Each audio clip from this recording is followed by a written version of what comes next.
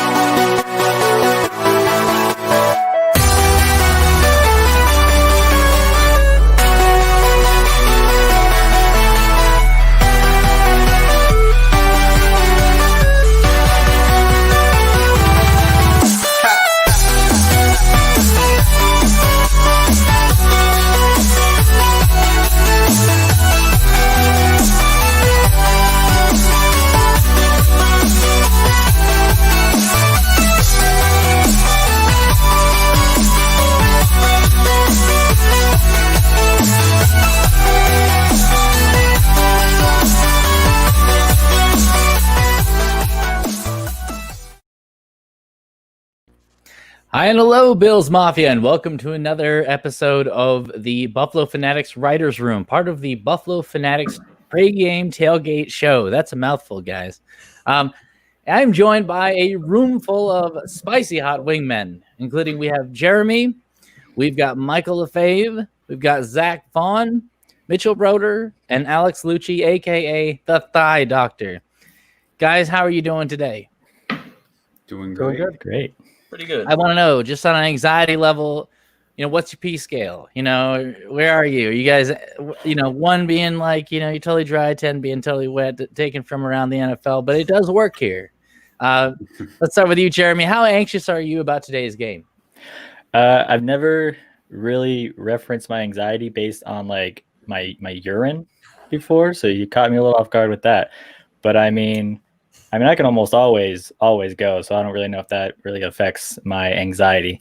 But honestly, as far as anxiety, like right now, like I'm a little in the middle, and I'd say about a couple as the day goes on, like it'll keep going up. So if I'm at about a 5 right now, it'll go up more and more as the game gets closer. Okay, that's fair.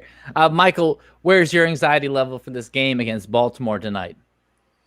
It's not as bad as what I thought it would be. Honestly, I think I'm, woke up early, just trying to keep myself busy, keep my brain from wandering too far down, either way, and, cautiously optimistic, but certainly can't wait. A little less than 7 hours, I guess. There you go. Zach, how you feeling? I would have to say that this week I'm kind of feeling a little anxious. I would say maybe like a 6.5, 7. Just because Baltimore's a pretty good team. Yeah, okay. That's some real anxiety there. Mitch, are you going to be the sign of comfort here? Are you our rock? I wish I could say that. I'm more like at a 5 right now. I'm sure once it gets to game time, I'm going to be sick to my stomach probably. But right now I'm hanging in there, I'd say. Fair.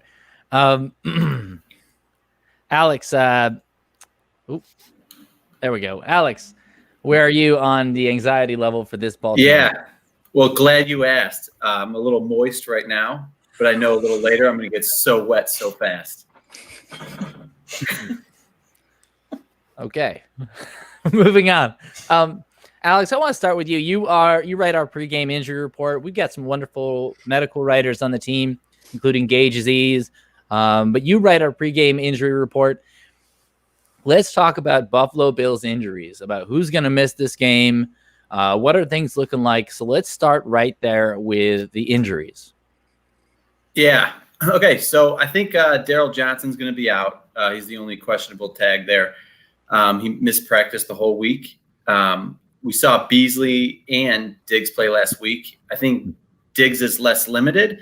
I think Beasley's still going to have a little trouble, but he's going to be a lot better than last week. Last week he was hobbled, but he was actually still productive. He had 7 grabs, kind of working as like a possession receiver, but we might be able to see him break away a little bit more this week. All right. One sec. There we go. Technical difficulties. So what happens when writers use computers. Not good. Yeah. So I mean, what I'm curious about is we saw Ed Oliver on the injury report, did we not, with an ankle issue?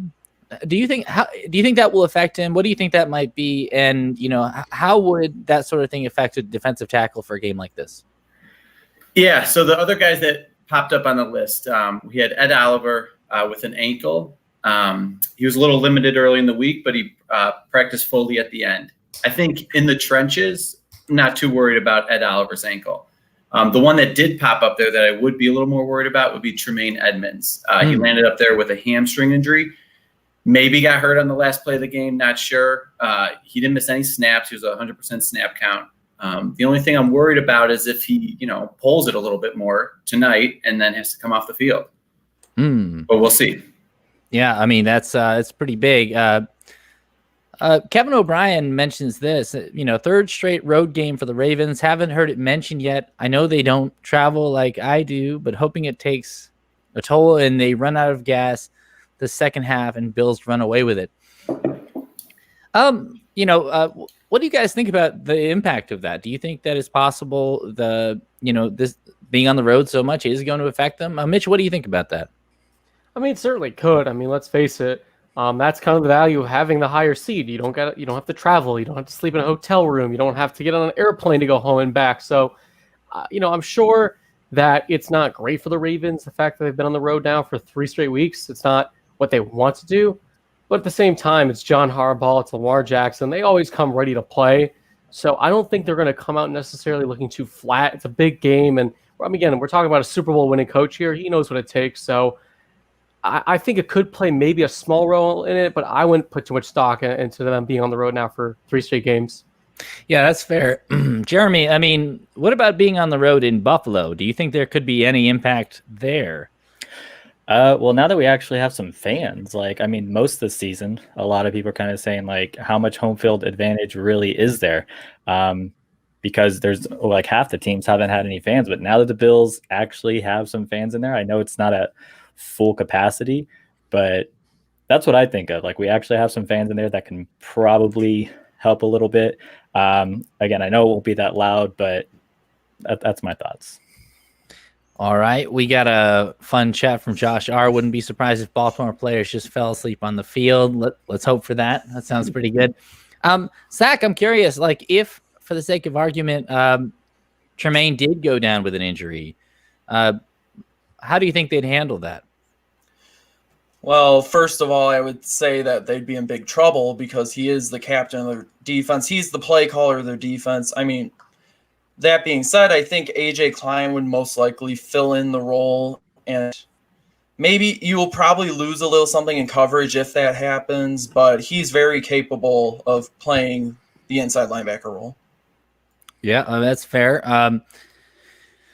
Michael, I mean, when you're looking at this matchup, I mean, and we think about these potential injuries, Cole Beasley being banged up. I mean, not having Darryl Johnson. That's one thing I was curious about because, Alex, you mentioned that you don't think he's going to play.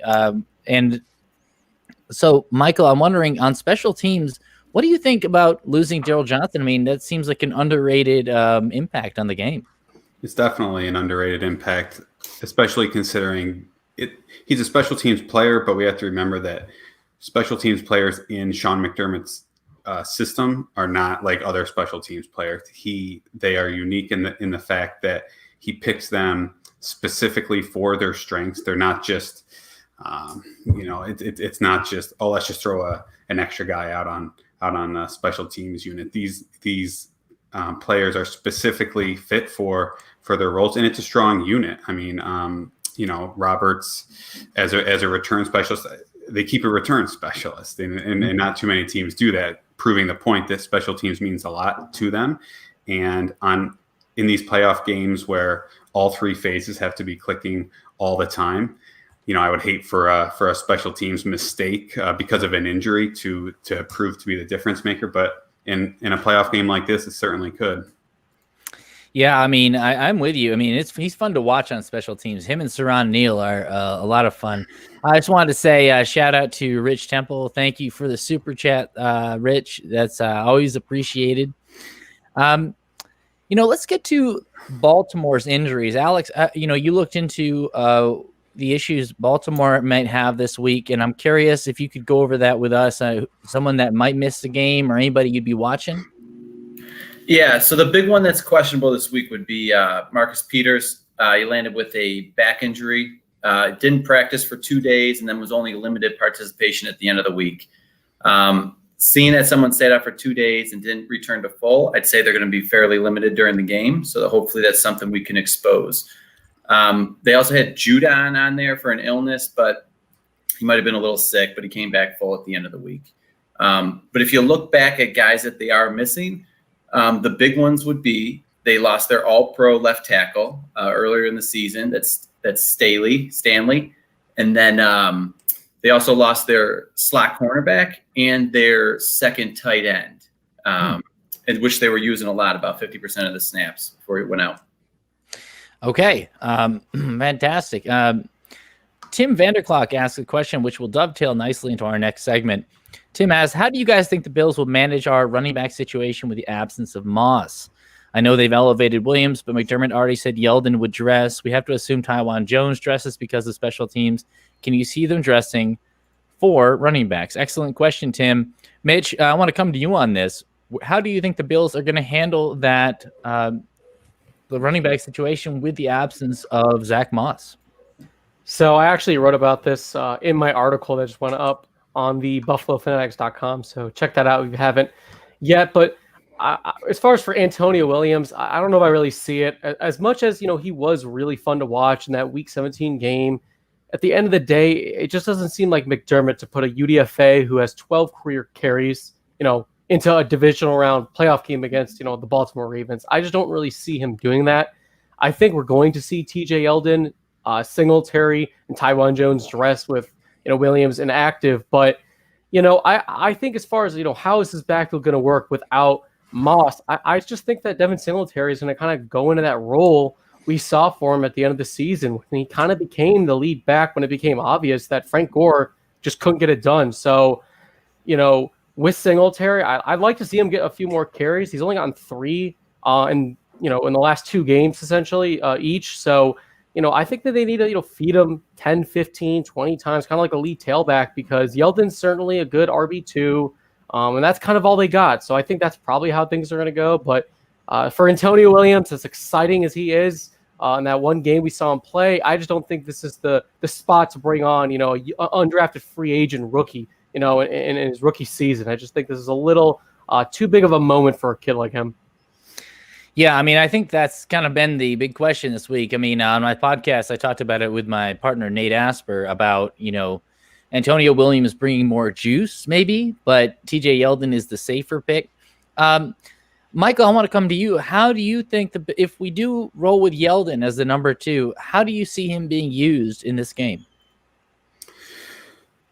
Well, I do agree with Mitch that I don't think Williams, will make it on the field. First of all, I think that was more of just a precaution because of the COVID situation. So therefore, he's eligible just in case a player woke up this morning, had a positive test.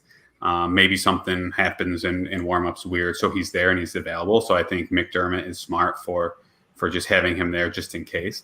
As far as Yeldon today, he was a player that I mentioned in my preview that I think could have a sneaky good game. I think, out of the backfield receiving might be a spot to watch for him.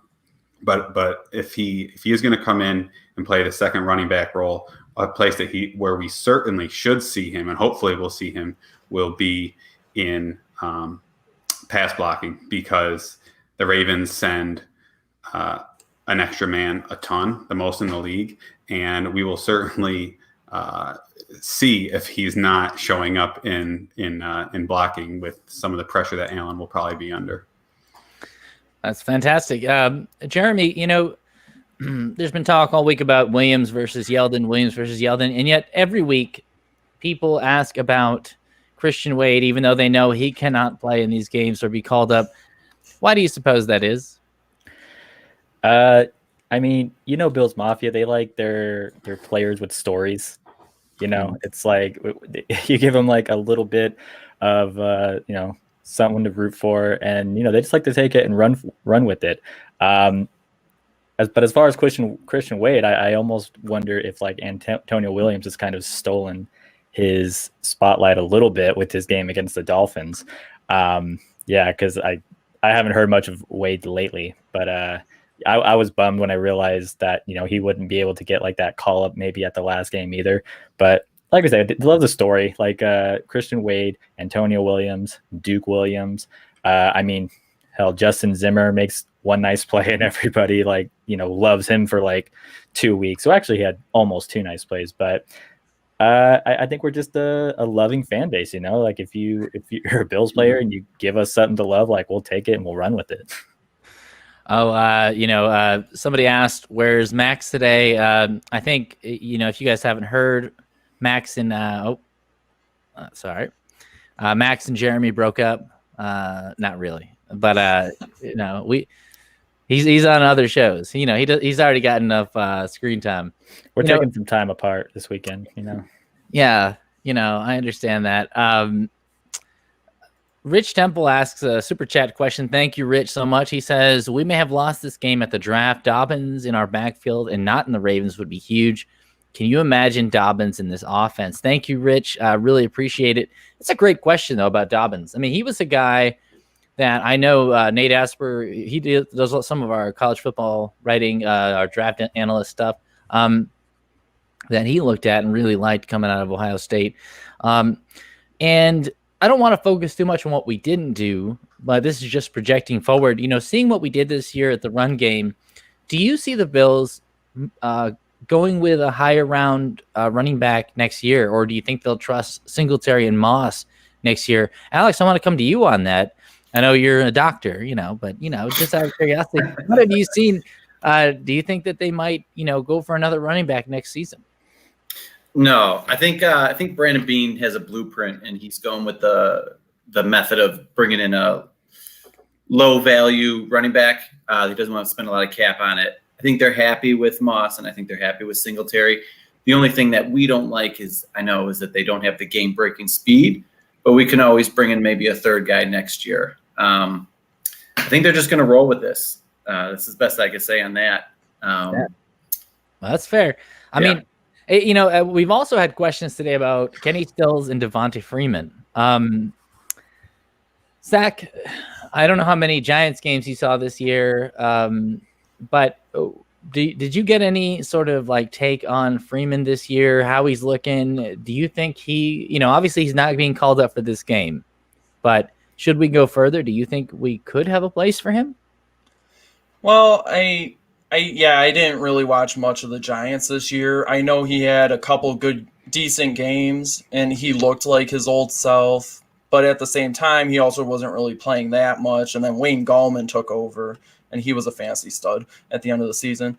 But as for Devonta Freeman, I'm kind of iffy on this because part of me wants to say, yes, he could be that guy who just comes in maybe in the later rounds of the playoffs, assuming that we win, and then just makes a big play out of nowhere. But the other part of me realizes that he's kind of washed up.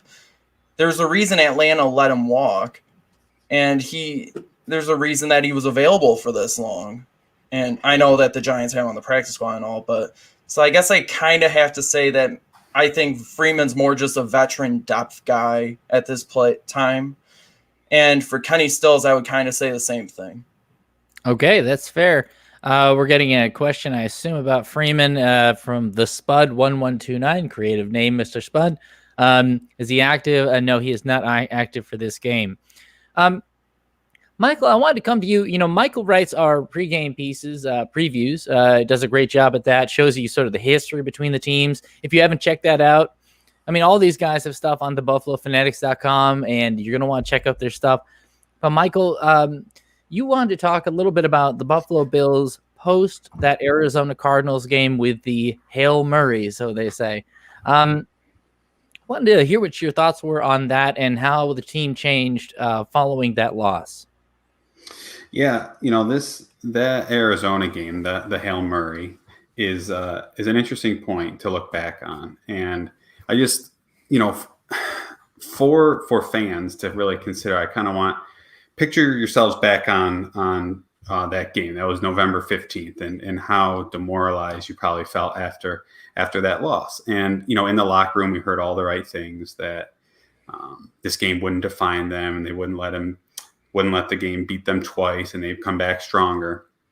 And that's what we expected to hear. Honestly, I wouldn't expect professionals to say anything different. But just the level that they have responded as a team since that game was really something that I took a look into. And I have some stats. So since that loss, the fewest points that they've scored in a game is 26. And that was still in a win against the Steelers. They averaged 38 points per game. 38 points per game over the course of 6 games. It was a 6-game win streak after that to close the regular season. Josh Allen, 19 total touchdowns to only 3 interceptions. Diggs averaged over 100 yards per game after that. The defense, which really was the unit that I think everyone kind of agrees needed to step up after that game, because they did give up the play. They averaged 317 yards against per game, including a 3-game stretch of 224, 255, and 201. And that was against Pittsburgh, the Broncos, which is the game that they won the division on. And then I think everyone's favorite game of the season was the complete embarrassment of the New England Patriots on Monday Night Football. Only 201 yards against in that game. So after that game, Deion Dawkins, actually it was after the Patriots game early in the year when they beat them for the first time, Dawkins said that they were happy they won, but that this game isn't our Super Bowl. It's not our final end goal. And he reiterated that in the Players Tribune article, which I'm sure a lot of us have read. It was a very, very well done, a letter to Bills Mafia that he wrote.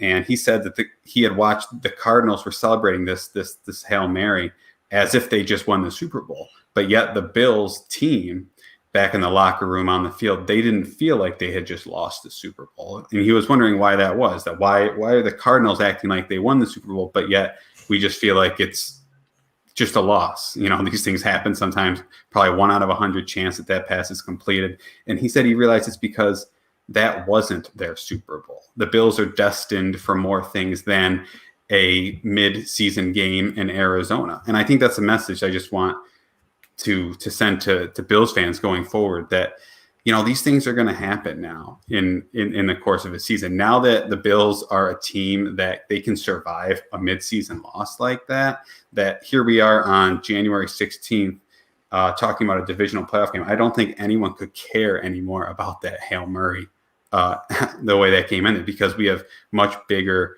things ahead of us. So just a reminder to Bills fans in the future that don't be a victim of the moment. I know some of these regular season losses can be tough, but there were bigger things ahead for them, and they're proving that now, obviously, with a huge game tonight. Yeah, I mean, wow, it was a great breakdown. I loved your point about those 3 games in a row and how the defense has really stepped up. It does feel different. It seems like the team sees it different, these losses, and how they're approaching these other teams and how these other teams are approaching us. With that in mind, Zach, I wanted to come to you about a Bills player that you think could have a huge impact in today's game against Baltimore. Is there someone you're focused on in terms of like someone you're watching?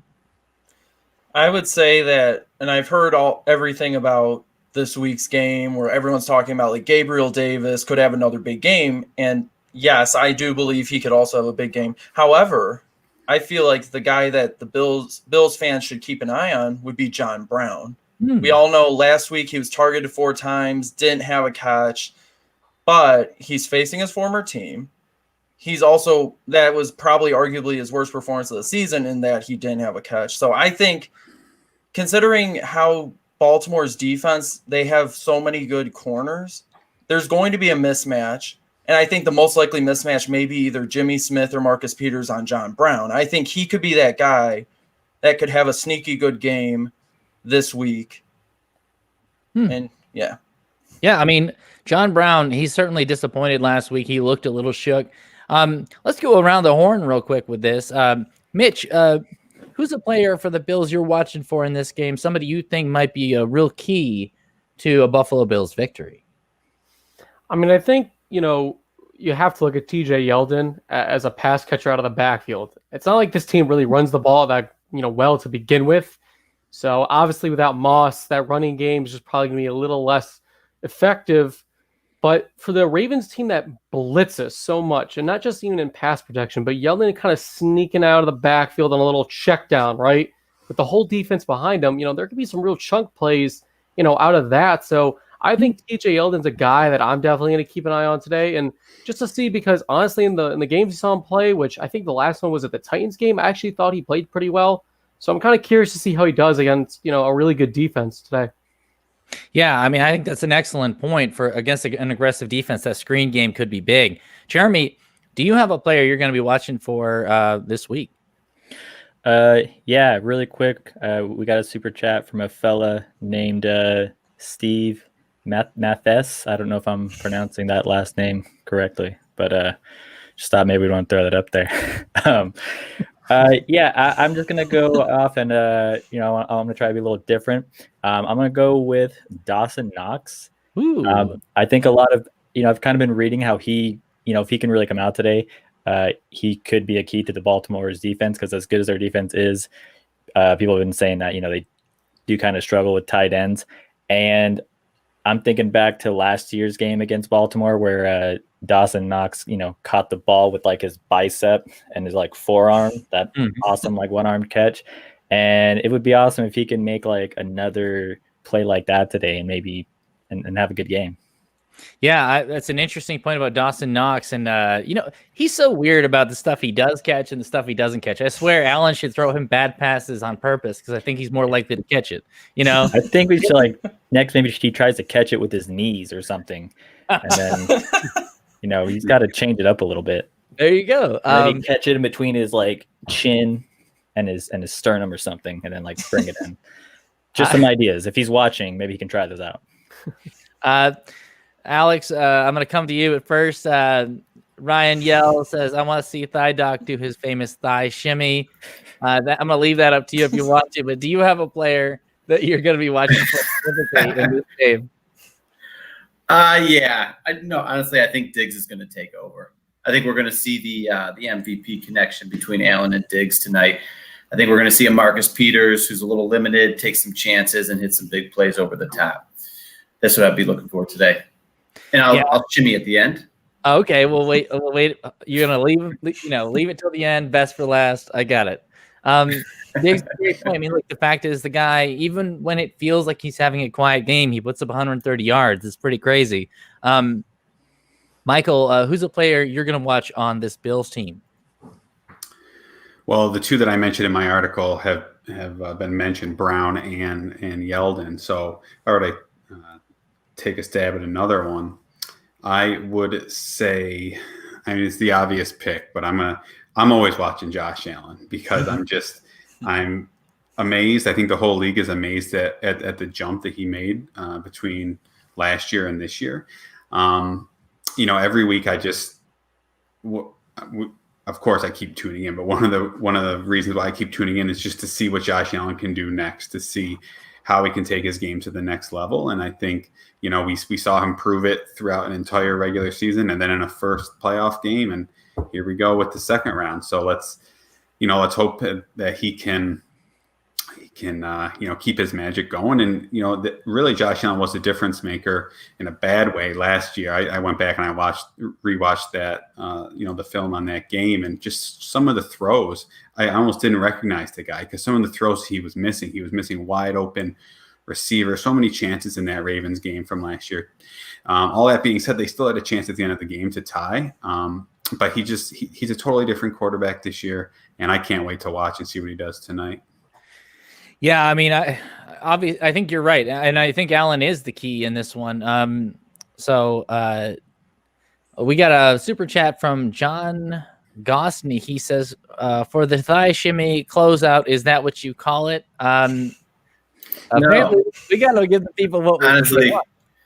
To be honest, guys, it's called the thigh dance, and I do have the spandex Zubas on today. Does Alex have an OnlyFans that we don't know about? Like, he's got a lot of fans in the comments. Got multiple fans. Oh boy. Nice everywhere, boys.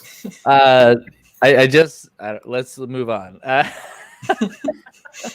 All right, guys. There's going to be a lot of potential big players in this game. I mean, you could argue, our containment edge, whether Trent Murphy might, get, some time today, or who's going to be setting the edge of Mario Addison. How does Jerry Hughes do on that? But Jeremy, I wanted to come to you about your topic that you wanted to talk about this week. Yeah. First topic is, and you hear this a lot, but how are the Bills going to stop Lamar Jackson from running to the bathroom to take another dump? I mean, can we sabotage the visiting team's toilets? Can we lock them out?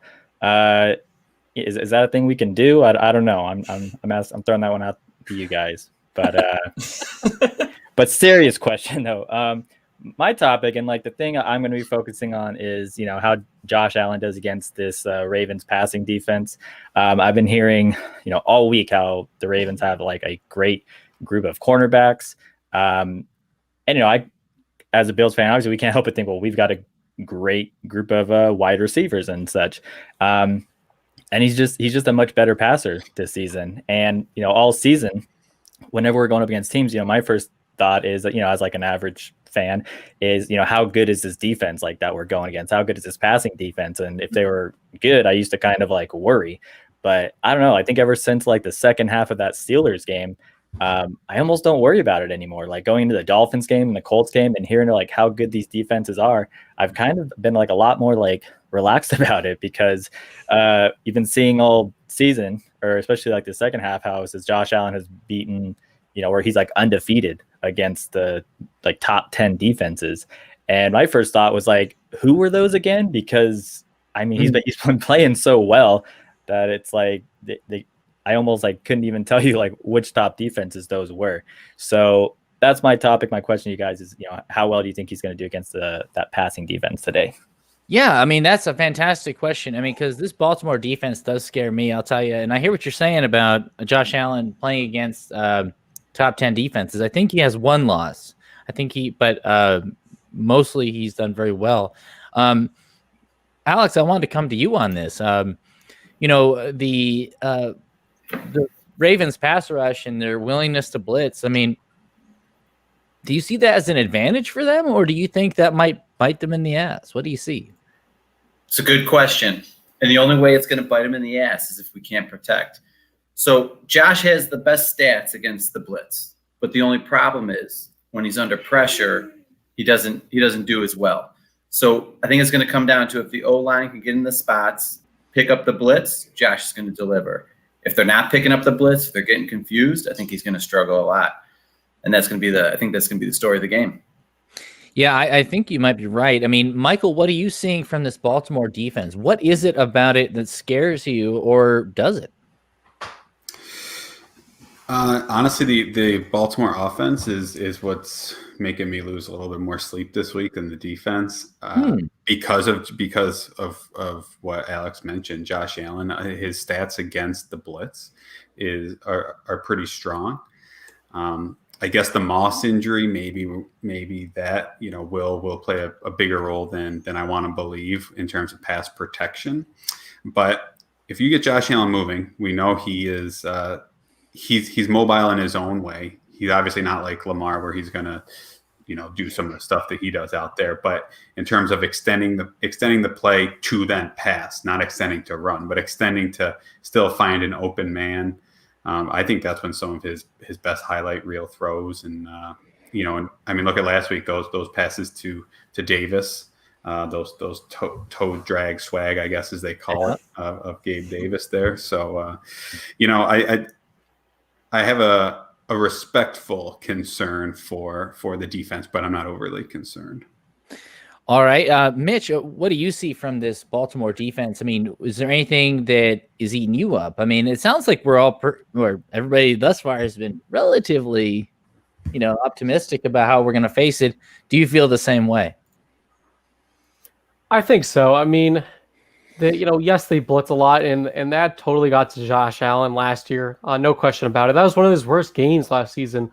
Was against the Ravens, but he's been so good against the blitz that you got to wonder if the Ravens are going to, maybe come out with a little bit of a different game plan because, again, blitzing Josh Allen has not worked this season, and nobody blitzes more than the Baltimore Ravens. I think I saw they blitz on like 45% of the snaps on defense, which is, a crazy high number. So, it's going to come down to ultimately if they do blitz, it's going to be one-on-one matchups across the field. And can the Bills receivers beat these Ravens corners throughout the entire game? And with Diggs, Brown, Beasley, Davis, you got to think that that's a matchup that favors the Bills. So if the protection can hold up, if it can give Josh Allen, enough time to just go through a read or two, that could be a big difference in this game. So I don't think this Ravens defense is too scary for the Bills just because I don't think they match up great with this Bills offense.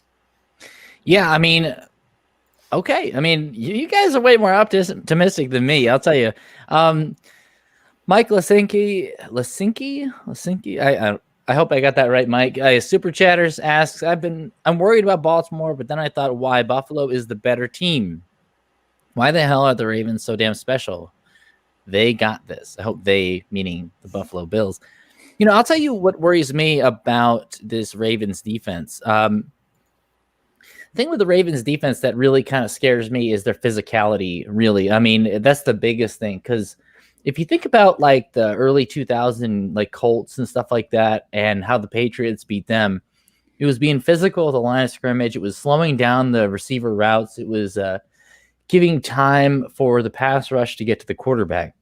And I think with their physicality, they're going to make our run game struggle or non-existent. If they can stop King Henry, as some people have talked about in the chat, they're probably going to shut us down or slow us down. What I worry about is they're going to force Allen to his left, and they're going to slow down people coming off their routes. I see a lot of jam coverage. Now, that could burn them, but that's what I see and what scares me. And Zach, what do you think of my take on that? Is that inaccurate, or I mean, you're the film guy, you're the whiz at this sort of thing. Well, that's a legitimate concern because, like you said, they play very physical. They're very handsy. They're kind of like the Chiefs. How earlier in the season when the Bills played the Chiefs, you could see that the corners were playing handsy every single down, and the refs were letting them get away with it a decent amount. However, I think the difference this week is the fact that even though the Ravens are very physical and will be jamming the receivers, being handsy, they are one of the most penalized teams in the league. They're up there. I mean, the Bills aren't that far behind them, but they are one of the most penalized teams in the league on defense. And we all know about the officiating and how they tend to benefit the offense a bit more than the defense usually on those. So I think we could very well we'll see them be physical. We'll see flags being thrown. Obviously, whether or not they get thrown against the Bills or against the Ravens is yet to be determined, but I think that, I think it's a legitimate concern. That's fair. Coming back to you really quick, Zach, I mean, let's get to the Ravens. I mean, we've talked about Bills players that we think are going to be key for this game. When you look at this Ravens team, who's a player that worries you or is going to be a really impactful player in this game? Well, I guess I could probably list off a number of their defensive players going against Allen. I mean, you have Yannick Ngakoue and Matt Judon, who are two of the better edge rushers, and Calais Campbell is a monster in the middle. But I also want to talk about his counterpart on the interior, Derek Wolfe. He's actually a pretty decent guy. I mean, I know they brought in Campbell, they brought in Wolfe because they were trying to basically built that team to beat the Titans because they got run over last year. Mm-hmm. And you look at what he did last week. He had 6 tackles. He had 2 quarterback hits. He did a little bit of everything. Derek Wolfe could low-key wreck the Bills' game if they don't block him effectively. And we know that he'll be getting one-on-one blocks because Calais Campbell's on the other side, and you have Judon and Ngakoue who could both warrant a double team anyway. So he's a low-key player to look out for on that Ravens defense. Yeah, Derek Wolfe, that's a great pickup. I mean, I know there was talk about whether or not he played this game. Alex, have you heard anything about Wolfe? I think he is set to play, but have you hadn't heard any updates on that? No, I didn't see any information on Wolf. I think he's ready to go. Okay, is there a player that you would focus on for the Ravens? Yeah, I don't know. I think if there's one thing that worries me is the run defense. So could Dobbins break a couple big runs? Is Lamar Jackson going to be able to break a couple? That would be it. And then if the team sells out on that run, Hollywood Brown does worry me because of that speed. Yeah, I mean, Michael, let's come to you. I mean, when you look at this Ravens team, who scares you? Well, specific to this week, I'd say tight end Mark Andrews scares me a bit. I think that's a mismatch on the defense, especially because I think so much attention has to be given to Lamar Jackson. So there's the opportunity there for, one missed assignment is all it takes. We saw that in the game last year. Really, one missed assignment was the difference in that game. Long touchdown pass, and a small breakdown like that, and it can cost you the game. And he's someone who can create mismatches along the defensive side of the ball there. Yeah, I mean, dude, Andrews is good. I mean, when we talk about the top tight ends in the league, he doesn't get listed, but honestly, he probably should. Mitch, when you look at this Ravens team, who are you going to keep your eye on?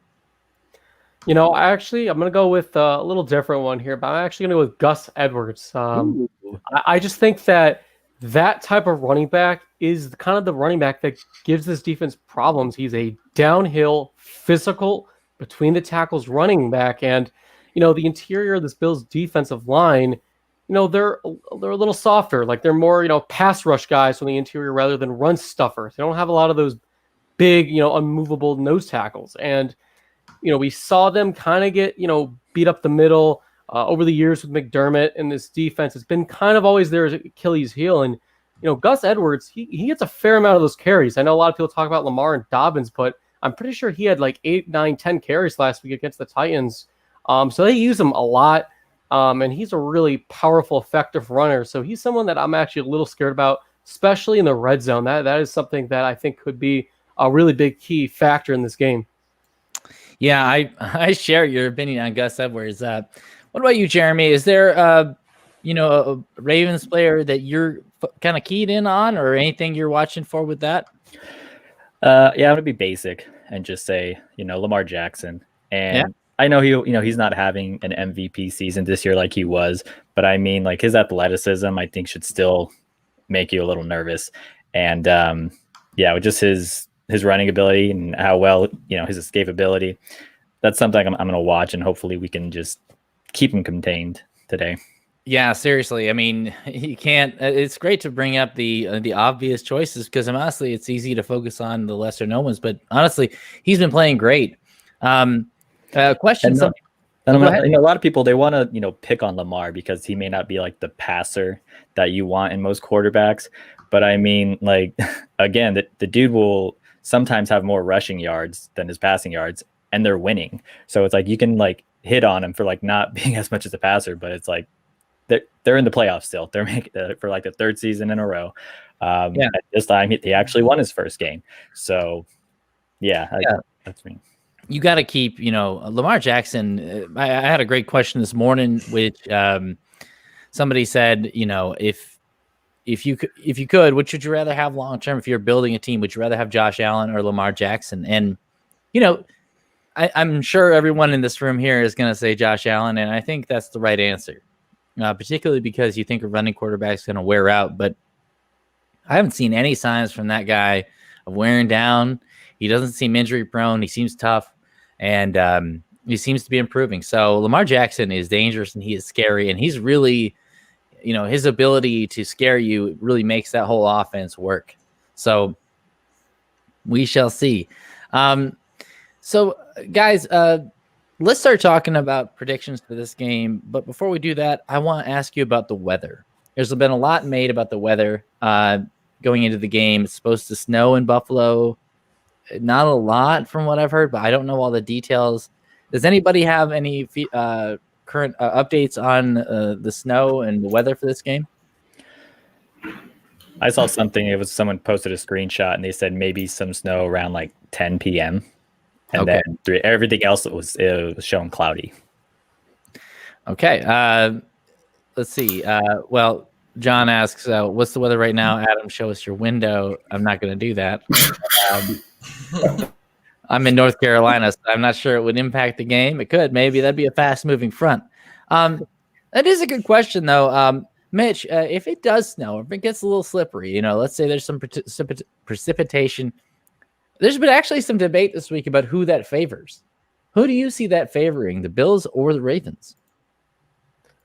I mean, I think the easy choice, is the Ravens. They run the ball, and usually in bad weather, running the ball is a good option. But I don't want to just discredit, this Bills passing offense that they can't get it done in the snow, because Josh Allen has talked about it, that he said, the snow doesn't really bother him. It's the rain that bothers him throwing the ball. If it's a dry snow, he says he's fine. He can still throw the ball. It feels good coming out of his hand. So I think the only thing with the weather that could really affect things if it's windy. If there's wind in Buffalo, that could be an issue. But I don't think, again, I could be mistaken, but it doesn't seem like there's supposed to be a ton of wind tonight. So, to be honest, I don't really think the weather is going to play that big of a factor in this game.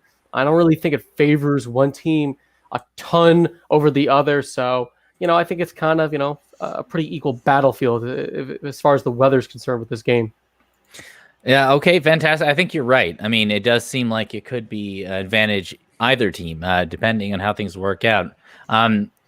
Alex, I wanted to come to you real quick about injuries in the cold. Whether it snows or not, it's going to be around freezing. It's a night game in Buffalo in January. If you're a team doctor or you're working on the team, whatever, what are you watching out for in terms of injuries for this game? Yeah, so if the field's wet, you can slip more, you can kind of slide, so that can get more like joint sprains. When it's really cold, obviously you're not warmed up properly, but hopefully they got a good strength and conditioning coach, which I know they do, and they get them warmed up properly, because that could lead to strains. Other than that, I actually think when the field's slippier, they actually don't get hurt as much because they're sliding more. It's when it's dry and they're getting stuck in the turf and then they're getting jolted there. That's kind of when the big boy injuries occur. So, contrary to probably common belief, wet games are actually probably better off for injuries. Boy, that is a interesting take. That does make sense, though. I've played football in a lot of snow and rain, and it's fun. The great thing is, I don't know how much you guys have done that, but once you can only get so wet, right? You get so, and then you're just you're free. But it is always fun. I'm kind of hoping for a bit of a snow game. I think that'd be a really great time. That's what she said, Adam.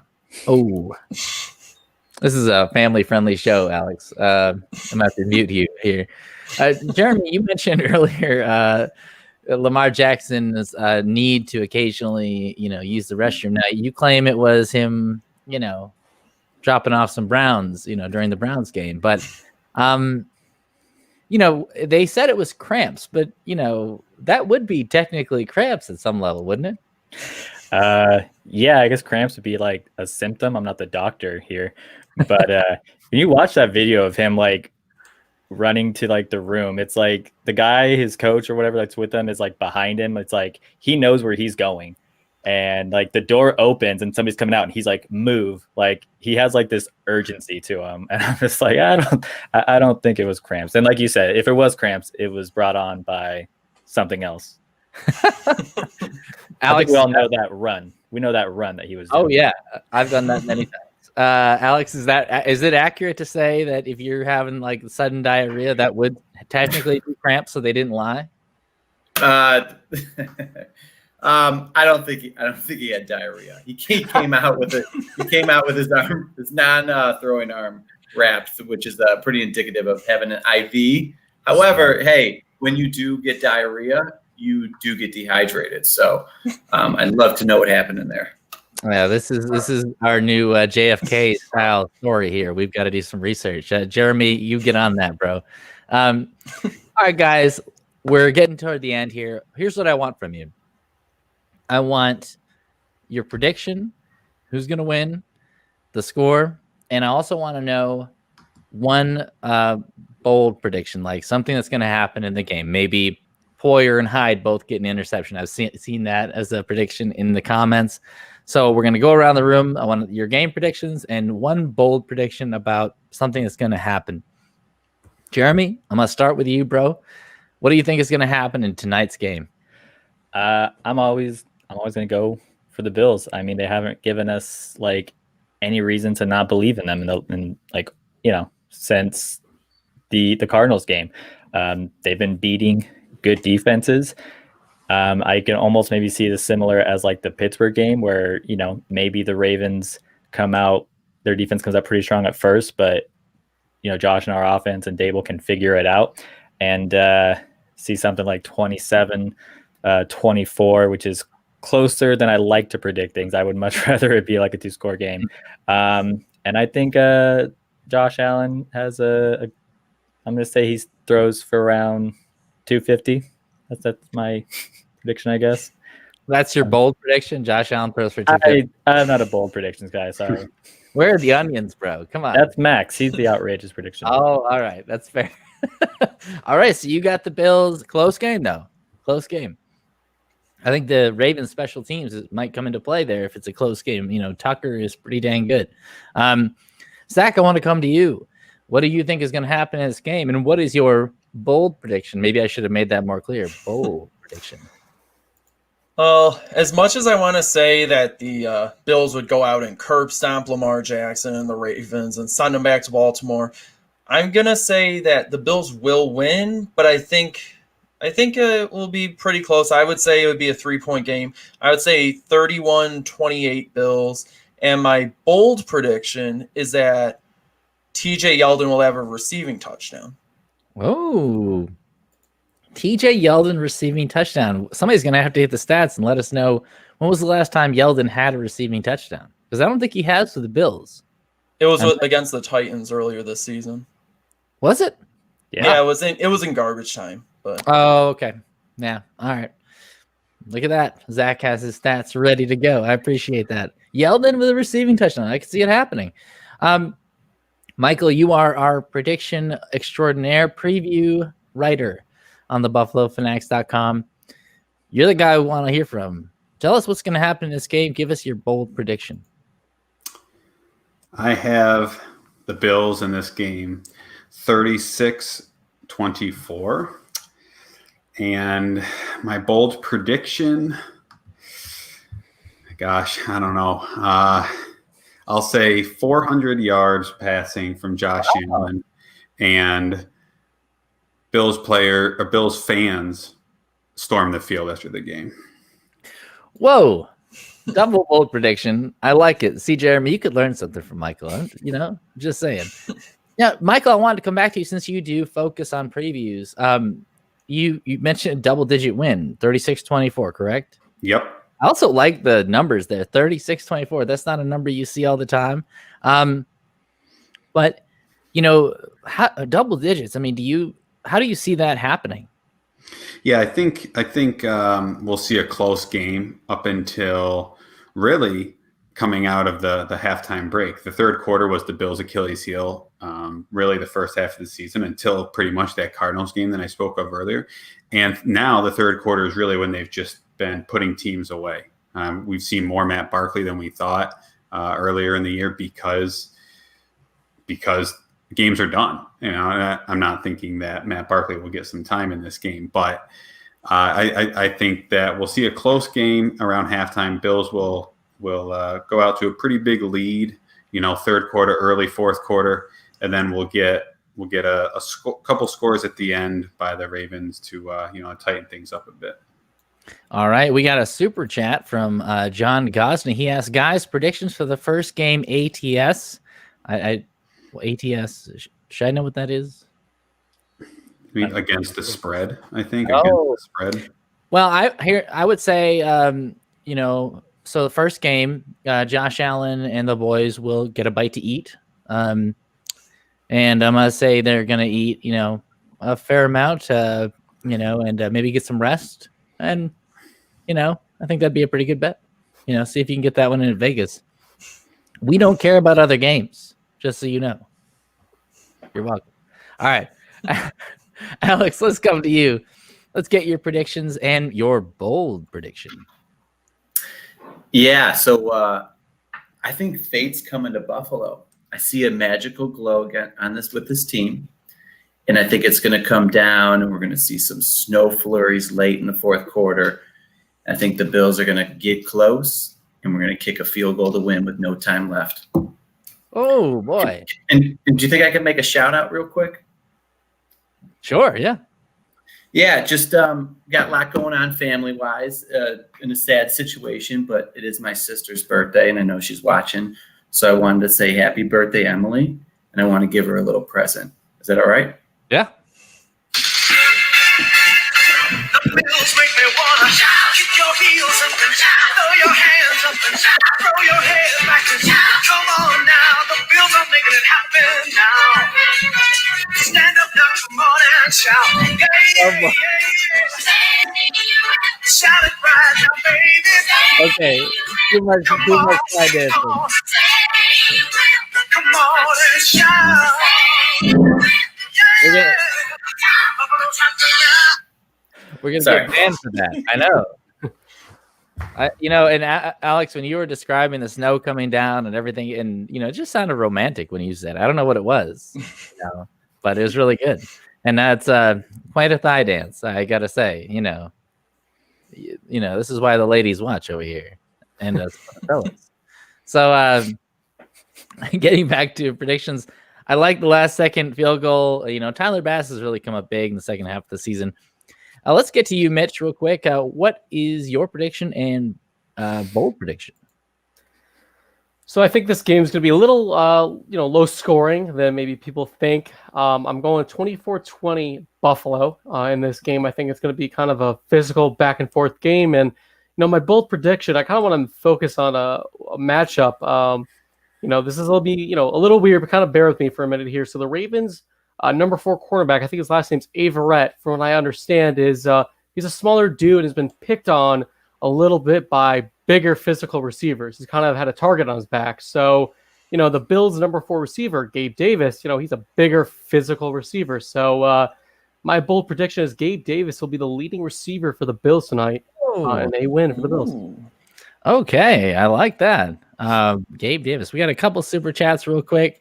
Alex, that made the show worth it. Hey, give the people what they want. John, he says Adam's microphone is made from his own hair. Thank you for noticing, John. I appreciate that. Guys, I've picked against the Bills for weeks now. You know what's happened in that period? The Bills have not lost. So I'm not going to change it up. I'm actually going to take the Ravens. I think this is a bad matchup for the Bills. I think the physicality of the Ravens scares me, and our inability to stop the run scares me. I don't think we can make the Ravens one-dimensional. It's not what I want to win. I'm just telling you what I think is going to win. And this Ravens team, I think, is probably the worst matchup for the Bills left in the playoffs. So we shall see. But I'm going to pick the Ravens to win 20-17. But I think it's going to be ugly. So I'm going to be the negative Nancy here. All right, really quick, let's go around the room. Let's tell everybody what you do for the BuffaloFanatics.com. Jeremy, why don't you start? I co-host the Buffalo Bootleg Vidcast. It's usually on Saturdays. Not today, though, obviously, because of the schedule. I do that with Max Underhill. You can find him on Twitter at Single to Maxo. He's a writer. He does the outrageous predictions. I do some parody, satire stuff, articles every now and then as well. But, yeah. All right. Michael, tell the people what you do for the Buffalo Fanatics. I write the preview pieces. Typically, they're coming out Friday mornings. Go through a recent history of the two teams, previous matchups, what to watch for on both sides, and then finally a prediction. Yeah, I love how you incorporate history of the teams with that. That's really good. Zach, what do you do for Buffalo Fanatics? Well, every week on usually Tuesdays or Wednesdays, I come out with an article. I do a little bit of everything, some player profiles, some funny pieces like a quarterback succession plan earlier in the year, which considering what happened with Denver, was actually not as far-fetched as it seemed. Did a coach power ranking, and I got some interesting things coming up in the pipeline for the offseason, so stay tuned for that. All right, Mitch. Yeah, I write the Thursday Thought column every Thursday, 1 p.m., where I just kind of give my opinion about a topic that's going on with the Bills or around the league. So you can catch that on the BuffaloFanatics.com. And finally, Alex, what do you do for Buffalo Fanatics? So I do a review of the injuries for the week and do a little pre-game prediction who I think is going to be active based on the questionable diagnoses, and just provide you guys with a good luck dance. That's true. We're going to end off with this. Adam Falter, obviously a Ravens fan. Sorry, boys. Ravens end your magical season. It has been magical, and who knows? Who knows? 5 of 6 predict that you are wrong, sir. All right, y'all. Well, thanks so much for watching, and be sure to stay tuned. We got more coming your way, and so we got a lot of great pregame coverage, and so stay tuned here on the Buffalo Fanatics Tailgate pregame show, and go Bills. Go Bills. Go Bills. I'm not from Buffalo. And growing up in Chicago, what were my impressions of Buffalo? Just like everybody else's. Chicken wings, Goo Goo Dolls, Bruce Almighty, Chris Berman circling the wagons, and Bills teams not finishing business. And guess what? That's still how the rest of the country looks at you. You see, in their eyes, nothing has changed. Just look at the last month alone. They thought the Pats still had your number. Touchdown, Bill. They were dead wrong. That's too easy. Then they thought you were going to blow it against Indy. The Bills win it. Wrong in again. The last second, the Bills win it. And now they think you're about to be taught a lesson by an MVP. But here's what I see. I see the best player in the building wearing number 17. Touchdown. Josh Allen. I see the toughest team in the league with the number 1 receiver in the league, with the most wildly underappreciated safety in the league, with the only coach who does one-arm push-ups before breakfast in the league. Guys, they're wrong. And they're about to find out what we already know. Everything has changed in Buffalo. I see 6,700 fans from Buffalo with the power of 67,000 fans from anywhere else in the world. And I see a squad who's about finishing business. It's not about breaking tables. It's not about breaking records or breaking streaks. It's about breaking wills. It's about breaking the cycle. It's about breaking the entire AFC right over their knees. Boom! Now listen, you've won the East. The Buffalo Bills are champions. You won the wild card, but you haven't won the doubters. So the way I see it, there's just one thing left to do. Win the whole damn thing. Mafia, mount up! Because Saturday night is fight night! Buffalo, let's go!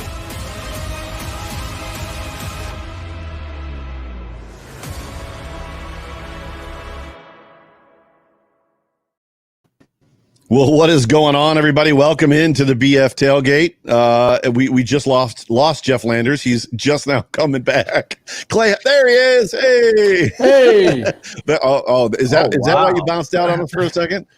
No, actually, I thought my video froze, so I had to get out of the gotcha. out of the room, but straight out of the Bills locker room right here, guys. Nice, very nice. Yeah. That's actually beautiful. I don't know how to flip the tiles around, so if Judge knows how to put you in the driver's seat, not that there's an official driver's seat, but yeah, this is kind of where I'm used to. Oh, there it goes. Hey, I mean, come on, am I driving? What? You're driving tonight. Well, I can run the comments. I said that to you before, so I know it's hard to keep up a little bit. But welcome everybody, and welcome Jeff Landers. You're over here on this side now. Welcome. It's good to see you. Woo-hoo. Good to see you, Clay. Clay, can you hear us? No? Oh yeah, sorry. I was got a little distracted there. Hello. They are extra larges. I can prove it to you. You had the biggest yawn off screen before we came on that I ever saw in my life, Clay. I just want you to know that. Yeah, I did not sleep well last night. I don't know how anyone else did. For me, couldn't fall asleep. Woke up about 8 a.m. and it was done after that. I was up. So I am one who wakes up at about 4:30 because I'm up at 5 during the weekdays, and that's Mountain Time. Woke up about 3:30 today. I was like, okay, I better see what time it is. I slept great. It's probably about 7:30. Nope, it was 3:30 after I checked my phone. All right, I'm falling back asleep. Fell back asleep. Woke up again 4:29, and I was up. So that's it. They missed a super chat here real late that I kind of feel bad. The writer's room missing on that. So I think if I can just hit that one. Was there like a dress requirement, like a dress code for them? Because like they were all dressed so fancy. Like what was up with that? Like I'm rocking a Boho Mojo shirt and like a jersey. Those writers are so pretentious, man. No, they got that one. They got that one. That was, well, I don't know when it was, but I know because Adam was asking what ATS meant, and it's against the spread. So okay, I'm pretty sure they got that one. I did miss them getting that one. I just wanted to make sure I got that up there to honor it. So if you guys want to get in that super chat, smash the like button, smash that share. We got the voice of the Buffalo Fanatics in your upper right corner. And we also have Ian Rappaport's voice double. Anytime they ask Ian Rappaport to do something dangerous with his voice, he's like, now I'm going to call Clay. He'll do it for me. I'm the he's got to preserve the vocal cords, so I'm there to step in when he needs me. He's a voice double. That's what he is. He's a voice double. So, by the way, I get accused of sounding like Seth MacFarlane, particularly Brian Griffin, Brian the dog. So, to give that away. Now that you point that out, that is fantastic. Yes. Joe, Brian Griffin the dog. Why don't you give us a preview of what we have coming up on this segment of the Buffalo Fanatics tailgate? We got some good stuff. So yeah, and first of all, let me just say that I made the ridiculous mistake of laying down in bed. It wasn't late because I haven't been feeling well, but I laid down in bed, checked my phone right before I turned it on, put it on airplane mode like most of us do, and what pops up? But the Kyle Brandt video, and I was like, I'll watch this before I go to sleep. That was a mistake. So my tweet about how the hell am I supposed to sleep after that was like legit. And I did. I laid there for an hour and a half or 2 hours, just like this is a big game tomorrow. So today, though, we got a great show for you guys today on the Buffalo Fanatics Tailgate Show. It's going to be the three of us. Bot was supposed to be with us, Z-Bot. However, he fell on the ice last night and has a concussion. So not a hockey injury. Not a hockey. No, but he did. Was it him that was talking about seeing Baker Mayfield last night? Yes. So maybe he got in Baker's face and Baker punched him. I don't know. Maybe. I'm just saying. I don't know. I'm just saying he was just too ashamed to admit it because they got to be about the same height. They're both probably about 5'9". Anyways, that was low. Anyways, but yeah, so it's going to be the three of us until 3:00. Then John Fina, late great Buffalo Bills offensive tackle, left tackle for the Bills from 1992 to 2001. John Fina will be with us. And then from 3:30 to 3:50, Bruce Exclusive will be with us, Bruce Nolan. And we may have a surprise drop in at 4:00. We'll see. So I haven't gotten necessarily a firm on that yet, but if he pops in the window, we'll throw him on. So I don't want to give it away until he shows up. So yep. Okay, so we've got our sleep depravity. I can't say it. Depravity. Thank you, Joe.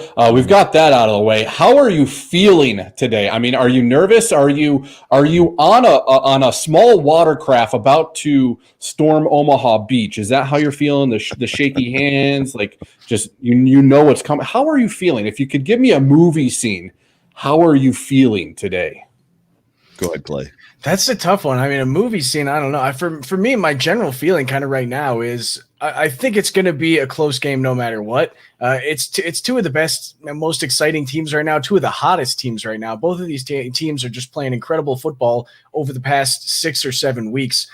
So that kind of for me is just I feel like it's going to be an exciting game just because of that, just because it's a couple of young quarterbacks that can run around and make stuff happen. There's going to be a lot of stuff that happens unscripted. I think it's just going to be a really exciting game no matter what. Yeah, so Clay right now is Bart Scott. Can't wait. Can't wait. Joe. For me, I was good all morning. So woke up this morning and started watching all the pregame shows, NFL Network, mostly NFL Network. And like as much as they were kind of talking more towards the Ravens side, they were giving love to the Bills and particularly Josh Allen. And when they went to pick the Bills, most people picked the Bills. And I was good up until the time it came to put clothes on. And then literally it was like, okay, have they won or lost in these slippers? Have they won or lost in these pants? Have they won or lost in this shirt? Like, which 6-0 right now in the Boho Mojo jersey. So we're going for 7-0. So that's what's important. But if I had a movie, I'm probably right now headed into this game, and it's going to get more like this as we get there. That Thing You Do. When Lenny and Jimmy are in the green room getting ready to go on TV, and Lenny looks at Jimmy and goes, what's the matter? Are you nervous about going on live television? And he goes, like, so that's probably where I'm at right now. So, all right, for me, I just feel like Matthew McConaughey. All right. No, listen, Mr. I mean, it is what it is. I mean, we have all this time, but for me, it will be after the game. I will be one of two things. The first thing that could happen is I will be Buddy the Elf from Elf. Dad, I'm in love and I don't know who cares. Or I will be Tom Cruise in Top Gun standing at the sink in his underwear mourning the loss of Goose. Like those are the only two things. I will be either super hyped up or super depressed tonight, and that's where I had to go to start the day. Can I just say something about the comment section real quick? It's really awesome that Buffalo Fanatics is so popular around this country and in the NFL that we've got Dolphins fans in here. We've got obviously Raven fans in here. I think I saw an Eagle fan. Raider fans are up in here. So thank you all for you're letting us know that your team lacks in content so much on the internet that you have to come to our room. So it's good to have you. Welcome in. Absolutely. As long as we don't see any Chargers fans dropping Dable's game right now, that's a problem. Well, I mean, they don't have content right now because their teams are gone. They have to watch something. Now that was low. Super good. All right, so we've run through brick walls because of Kyle Brandt. I don't know where to go from here because we have so much time. Somebody help me out. I mean, I've got my notes. We can dive right into the game if you guys want to do that. Is there anything else you want to talk about? No, let's hit it. Yeah, let's go for it. All right, I'm going to start with this, and I really I watched way too much Ravens film study this week, and I think I psyched myself out, going, "Oh, how are we going to beat these guys?" Right. And then our guys over at the Buffalo Fanatics Twitter account tweeted this out, and I had to save it to my phone for easy access. The QB comparison that they do every week, and I realized Josh Allen has more passing yards than Lamar has total yards, including his 1,000 rushing yards. It's true. And so that just alleviated a lot of my my nervousness that I had psyched myself out watching Lamar, because Lamar is just a completely different freak of nature athletically, just so gifted. And I think that's what it is. It's a fear of Lamar. He's kind of built himself up into this kind of boogeyman. What do you guys think?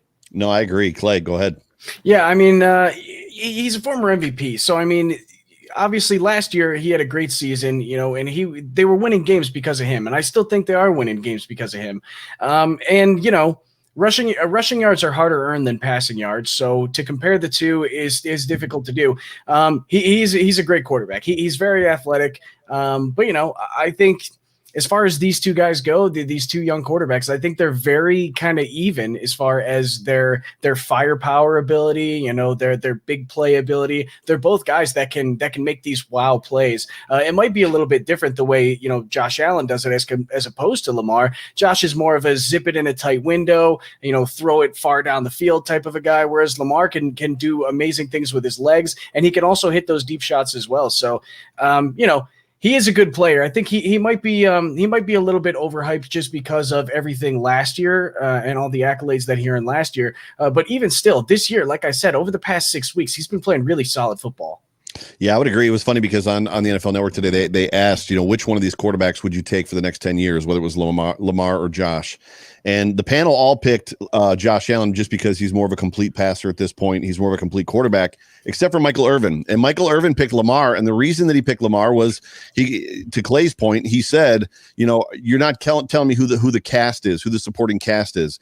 He said, and if I had to pick between Allen and Lamar for the next 10 years based off of the guy that can win a game for your team and be the guy to if it's the only guy I got, he said in that case he was picking Lamar. And it's hard to argue against that. When he said that, as much as I hate Michael Irvin, I was very much he's right. Like Lamar is the guy that can put that team on his back, and if nothing else is working, start running all over the football field. And if you can't stop him, if he gets into a zone, if he finds those creases and finds them consistently, and the Bills turn into that tackle him by the shoulders or try to do that body check tackle thing that won't knock him down, he's going to be trouble for a very long time tonight. Yeah, for me, I had to, when I was unpsyching myself up, I had to realize it's more Leslie Frazier and Sean McDermott against Greg Roman with the defense versus Lamar Jackson. And then you have Brian Dable against Wink Martindale. And I really, when have Bills fans been really confident in a Greg Roman offense? We're used to it. We had him for, 2, maybe 3 years in Buffalo as OC with Tyrod Taylor. It's Lamar Jackson that makes that difference. But I just trust so much in Leslie Frazier and Sean McDermott and their preparedness to have this defense ready to go. Because honestly, I don't think the Bills played up to their potential defensively against the Colts last week. And I think anytime that happens to a Sean McDermott team, they come back sharp as iron the following week. And that's what I'm seeing now. Schematically in X's and O's, there are far better guys to listen to when it comes to that. Over at Cover One, those guys do a fantastic job. But I think the offensive coordinators and defensive coordinators are this is the ultimate chess piece type of game in this playoff game. Let's hit a super chat up, and this one is from Mike. I'm gonna mess up your name because it's so small on my screen. Lisinski, I think. Lisinski. I get the Lamar hype, but Buffalo actually is the better team, ? I think we're going to see a few things tonight that McDable hasn't shown yet. I think that's kind of along the lines of what I was just saying, is that the offensive coordinators and defensive coordinators in this game are going to be maybe the biggest difference makers if their teams execute or don't execute. I would be the contrarian to that statement. I think the Bills, Clay and I talked about this on Wednesday on the Hump Day Hotline. I think the Bills need to spread them out 4 wide, 5 wide, and literally make them play our game against them. They've got 2 very solid defensive backs that don't know Josh Allen well. Not to mention this isn't 2019 Josh Allen. This is 2020 Josh Allen. You spread them out and you do what you do well, and you just own who you are and you punch them in the mouth. Because for me, and I hate to potentially put a mic drop line out there, but Clay and I talked about this as well. If the Bills if they just go out there and do what they can do, if they put 30 on the Ravens, if they put 30 points up, which is their average, the Ravens are going to have a very hard time scoring 30 on the Bills, even with a vaunted run game. I just don't see it. So for me, go out there, be who you are, do what you do, execute well. I would say don't try to throw in a bunch of wrinkles. Like that's what they did against the Colts. They tried to do a bunch of stuff that they're not used to doing, executing things that they're not used to executing, and it kind of blew up on them a little bit. Clay? Yeah, I agree. I think, first of all, I do think we have the better roster overall. I mean, we need to spread them out. We have to play our game the same way that we've been playing it against any other team that we go against pretty much at this point. Even when we were going against the Patriots that second time, and we knew that Bill Belichick was going to put out 5 or 6 DBs on the field at any given time, we still went out there with that same game plan of we're going to spread them out, we're going to throw the ball, and we're going to play our game. And that's exactly what the Bills need to do, and that's what I think they will do. If you look back, I went back and watched the game from last year. It is such a different Bills offense at this point. I know the defense has changed a little bit as well, but the defense really did their job that game. And there were so many factors that went into that game that caused the Bills to lose. There were like 5 or 6 Josh overthrows with wide open guys. That's something that we haven't really seen as much this year. Corey Bojorquez, I think, shanked 4 punts in that game. We haven't seen any of that this year. Thank you to Joe's jersey. Yep. I think in those factors, so we were losing the field position game the entire game last year, and we just won a game where we were losing the field position battle the whole game. And that's just kind of shows the difference that this offense now has. They have the firepower and the ability to, even against all factors, they can still go out and win you a football game.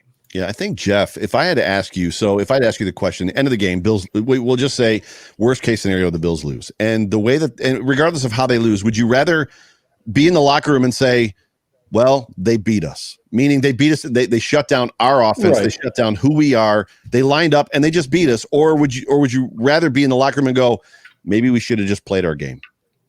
And to me, well, that's not what I'm saying at all. I don't think that that you have to draw up something. And like I'm going to go back to what I've said 4 weeks is that the Bills use their running game as just that soft lob over to first base on a pickoff attempt. You just keep the runner honest. Just keep they don't need to be the Andy Pettit elite pickoff move, picking off guys all the time to get them off base. Just toss the ball over, keep the runner honest. Bills use their running game to keep the defense honest. It's almost the exact opposite of what the Ravens do. The Ravens will use a pass here and there to keep the defense honest. And so I'm not saying when it's coordinators and having, them being the X factors, it's not drawing up the stuff you haven't used since week 1 against the Jets. No, it's we're going to do our game.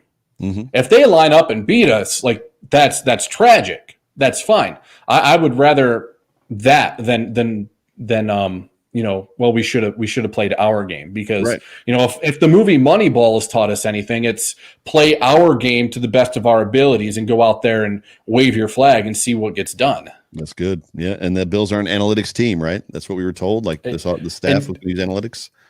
The growth of Sean McDermott, I think we should touch on, guys, just because of what we've seen him do this year. You can point to the 4th downs alone. And I think timeouts, challenges, appropriate timing, he's playing all the odds. And we can see a visual growth in Sean McDermott himself because he's the type of guy who's trying to get his players to become the best versions of themselves. And they're not going to buy into him if he's not also doing that. And he has done that. And it's spilled down to Brian Dable and Leslie Frazier and the captains and all the way down to the rookies. I mean, you want to talk about rookies. It's Tyler Bass. Tyler Bass is a perfect example of that. After the first 8 weeks he had with us, and I was on the Bass train all at the beginning saying that the outrage was a little overreaction. But Tyler Bass is the process played out. Yeah, your point about McDermott is on cue as well, or on point as well, as far as just the growth in him. And what hasn't been talked about a lot was, to me, that Colts game, as much as there was a lot of ebb and flow plays that could have decided the game, whether it was the fumble that didn't get called, Josh's fumble that Darrell Williams picked up. But to me, it was the timeout right before the 12-yard pass play that Rivers made that put them at the 35. That won the game for the Buffalo Bills. Why he called that timeout, I have not heard. I don't know that anybody has asked him, Coach, what did you see? Were you just trying to, because it literally threw the Ravens, it pissed off Phillip Rivers and threw the Colts completely out of what they were trying to do. Like it literally, it's like when you're going to sneeze and somebody yells cucumber and you're like in the middle of it, like cucumber, and you're like, what? And it like totally takes it away. And you're like, why did you do that? Like I was about to sneeze, like I was going to feel good there for a second. I would love to know what he was thinking in that moment. That to me was probably the greatest coaching move I've seen him do this year. Because when he did it, I was like, what was he thinking? Like that was perfect. And the Colts couldn't recover. Clay, you might agree with. Go ahead, Clay. I'll bring my point up after this. Yeah, I was just going to say, and Sean McDermott, I feel like the hardest part for a lot of guys when they come into that head coach position is learning that situational football and what to do in what certain situations. And we saw that with Anthony Lynn. Whereas I think schematically and from a person-to-person standpoint, as he's coaching his players, I think he's a great coach. But it was the situational football that he still has to learn in order to be able to be a successful head coach. And I think Sean McDermott has really matured over these past 4 years throughout his coaching tenure so far into someone who kind of understands the situational football and understands what to do and when to do it now. Real quick, Jeff, just for Ryan Horton and those that are in the comment zone, he called the timeout for the fumble, yes, but then they gave that timeout back to the Bills, and it was like 2 plays later, it was like 14 seconds left in the game, and McDermott out of nowhere just called a timeout, like right at the snap of the ball, called a timeout, and that was when they made the 12-yard completion to the left side of the field to the 35 that got called back. The next 2 pass plays were out of bounds, and then the Hail Mary, game over. What I'm going to throw it back to is the Dallas game last year on Thanksgiving, what Tony Romo said. I believe it was a 3rd down situation late in the game, maybe late in the half, something like that. And Sean McDermott just up and called a timeout, and Romo goes, oh, did you see what he did there? He bought himself information. He used the timeout to buy himself some information. This was the down and distance time What are you doing on 3rd down and 8? And you got to have it. And I'm going to call timeout so I can know what you're dialing up. And that very well could have been the exact reason Sean McDermott wanted the timeout. And it could have been, oh shit, we're in the wrong defense. It could have been, either of those are two easily plausible situations. And perfect. Yeah, and I think that's something that it's really smart for a head coach to do, especially a defensive head coach, when you're in a situation like that, to call that timeout, because if you know the formation, you know the personnel, and you know that the play that they're about to run is like the play. That's the play that they want to go with, that they think that they can get that yardage with. And so when you call the timeout, it's like, okay, run the same play, go ahead. We're going to be ready for it, or you have to change it up and go with the play that maybe you're not as comfortable with. All right, Rico coming in with the fire, calling me Ref Landers. Yeah. I am a varsity basketball referee. Doesn't mean I agree with the NFL refs or whatever they do. It was a fumble, but I won't get into. I won't get into the outrage over the fumble. Adjust, persevere, overcome. Adjust, persevere, overcome. No matter what happens in this game, I like it. The Bills have Josh Allen. And what was Josh Allen? What does he say he was brought up doing by his dad? Adjust, persevere, overcome. No matter what happens in this game, APO, adjust, persevere, overcome. Because for the Ravens, when things are working well for the Ravens, they work really, really well. And it's set up by that run game and their offensive line. Clay, I know you do a lot of positional film study. Baltimore's offensive line might be playing the best football out of any O-line group in the game right now. Any thoughts on that? I mean, it's, not only are they good players, but you could attribute a lot of it probably to Greg Roman, because he does have a very good run scheme. That was always something that was his specialty. He knows how to scheme things up to make it easier for his offensive linemen too. Even when we had, not a very good offense, it wasn't crazy productive and, kind of slow moving down the field. We still were able to run the ball super effectively with, LaShawn McCoy. And LaShawn McCoy's not a guy that can really break tackles in the backfield. He can maybe make a guy miss in a small window. But you need to be able to have space to run the ball if you're LaShawn McCoy. And that's exactly what he did. It's the same kind of a thing with a guy like Lamar Jackson. He's super quick, super shifty. Just get him in a little bit of space with a smart blocking scheme. And that's what, he can make anything happen after that. And that's what Greg Roman's really good at. Joe? No, that was super good. I got nothing to add to that. Like Clay nailed it. I'm not even going to try. Well, we can ask John Fina, former Buffalo Bill, when he comes on about the offensive line play of the Ravens. I'm sure he'll have a lot to say about it. And one of the things for the Bills defense that I noticed just watching some of that game back from last year is they made plays when they worked as a unit. Yeah. When they moved in fluidity, when they moved together as a unit, that is when they made plays. The Ravens will burn you if one guy's off, and that was the Poyer miscue on the Hayden Hurst touchdown last year, and that's really what I saw Baltimore's offense as designed was, to use that pass to keep the defense honest. We will hurt you with it if you're not playing us honest and you make that miscue. Just on that, and I think Poyer said something this week about how he had been way too cocky on that play, and he was sure that it was a run play and that he was inching up, and then boom, he just couldn't get back in time, and Hurst was able to over-accelerate on him.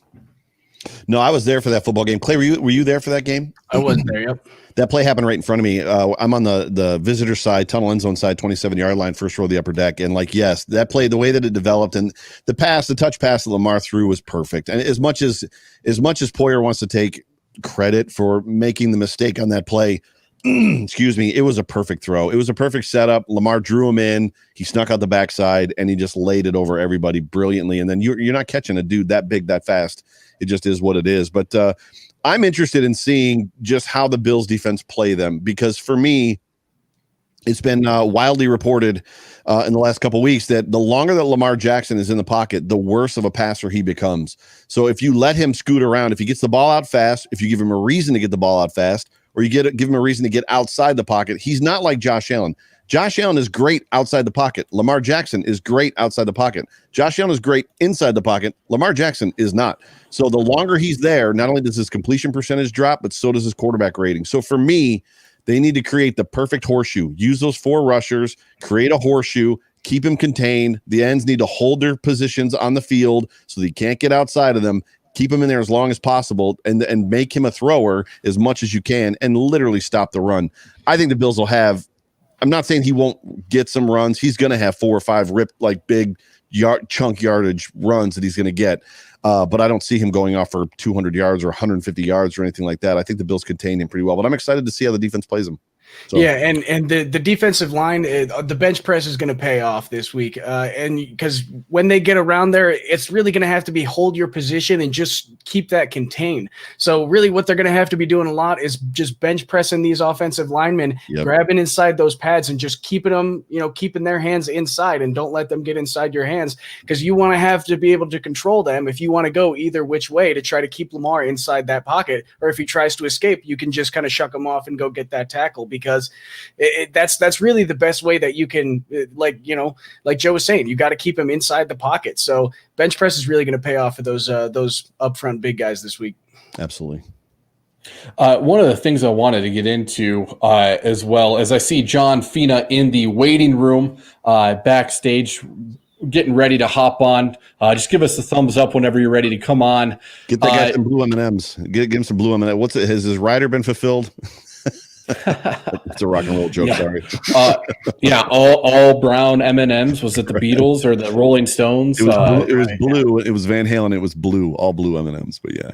Gotcha. What player? While we wait for John to hop on, what player outside the quarterbacks is going to have the biggest impact on this game? Maybe Diggs for Buffalo. Maybe somebody in. The defensive side, it's going to be the linebackers. Who's going to have the biggest contribution outside of the quarterbacks? I'll go first. Offensively or defensively? I'll start offensively. For me, it depends. Is Josh Allen going to try to not force the football, but is he going to try to get the ball to John Brown and to Stephon Diggs? If not, if he takes what they give him, for me, it's Gabe Davis. Gabe Davis could very well have a 100-yard game today with 2 touchdowns because they don't have a guy that can defend him. And then the second guy is potentially going to be Cole Beasley, who's going to be pretty much open because they don't have the depth to cover all of these wide receivers. Defensively, for me, it's going to be Poyer and Hyde kind of as a tandem. Those 2 guys are going to they're going to make a whole lot more solo tackles than they should today, if that makes sense. So, Clay? Yeah, for me, on the offensive side, I'd have to say it's probably got to be the tackles. Watching the film from last year, those tackles were really struggling getting those edge rushers to either push him back or keep him away. Yeah. Josh was really under a lot of pressure, and it showed. He was kind of panicking in the pocket. Mm-hmm. It's a different Josh this year, and we know that he has his options, and he knows his options now when he's under pressure like that. But I think it's going to be important for them to keep the pocket clean for him. And on the defensive side, I think it's got to be Tremaine Edmonds. He did a really good job last year in run fill, filling the lane that he's supposed to be in. Whether or not his guy gets the ball on those option plays, he's there to fill the gap, and that's exactly what you need to do against a read option. Doesn't matter who's got the ball, you get your guy no matter what. Yeah, I heard on Twitter, I read on Twitter that the drinking game this week is gap integrity. So we're going to be sloshed if we do actually play that drinking game. I think John's ready. He's showing us the AFC shirt. All right, let's pull him up. Welcome in to Mr. John Fina, former Buffalo Bill. How is it going, good sir? Hey, can you guys hear me all right? Yep. We got you. Oh, good. Okay, yeah, I'm in my car taking my son up to Phoenix to get back to UCLA, so I was kind of concerned about the mic and the connectivity, but I'm glad to be here. I'm super excited for the game. Bruno, are you excited for the game? Absolutely. Go Bills. Go Bills, baby. Bills by $1 billion. Bills by $1 billion. There it is. Bills by $1 billion. Yes, it is. Show over. The show's over right there. Bills by $1 billion. Show over.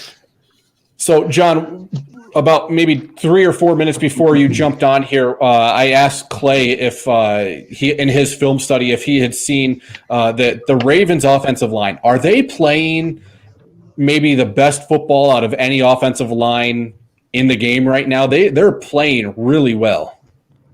I suppose you're hoping that they're listening to this podcast so you can get them all jacked up, saying they're playing great, they're the greatest thing ever. I don't know. I mean, I haven't watched enough football to look at them as compared to the Indy offensive line, but you can't you can't deny that Indy played well up front, other than a few tackles for loss. So, look, they're going to be prepared. I mean, those guys are good. They got Lamar Jackson, so they know what it's like to have a guy who's on the move all the time and has a tendency, like our guy does, occasionally hold the ball a little long. You got to keep those blocks another half a second. So, look, our guys just got to be better than their guys, and that's all I care about. If they're great, we have to be greater.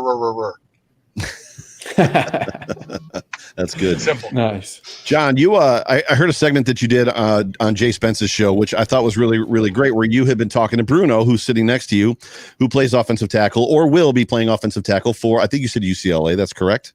UCLA? Correct. UCLA Bruins, center or probably tackle, any one of those positions. He's gotcha. Go ahead. And you had basically just asked him how you were inquiring with him on how difficult game study is in general already.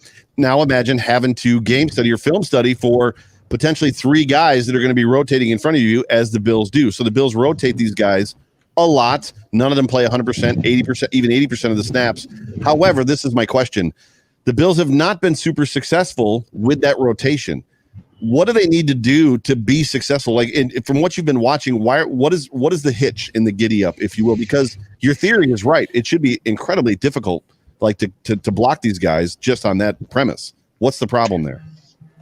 Well, to be fair, I mean, I hate it as a film study, guys, but productivity is a different issue. So I just feel like, this is a playoff game, and you have to put what happened in the past behind you and focus on, and we used to talk about this a lot from the skill guys, from everybody. Don't wait for someone else to make a play. Make the play. Darryl Talley was brilliant to that. I'm the guy. So I think, we've been playing pretty well. A lot of what we do keeps the linebackers high and dry so they can make plays. But I think it would behoove Coach Frazier to put them in a situation where they can come loose a little bit more. I don't really believe that we've done that a ton. We do like to bring pressure, but not so much with not with a concerted effort to get the front 4 free. We got to see Epinesa do something great, and Hughes has got to come and do something great, and we got to get some nice push up in the middle. We have to get on the edges of the center and guard and get some push up front. That's good. Yeah, John, I actually have a question for you. So kind of speaking still on the defensive line here, containing is going to be the biggest thing today with Lamar Jackson, with a guy who can get outside the pocket and get down the field as quickly as he can. We haven't really seen much of that from any of the Bills players this year on the ends, in my opinion. It kind of seems like Addison and Hughes are more, they're pure straight pass rusher guys.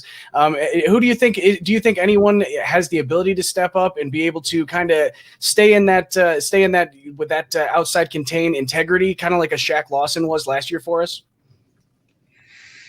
Well, I'm certain that they've addressed it, right? So they've got keys that they're looking at. With respect to alignment. Now, 3rd and long is just 3rd and long. And the trick is going to be, I think, more mentally and emotionally than anything else. You won't contain Lamar Jackson for the entire game.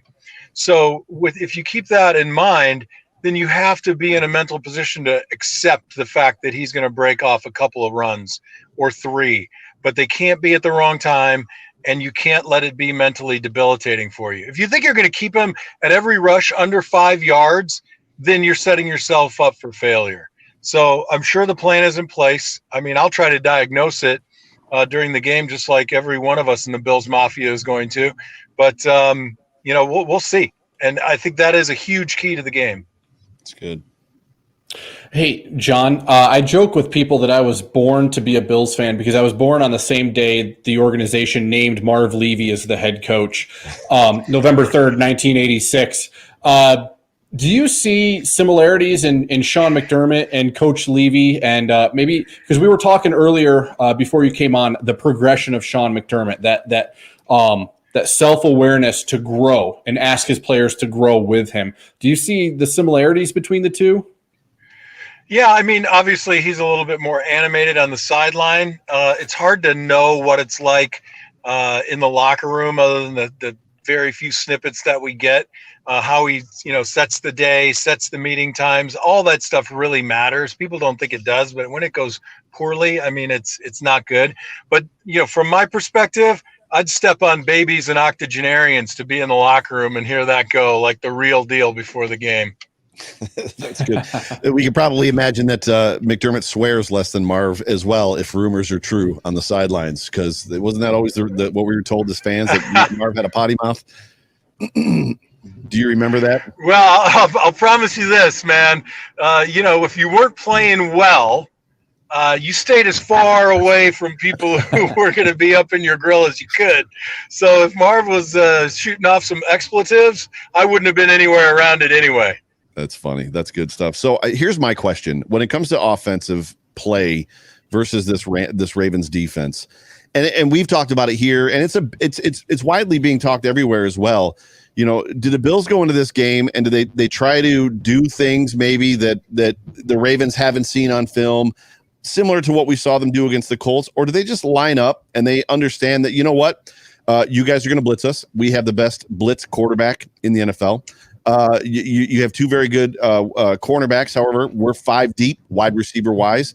And if my quarterback gets outside, we're also, he's one of the best quarterbacks, after he breaks contain as well. Do you go out there and punch them in the face just as you are, or do you try to throw some wrinkles in and try to off balance them a little bit and give them something they haven't seen defensively?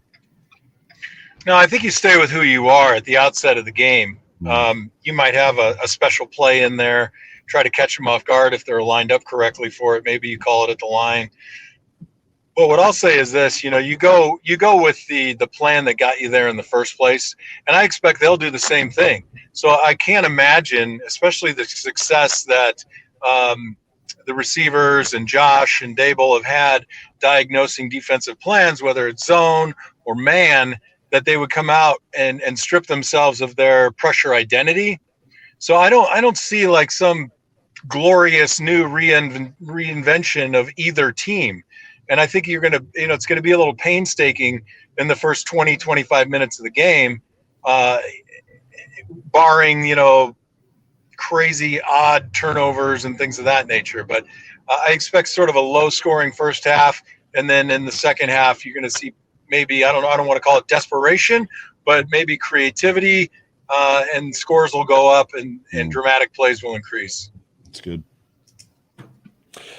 John, rumor has it that there's snow in the air. I'm not sure that there's going to be a ton of accumulation, but how does that affect a running team like the Ravens, and maybe specifically the offensive line, the footing, if there is anything? Maybe it's not a lot of snow accumulation, but getting slippery at times.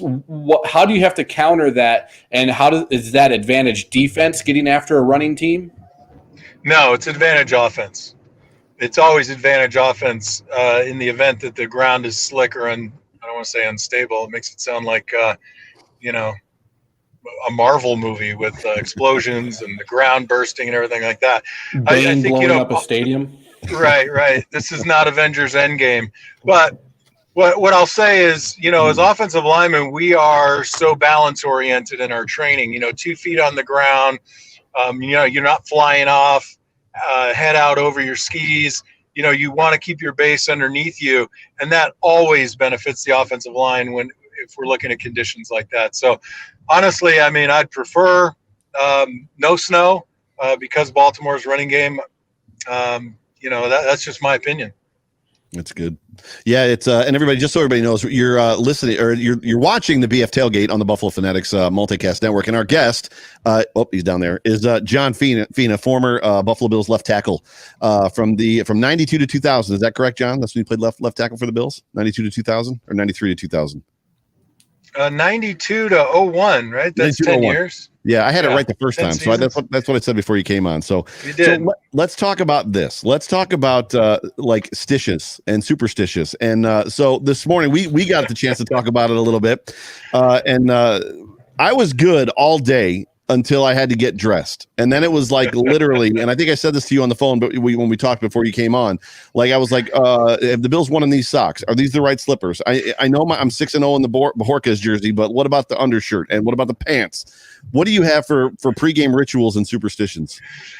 I won't tell you. Whether they're obvious or secret, you do them. Everybody does them.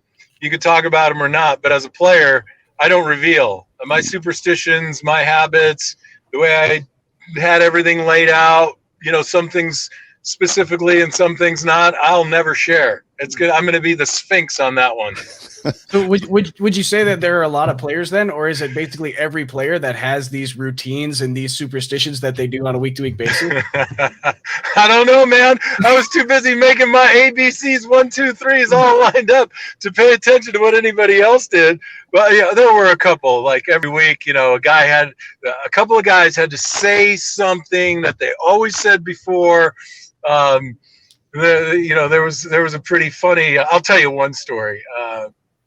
Before a very important playoff game, we had talked about and everybody's showing up. And this goes back to that point of, it's going to be me. I'm going to make the play. I'm not going to look for Josh to make it. I'm not going to look for Diggs to make it. It's going to be me.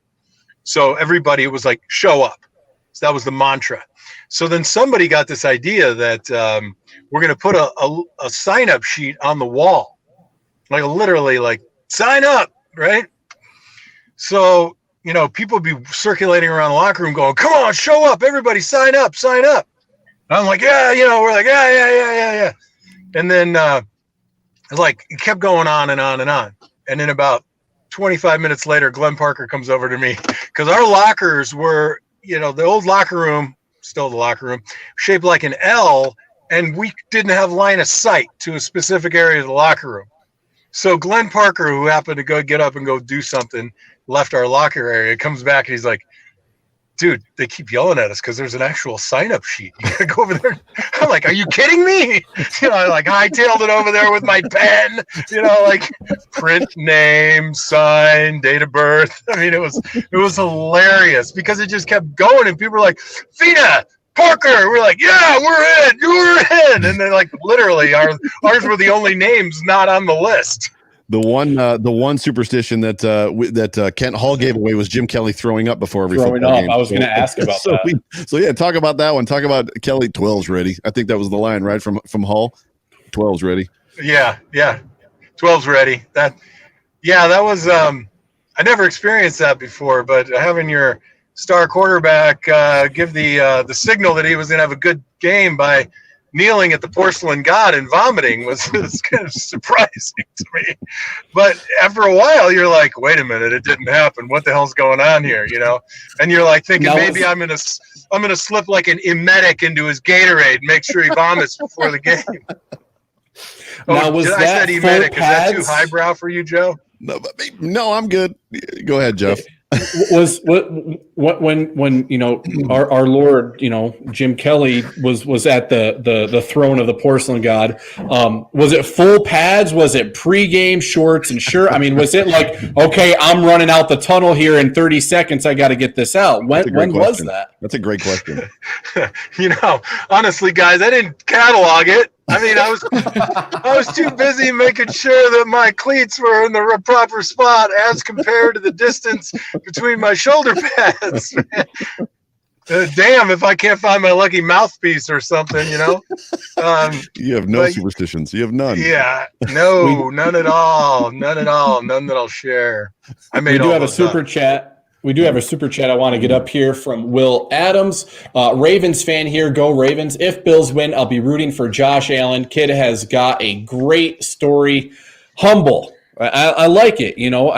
I just the way that these two franchises set up, we're in a really good position for having a tight end at quarterback, and they're in a good position for having a running back at quarterback. As the haters would tell you. So thank you, Will Adams. I really think that is a good segue into these franchises have built around the quarterback. And I guess I really don't have a question for John because I think we've seen it. Either of you guys got a question to build off of that? Yeah, I have a question. I know you've probably heard this one before. I think you and Joe have talked about it in the past, but talk a little bit about the culture of the team. And I know that that you talked about the change of culture when the Bills went through a change of head coach when you were there. Talk about kind of how important that culture is and the mentality of the team as a whole, and why that helps you win games. Well, I think, it's like your family, right? So when you are in a stressful situation, or even when you're celebrating something wonderful, you coalesce together as a family and you share it in even a greater degree than you can share with the outside world. But I think what puts it in perspective is, they've openly talked about it at a leadership level with the Buffalo Bills about creating the right culture and, the processed juice. You got to go right here, get on I-10. That's right. We're driving.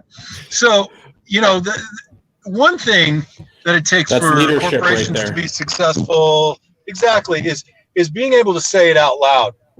And they do that. They share it.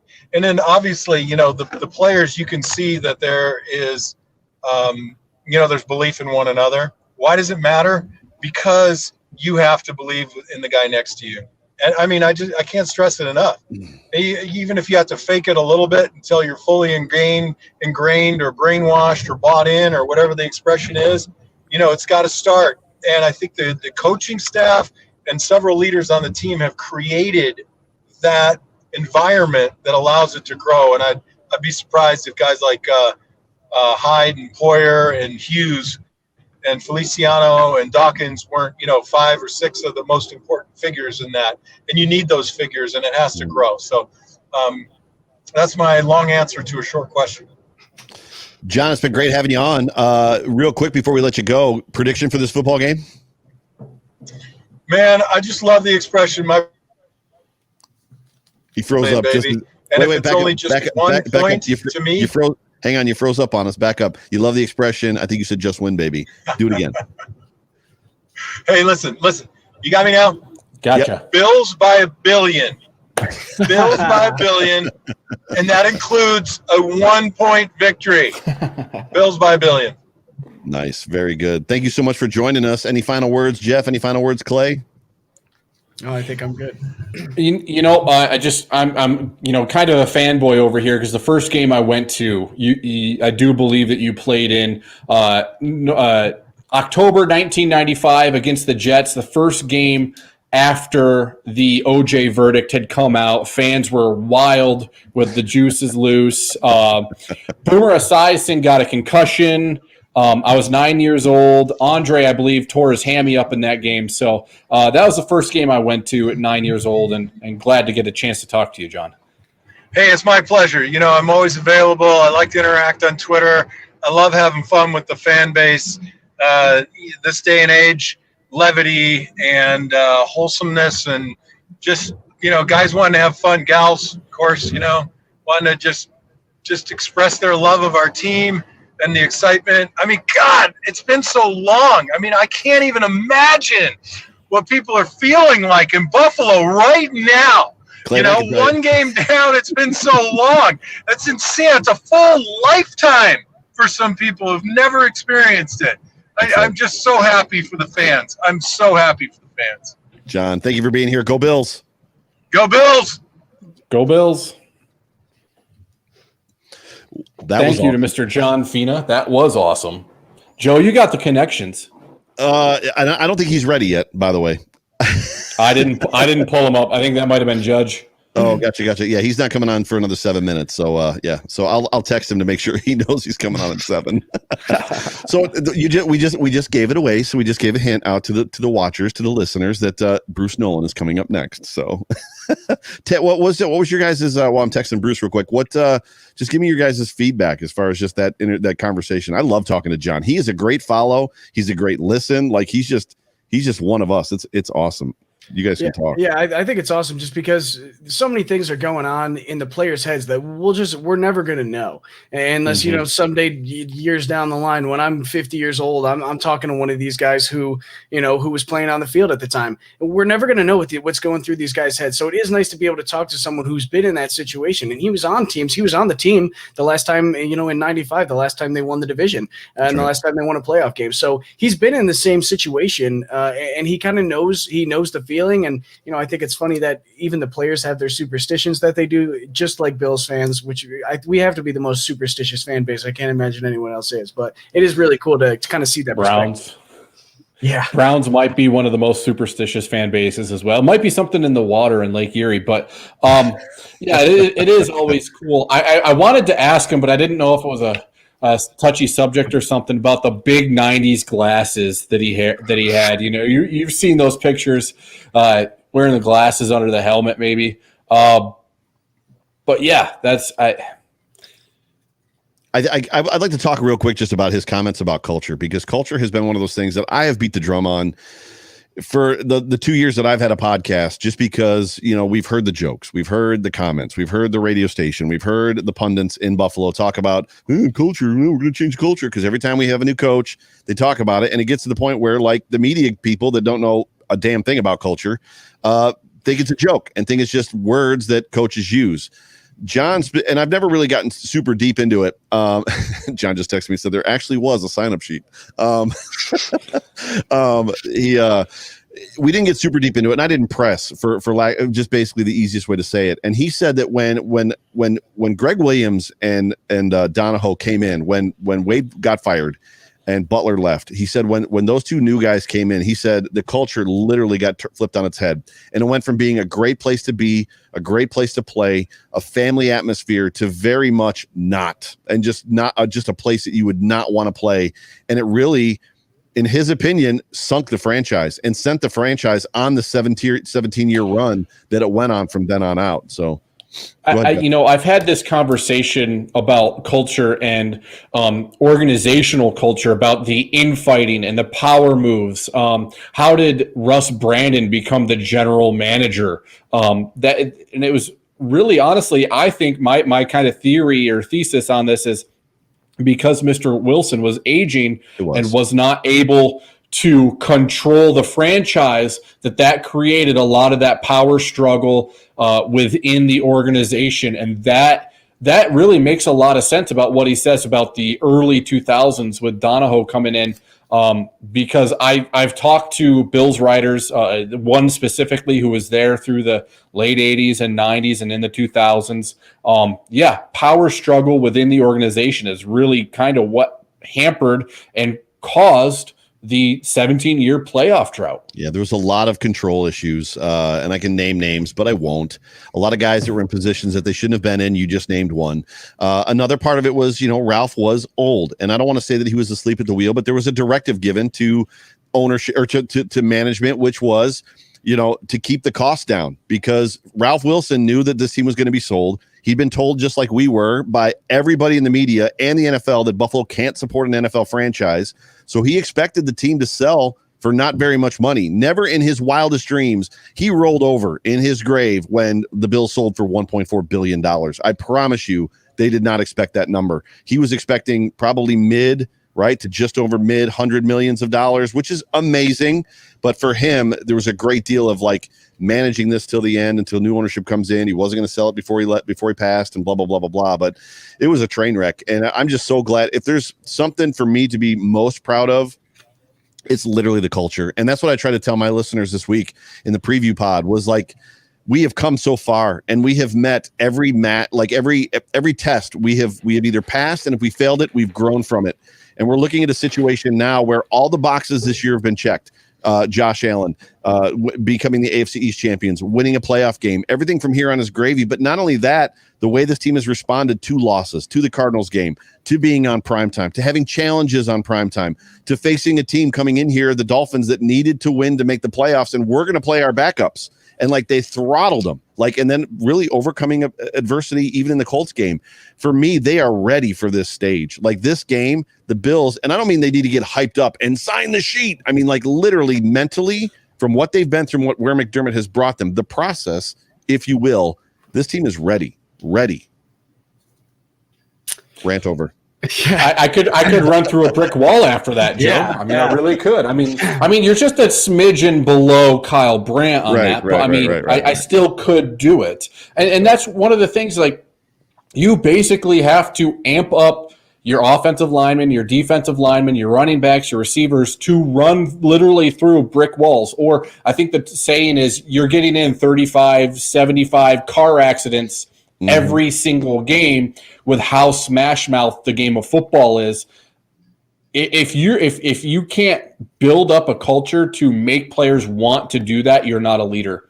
And I think they actually got a supreme type of leader in Sean McDermott in the building. And that is why you talk about the culture that the Bills have gotten to this point. Now, I want to flip directions, get more back on the game here. One of the things I was thinking about this week is that the Ravens stomping on the Titans logo and basically giving it back to the Titans. One, was it mad disrespectful? Yes. Two, did the Titans earn it? Did they deserve it? Yeah, you bet your asses they deserved it. Yeah. But that has become such a rivalry over the last 13, 15, 18 months, whatever it is, that I'm curious to see how the Ravens come out in this game, because I think they might have emotionally exhausted themselves in that game to put it all out there. And now to come and get up for this game, have to travel back from Tennessee. Now you got to travel to Buffalo. I want to see just how the Ravens respond in this game. What do you guys think? I agree. And I would say that it was not as disrespectful as Juju dancing on the logos pregame. To me, there was a level of, they kind of had that coming because they did it to the Ravens. So, you know, it's T.O., right? Going out to the star and, like, you know, putting his arms out. It's effectively the same thing. The difference is like they didn't put up with it when T.O. did it. And that was the hard part about that Titans game, is the fact that, like, the Ravens did it and the Titans were like, okay, you can, like, jump on our logo. It'll be interesting to see where they come out emotionally, because they won their first playoff game. There was a lot of eyes in the post-game pressers. I finally won my first playoff game. I got the monkey off my back. I can do this. I. So you don't know until the balls are snapped. So I don't know, Clay, thoughts?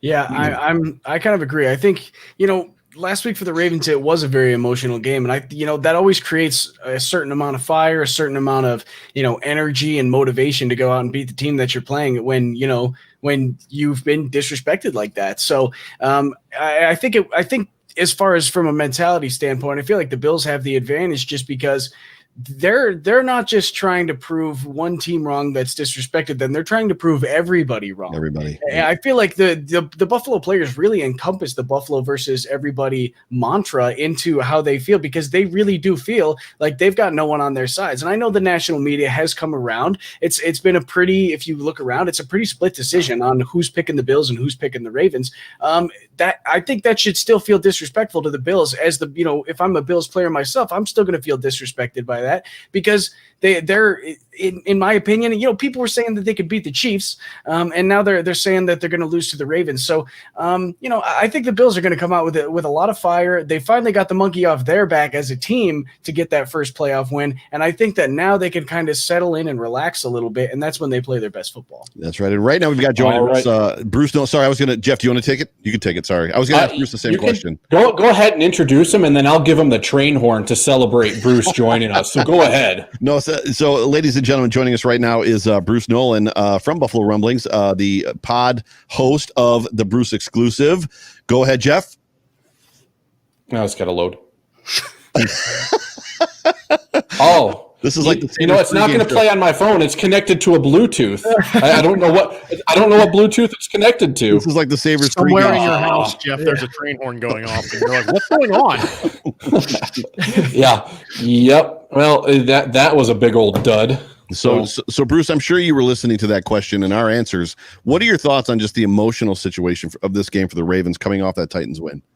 Well, I think getting the first one off your back can even be a weight off you, like a monkey off your back. Steve Young, of course, was famously said when he won a Super Bowl, "Will someone please come get this monkey off my back?" Because he was living in Joe Montana's shadow. And I think that we have a tendency to see things through the lens that we like as fans. And so I've seen plenty of people say that this week the Bills are going to be loose because they won their first playoff game. But also the Ravens will be content because Lamar Jackson won his first playoff game. Like, it goes both ways, ladies and gentlemen. So the same things that apply to the Buffalo Bills apply to the Ravens. Now, that's the stimuli. The stimuli is the same. The reaction could be different. And we're not going to know that until we see it. So we're not going to know how the Ravens and Lamar Jackson will respond to, I won my first playoff game, as Lamar Jackson said, right? But we also don't necessarily know how the Bills are going to respond to that either. Are they going to be looser? Are they going to be flippant? Are they going to be less focused? Are they going to be more focused? We don't know until we see it. But any of the arguments that you use for Josh Allen and the Bills, you can use for Lamar Jackson and the Ravens. It's good. We've said, Bruce, now that I have you on, and I said this earlier in the show, but I've been saying it for weeks, that the Bills use their running game as a really soft pickoff attempt from a pitcher over to first base. We're just throwing the ball over to first base to make sure that the runner knows that I know he's there, to keep the runner honest. It's not an Andy Pettit type pickoff move where you're trying to just chuck guys out so that they're off base. It's almost flip-flop for the Ravens where they're going to use the pass to keep the defenses honest. Can you give us some insight into what you're seeing from those type of strategies from each team? Yeah, I use the Bills' run game. I described it to a changeup, right? Changeups work as long as you don't throw them 4 times in a row, right? Now, I don't know a lot about baseball, but I know enough people who know a lot about baseball that they'll tell me that. So I rely on people who know far more about baseball than I do to tell me that you probably shouldn't make a changeup the centerpiece of your entire pitching repertoire. So for the Bills, that is their run game. Right, we talked about this ad nauseum this week, that both times the Bills devoted 3 plays in a row to the run game against the Colts, the offensive drive stalled out because it's just not something that's meant to be done in mass quantities. And for the Ravens, Greg Roman's offense has always been running to set up the pass. It was that way in San Francisco. It was that way in Buffalo. It's that way in Baltimore. And his run game schemes are dynamic and great, but it is always going to be run to set up the pass. And Lamar Jackson's the perfect quarterback for it because it allows you to add another dimension to your run game. So I think in a way, they are mirror images of each other as offenses. And they're mirror images of each other on defense too. The Ravens, of course, are a very, very heavy blitz team. The Bills actually blitz a lot more than people think. They were top 10 in the league in blitz rate. I think people look at Sean McDermott and they assume that this is Dick Duran 2.0.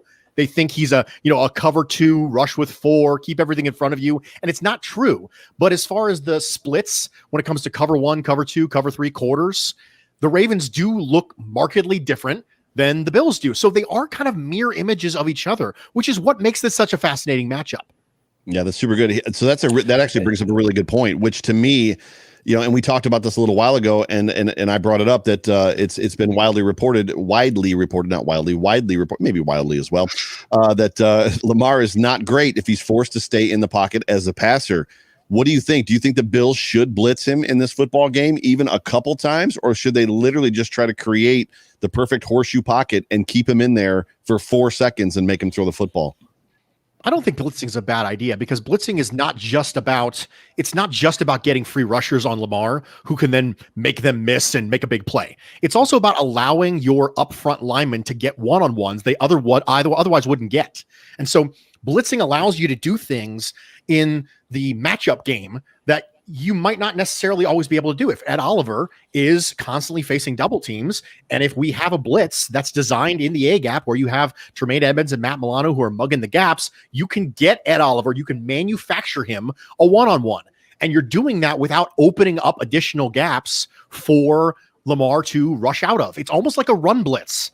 It's making sure that you are bringing extra rushers, but you're not actually revealing any additional gaps. So I have no problem with the blitz numbers that the Bills have historically had this year, maintaining themselves against the Ravens. Now, one of the things I was kind of looking at our schedule going, the Bills have not lost a game because of our running defense against a primarily rushing team. Now, you look at the one game, the Kansas City game, Buffalo just told Kansas City, we're going to let you run. And Kansas City found a plan and just executed it in the middle of the game. They went to CEH, and and just ran the ball over him. But it wasn't because of Buffalo primarily trying to stop a running team. Right, for sure. I agree with that. Yeah, I'll agree with that as well. I mean, because they've played a lot of good running backs, and they stopped Derrick Henry. I've been saying it all year. They stopped Derrick Henry because they didn't have to use Derrick Henry because AJ Brown was playing so well. But they played other good running backs as well. Early in the season, Jacobs, they stopped him, and then Mostert and the 49ers rushing attack, which was very good. They stopped that as well. So it is a good Bills defense when they're able to focus in on something like that. I think it'll be interesting to see kind of more of a multifaceted run game, because it's not just one guy that you have to focus on any given play. You could have 2 or 3 guys on the field that have the potential to have the ball and then be an elite runner once they have the ball. So I think that that's something that'll be a little bit more interesting and see how they attack that. I think that was probably the most annoying narrative for me this week, was that whole Kansas City and Clyde Edwards-Helaire game, just because it was like, if the Ravens are going to beat the Buffalo Bills, they need to copy the blueprint that the Chiefs used against them. And I was like, that wasn't the Chiefs blueprint. That was the Bills blueprint. They basically just parted the Red Sea and said, run the ball. And so that's not going to happen in this football game, in my opinion. How do you see the in the trenches, right? So in the trenches, when you're talking about our offensive line, a lot of conversation has been given to or talked about with their defensive backs. They're not deep enough to cover all of our wide receivers. Where do you see our offensive line versus their defensive line, just in the study that you've done? How do you see that playing out potentially for this football game? I think the Arizona game is interesting to look back at, because Arizona has a very similar blitz percentage to the Ravens. They also have a very similar amount of man coverage to the Ravens. And so I do think it's interesting to go back and look at that game. I think some of the zone pressures that Arizona ran, specifically using Budda Baker and using their defensive backs, I think gave the Bills a little bit of trouble. And one of the reasons it gave him a little bit of trouble is because Brian Winters wasn't holding up his end of the bargain. And he's not a guard anymore. But it's really interesting. So, real quick side note: there's a lot of Ravens in this chat for some reason. A ton of them. They've chased off all our super chats. This is funny. This is how I know that the Ravens media and content creators are inferior to the Bills, because otherwise you all would be there. That's right. Instead, you're here. So this is the reason why I know. This is the reason why I know that Bills fans are better than Ravens fans, because the content creation community and the media is based on the market, and the market is the fans. And so if you had better fans, you would then naturally get better media and better content creation, in which case you'd be there and not here. And there's a gentleman in here who said, please blitz Lamar. He'll tear you up. I don't know if you know this or not, but Lamar, when blitzed, has a sub 60 completion percentage. I don't know if you were familiar with that, and a 95 passer rating. It is his worst splits. So yes, we will do that. Actually, we will go ahead and do that and blitz Lamar, because I'm bringing the facts. That's what I do. I'm bringing the facts. So y'all going to show up here because you don't have any Ravens content creators who are doing a good job pregame or something like that. I think my favorite comment is one that just came in like a minute ago. It says, Lamar fat, y'all scared. I don't understand that at all. Is that a good thing? I don't know. But I don't think Lamar's fat, if that's – I'm confused by that comment. No, what seems to be a ringing theme, and I believe Fina talked about it, and Bruce, you would probably agree, and I think you may have said something about it, is just this idea the defense and Bills Mafia has to be understanding and okay with the fact that Lamar is going to get a couple big chunk runs. Like, it's not the end of the game when he rips off a 28-yarder. Like, it's going to happen. Expect it. And the Bills defense also has to be able not to expect it, but rebound from it. Not be like, that's it, the game's over, and then, like, walk back to the huddle. Like they're going to have to be mentally tough in this football game, which is very, very important. Defensively speaking, for the Bills, it literally comes down to stopping the run. I don't know if there's anything else sneaky about it. Like, Clay, do you think there's anything else sneaky about it other than stop the run?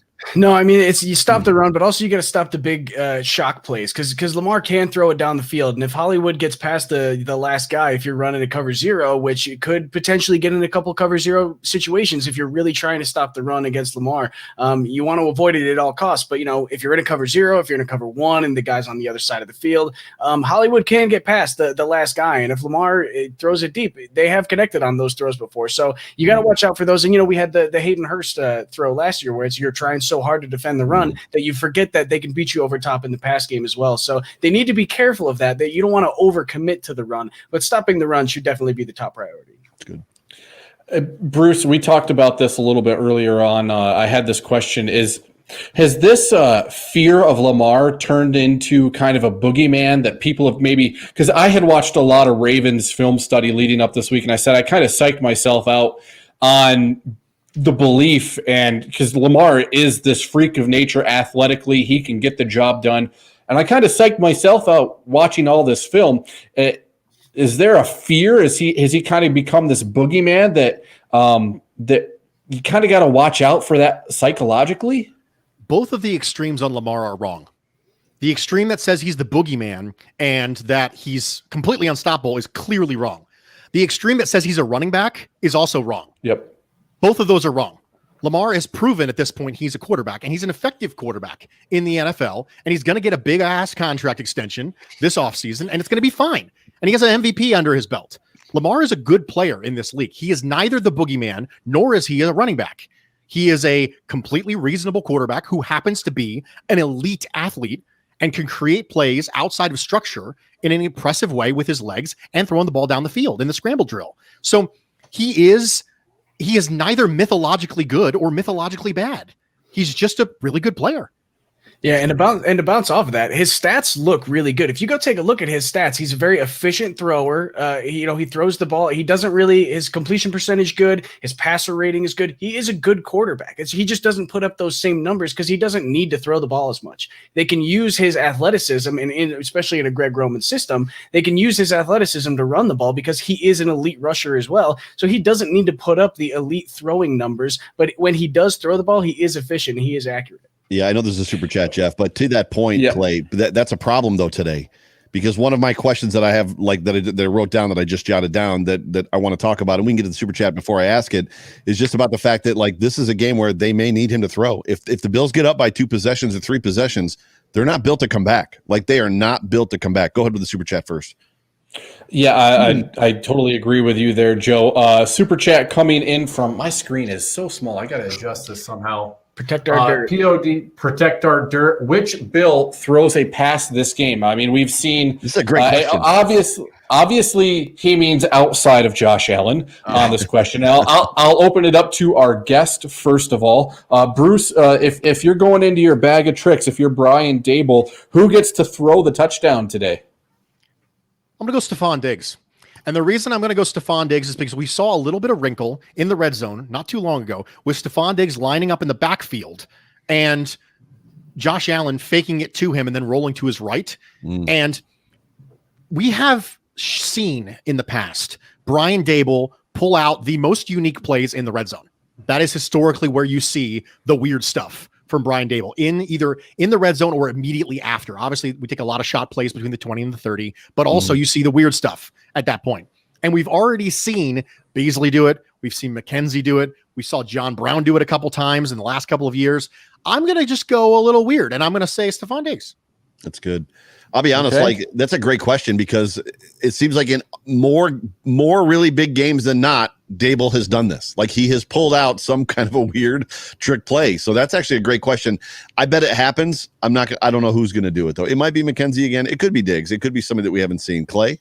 Yeah, I mean, we haven't seen I'm trying to think of guys that we haven't seen throw the ball yet. I don't think he might go to someone that's thrown the ball already. But I don't think we seen a John Brown pass this year. I don't know.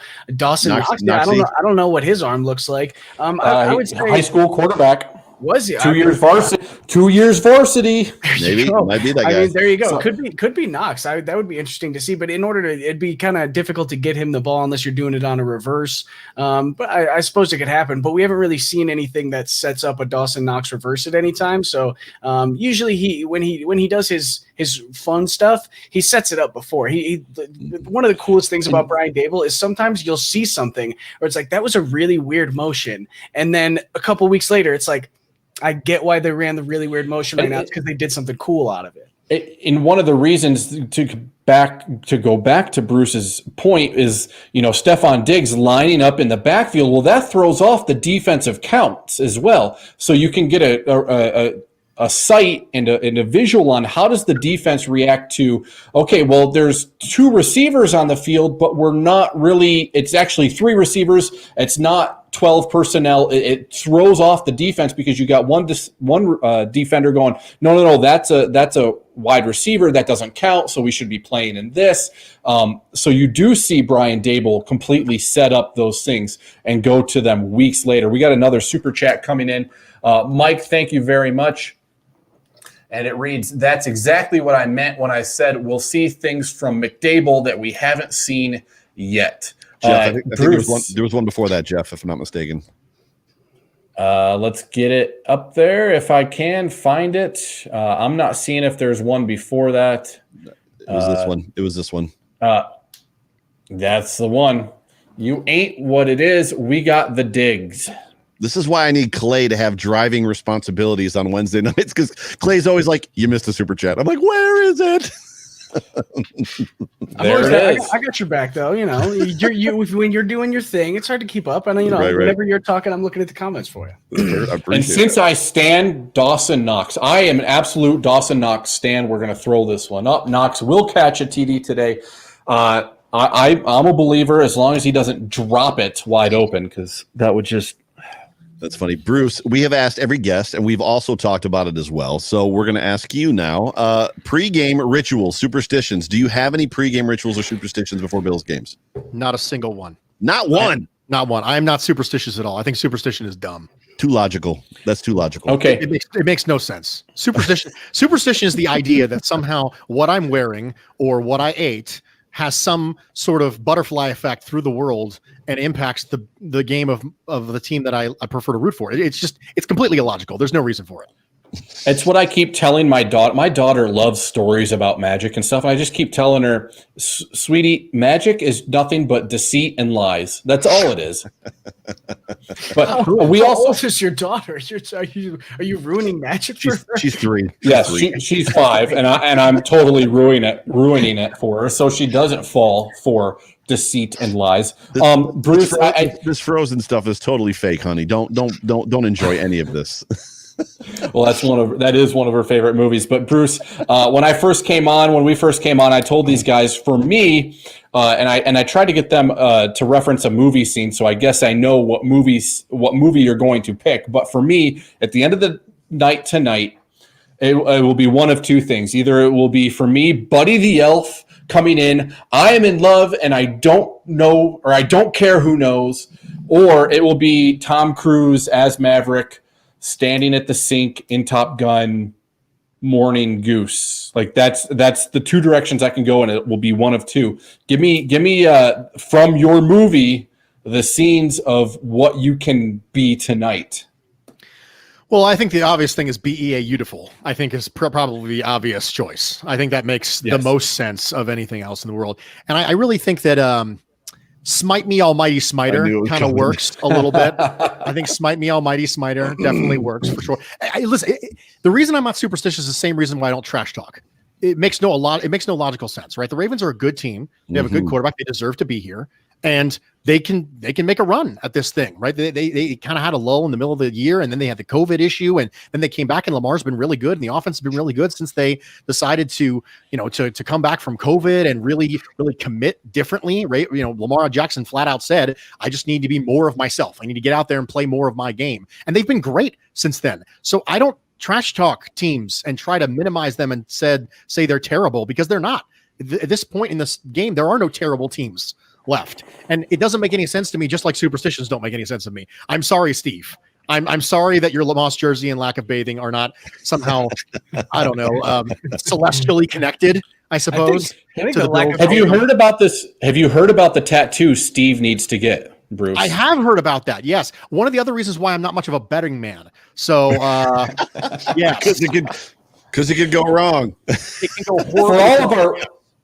For all of our Ravens fans who are in here, the producer who was backstage on this show bet a guy that Josh Allen would not throw 35 touchdown passes this season, and that came to fruition. So Steve is his name. We call him Judge. Now has to get a tattoo on his ass cheek that says JA17, and we are trying to get a GoFundMe started. And if we can get $2,000, that tattoo will go from JA17 to Josh Allen jumping over Anthony Barr. But now Anthony Barr is the ass crack, and it'll be a tramp stamp. So Ravens fans, if you want to get in on that GoFundMe, go right ahead. We will get Judge his tattoo.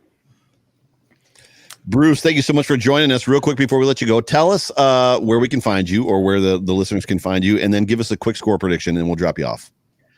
So I said 28-24 Bills earlier this week. I'm going to stick to it. The Ravens are a really good team. I don't think this is a blowout either way. I really don't. I don't see it that way. I think that a lot of people are thinking that the Ravens are going to be a different type of team than they have been, and I don't understand why they would be. I think them getting the monkey off their back against the Titans, I think matters, but they're a good team. The Bills are a good team. I think it's going to be tight. And so I'm all about it. I'm going to say 28-24 just because on paper, when you have the Bills who have a quarterback who's played really well against the blitz and a Ravens defense that blitzes a lot, things like that they make a little bit of sense on paper as opposed to the Bills Colts, which didn't quite make the best of sense on paper, and I think led to a little bit more struggling than we otherwise would have. Of course, a little bit more struggling. Josh Allen puts up great numbers and the best quarterback performance of the weekend, and we say, a little bit struggling because that's how high the bar has been raised with Josh Allen. But my name is Bruce Nolan. You can find me on Twitter and Instagram at Bruce Exclusive. I'm a member of the Buffalo Rumblings podcast community. My show, The Bruce Exclusive, drops every Thursday and Friday wherever you find your podcasts. Thanks for having me, guys. Oh, it's been great. No, thank you. And if you're a fan of logic and deduction and reason, that's the place to go. Yes. Thank you, Bruce. Go Bills. Go Bills. Go Bills. That was awesome. That was awesome. So I do believe that our 4 o'clock is going to show up, and it just so happens that our 4 o'clock is the guy that Mathis lost that bet to, and who I lost this bet to. So he is the king better. So if somebody's going to make a bet with him, don't. That's all I would say. If you want to bet about that, don't do it. Whatever you do. So Jay Spence is going to join us at the top of the hour from the Code of Conduct podcast. My bestie, which if you saw the tweet today, we went to Glamour Shots while he was home for the Colts game and had our pictures taken. So that's a joke, but it's funny anyway. So anyway. Well, I mean, do you guys want to get into predictions, score predictions, bold predictions while we wait for Jay Spence? No, let's do it with him. I would love to ask you guys about the question. Let's hold that, Jeff, if it's okay, to when he gets on. Go for it. And I want to circle back before that super chat to the question.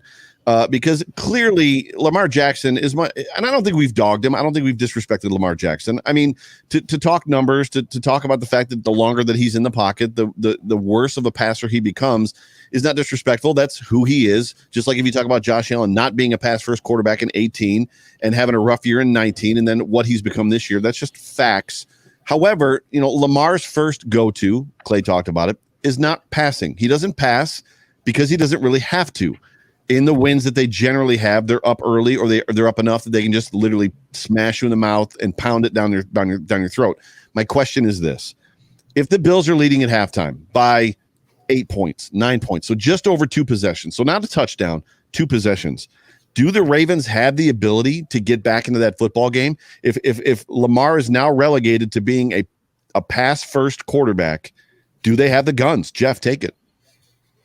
Well, so the question is, do they have the ability? Yes, they do have the ability. I think you're asking about the probability of it coming back. Because I don't want to say no, they do not have the ability to do that, because writing off a Ravens team with Lamar Jackson, it would not be good, because I really do think that they have really good talent and the ability to do it. Yes, they do. Now, the probability, it's purely a mathematical question for me. If they can break out of what they do best in order to do that, then the likelihood, I think, would go down that they might not be able to catch back up. I mean, 8-9 points, I think, yes, is doable in a halftime. And then we're talking about NFL football here. Mm-hmm. If you're talking 3 scores, now the question really sinks down to that 10-15% probability. Yeah, and before Clay goes, just so everybody knows, they were down in that Titans game. And literally the announcer literally said, they were down by 10, I think. And he said, this is not a team that's equipped to come from behind. And that was right before Lamar ripped off that 50-yard run for a touchdown, which is essentially a deep pass. It's a bomb, right? So, I mean, he kind of made up for that, but that's not the norm. He doesn't get 50-yard runs all the time. Clay, thoughts? Yeah, so I think I kind of agree with Jeff. I don't think it's going to matter unless the Bills get up by 2-3 scores. And I'm talking, the 2-score, 14-point minimum on the 2-score. So I don't think without that, I don't think that it's going to be too much of an issue. And that's just because I don't think the Ravens are going to change their offensive game plan unless time starts to become an issue. So whether the Bills have, if the Bills have a solid lead in the third quarter going into the fourth quarter, maybe you start to worry about it. If it's a 2-score lead going into the fourth quarter and, halfway through the fourth quarter, that's when I think they would finally have to start changing their game plan.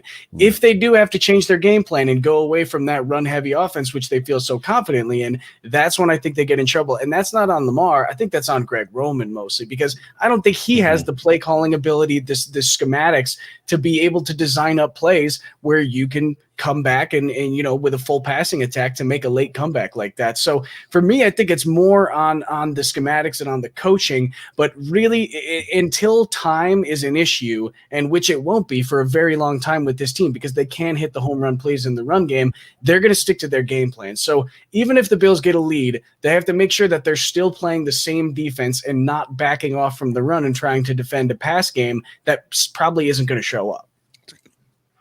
I agree. I really don't have anything to add to that. I just trying to cover the time for Joe while he takes a drink here. But bring him in. If that was bring on. Yeah, let's bring him in. Hey, what's up, sir? What's going on? All right, Joe. He's your guy. Give him the introduction. Let me tell you about my best friend. Ladies and gentlemen, joining us now on the Buffalo Fanatics Tailgate show on the Buffalo Fanatics Multicast Network is your friend and mine, Jay Spence the King, host of the Code of Conduct podcast on the Buffalo Rumblings podcast network. Jay Spence, how are you feeling today? Man, I'm good. I'm excited. The weather's good. Our team is good. It's going to be a good day for me. We are one not done, right? We are one not done. Let's get it. Oh, wow. If I can flash you guys a little bit, Yeah, I was trying to show my boobies there. Yeah, maybe those small A cups, right? Yeah. So let's start where we've talked with everybody today, Jay Spence, which is we've talked about with every guest we've had, and we've talked about it. The three of us have talked about pregame rituals and superstitions and things that you go through. What do you have? What are your pre-game rituals and things like? Do you have any superstitions? Do you have any OCD isms?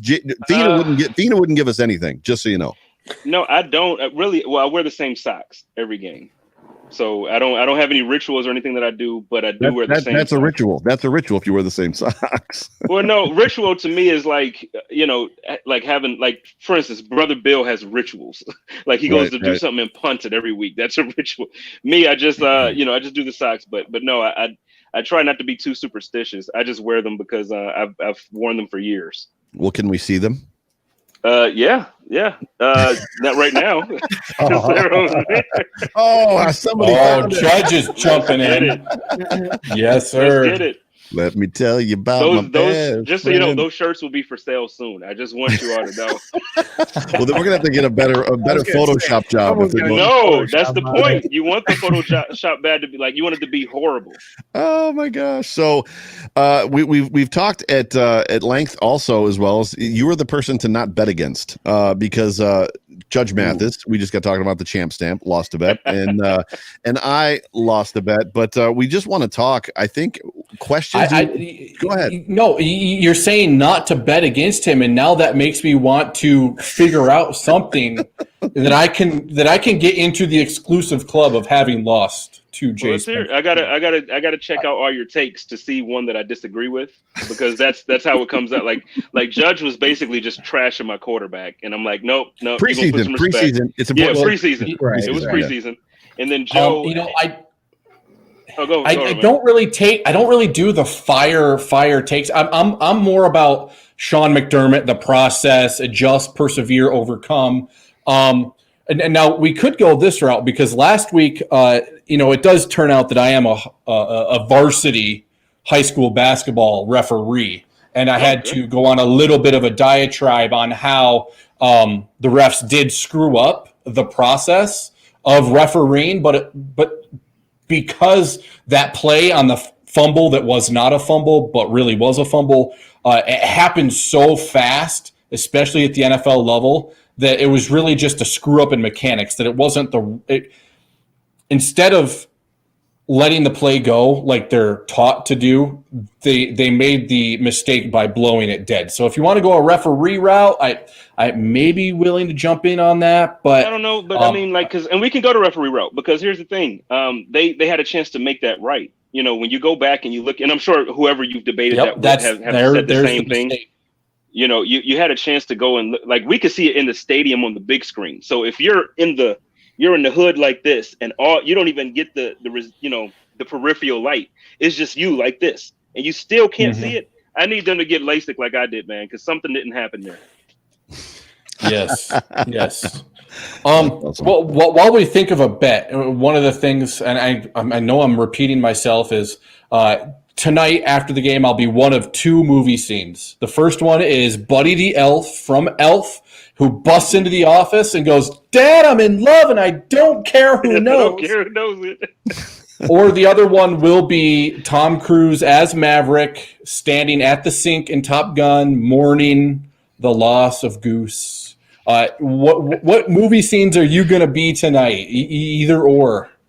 Well, I'm either going to be the scene in Scarface prior to him getting killed, like that last when he's sitting there at the desk and he's just mad at everybody and he's hanging up the phone. He has a pile of stuff that I'm not going to say on the show, and he's just I'll either be just out of it, or I'll probably be Talladega Nights, we're winners and I don't know what to do. I don't know what to do with my hands.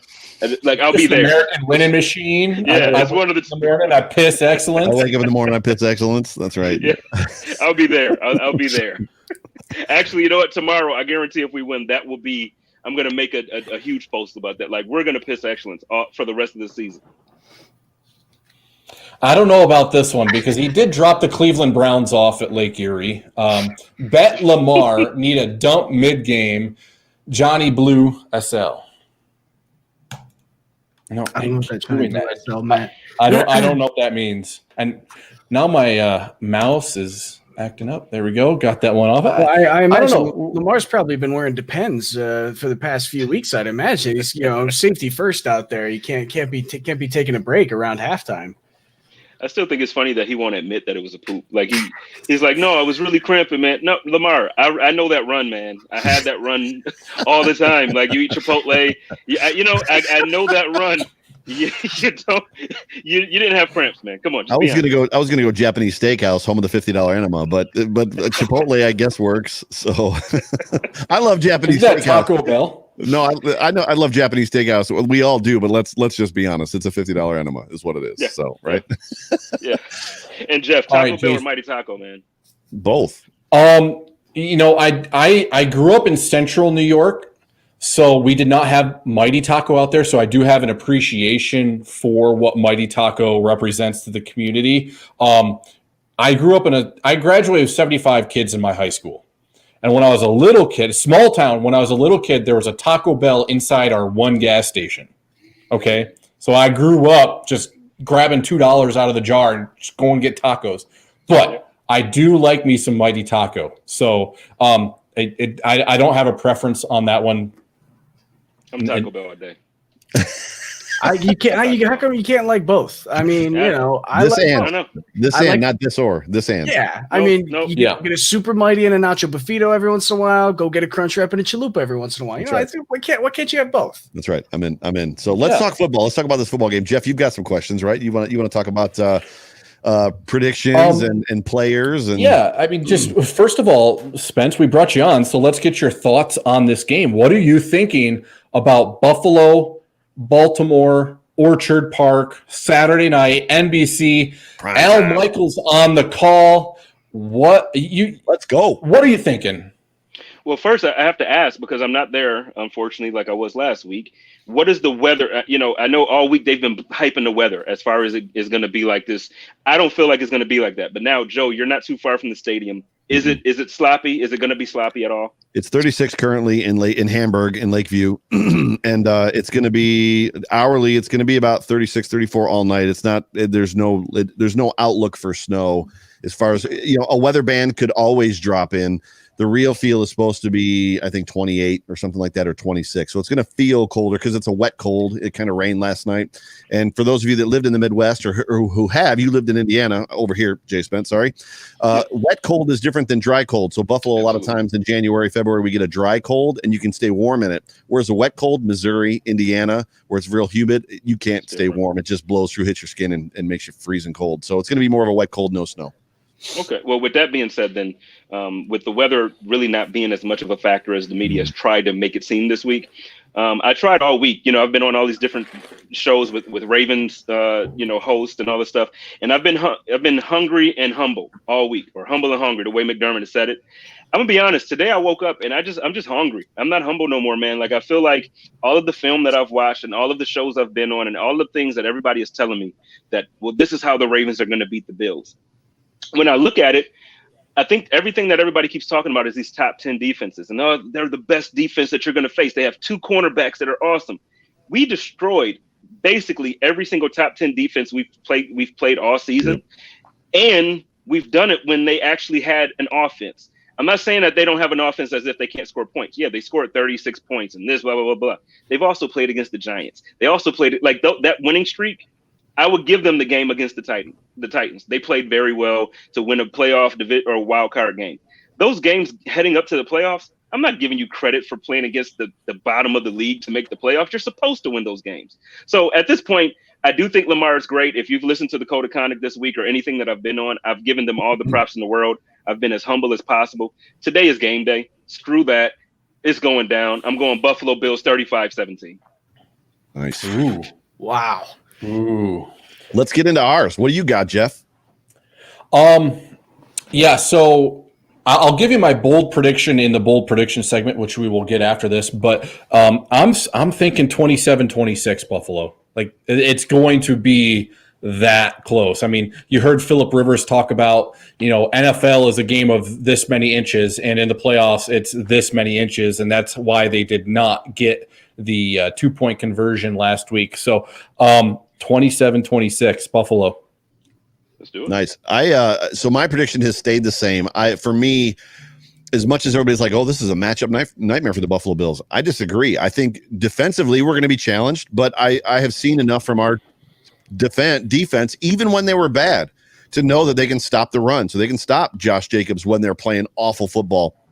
At that time, the 29th ranked defense in the NFL, like horrible at the bottom. They stopped Derrick Henry. Pick a guy outside of Edwards-Helaire, which is an outlier game, and outside of Henderson from the Rams. So for me, the defensive matchup is not as important as the offensive matchup, and they fit us like a glove. Like, literally, what they do bad, we do well. So we should score 30 points, even with that, with the weather and everything else that's going on the stage, and obviously how the game flows and plays. I think the Bills score 27 points. I got the Ravens at 17. NFL Network, their stats, whatever, had the Ravens accounting for 4 touchdowns. A team that averages 19 points a game scoring 28 points on the Bills at home, like in Buffalo.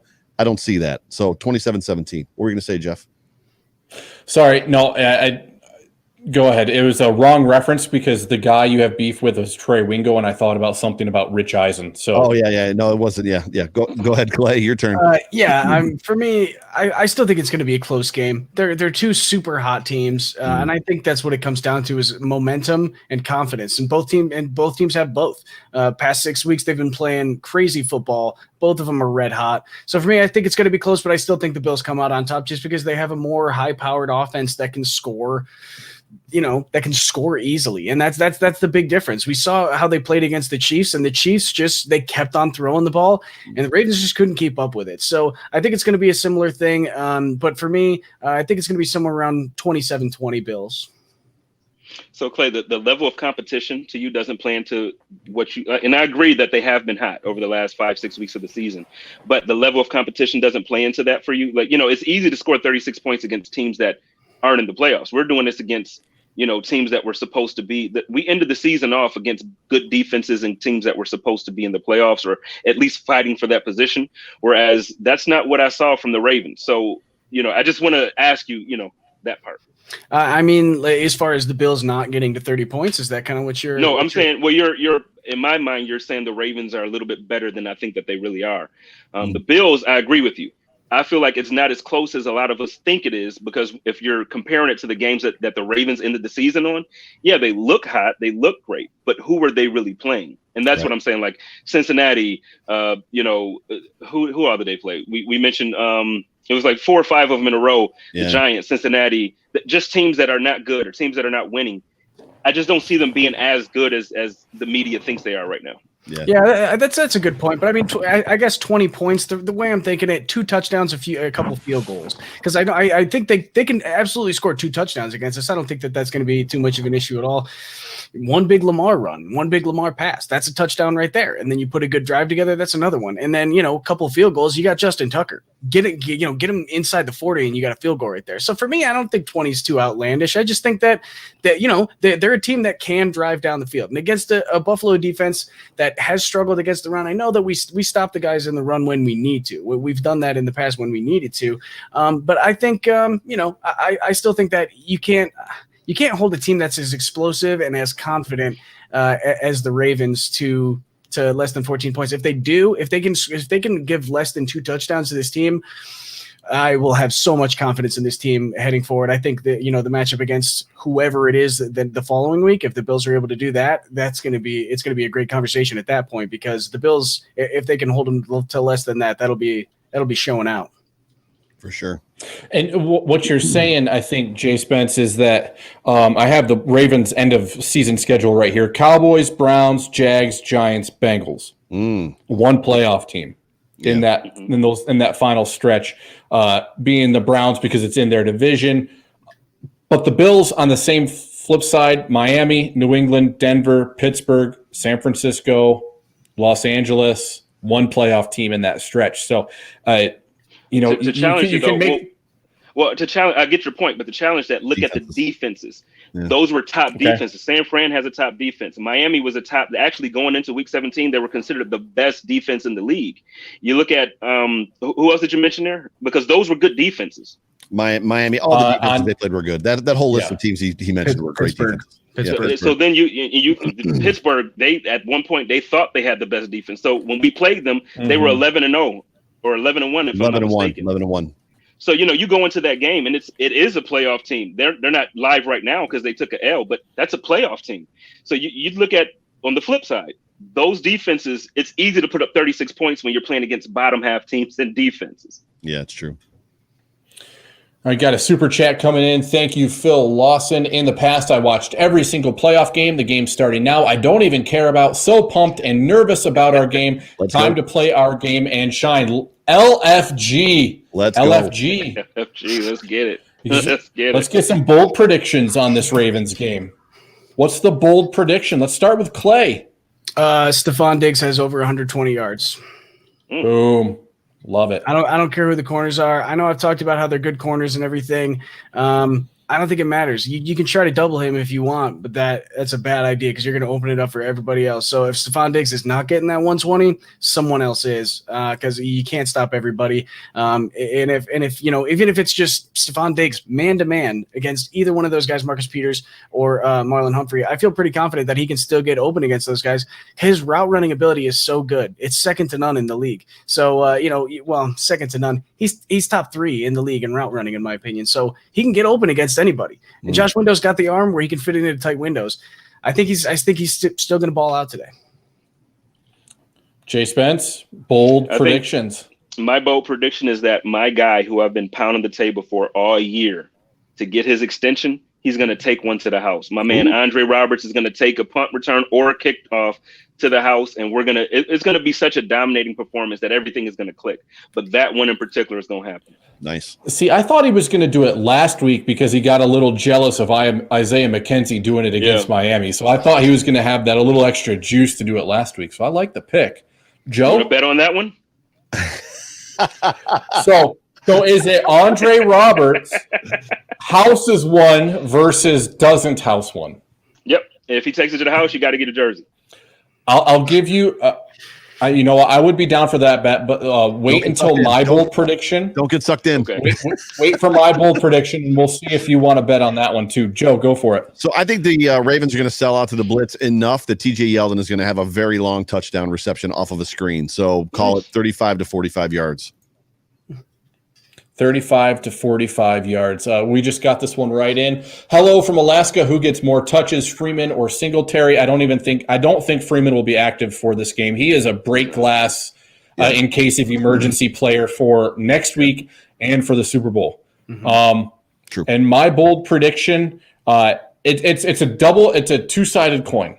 It will either be Tyler Bass makes the game-winning kick or Justin Tucker misses the game-winning kick, because you have that passing of the guard. Tucker, Mr. Reliable. He was my fantasy kicker this year. He helped me get to third place in my league. That is not a brag, but third place, whatever.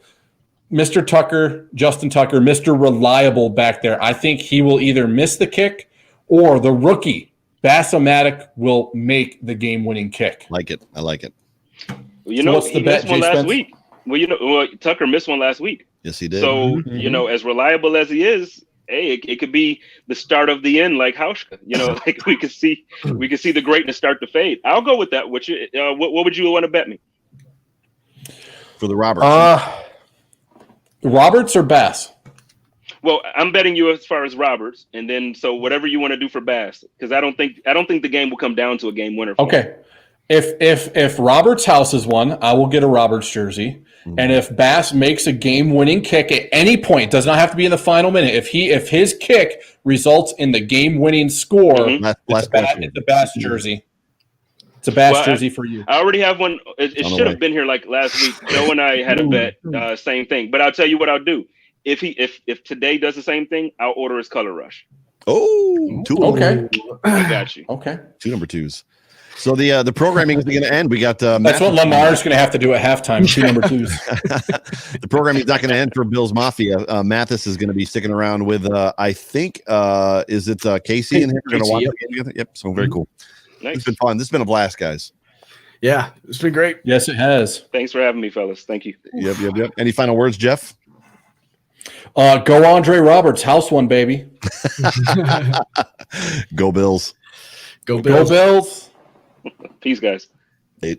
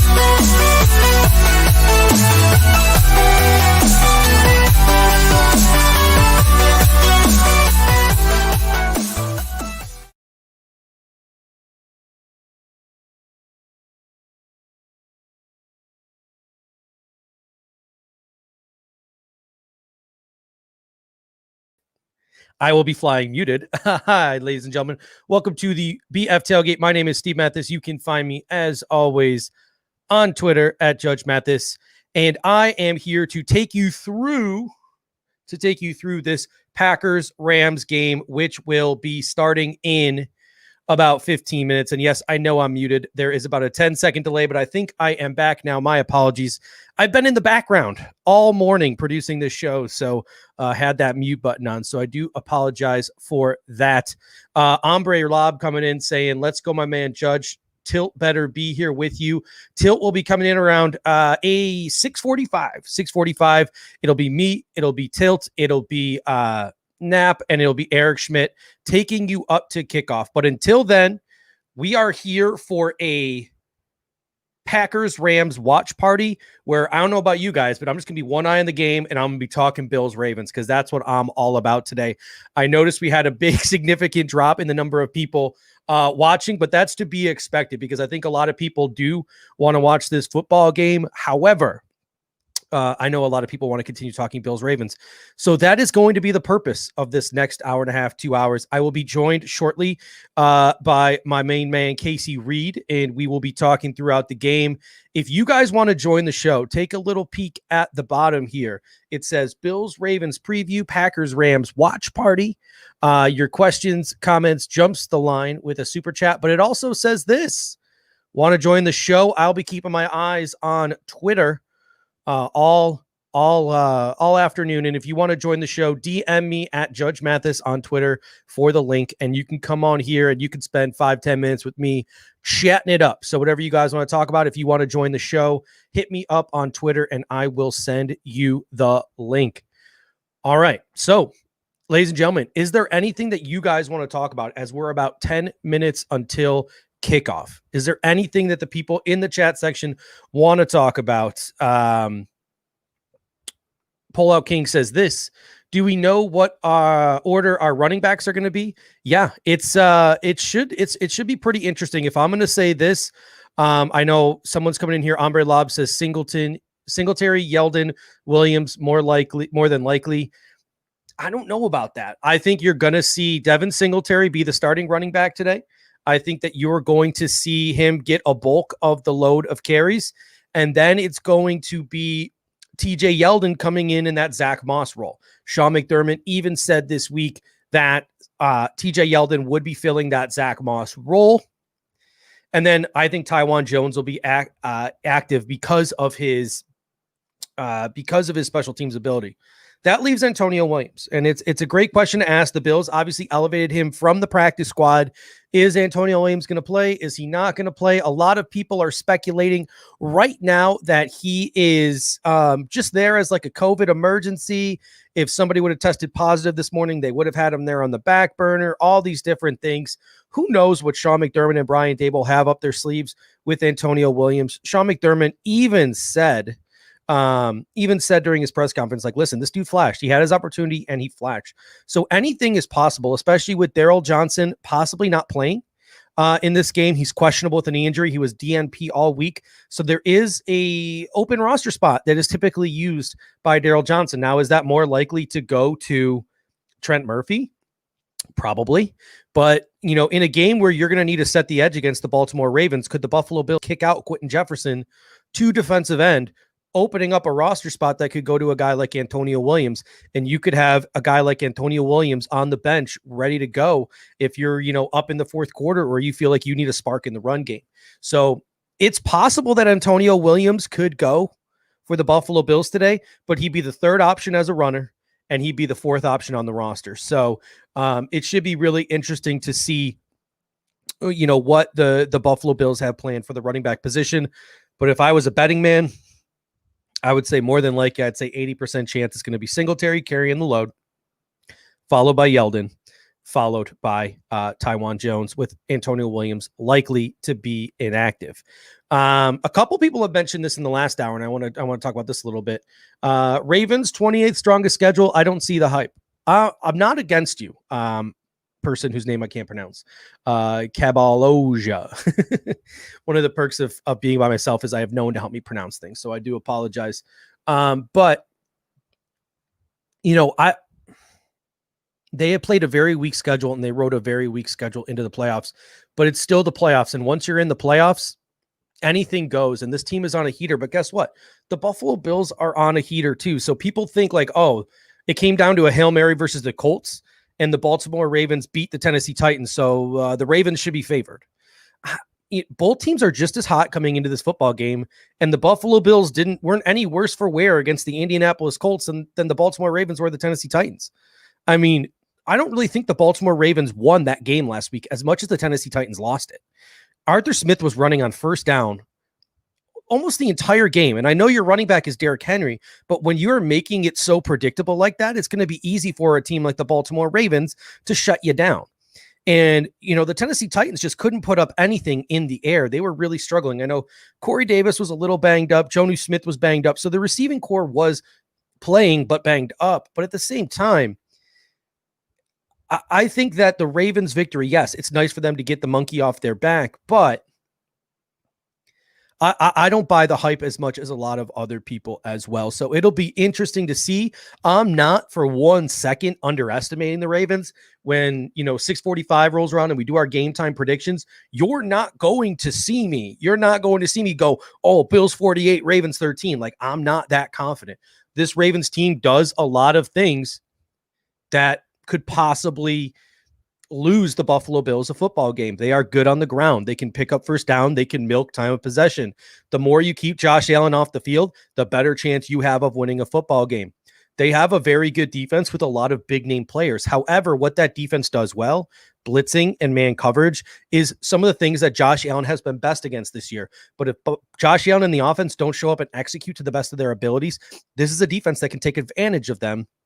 And if the defense even has a slightly above average day and their offense shows up in grounds and pounds, that's a recipe for trouble for the Buffalo Bills. And field position is going to be so big in this game. The Indianapolis Colts stuck around last game because of field position.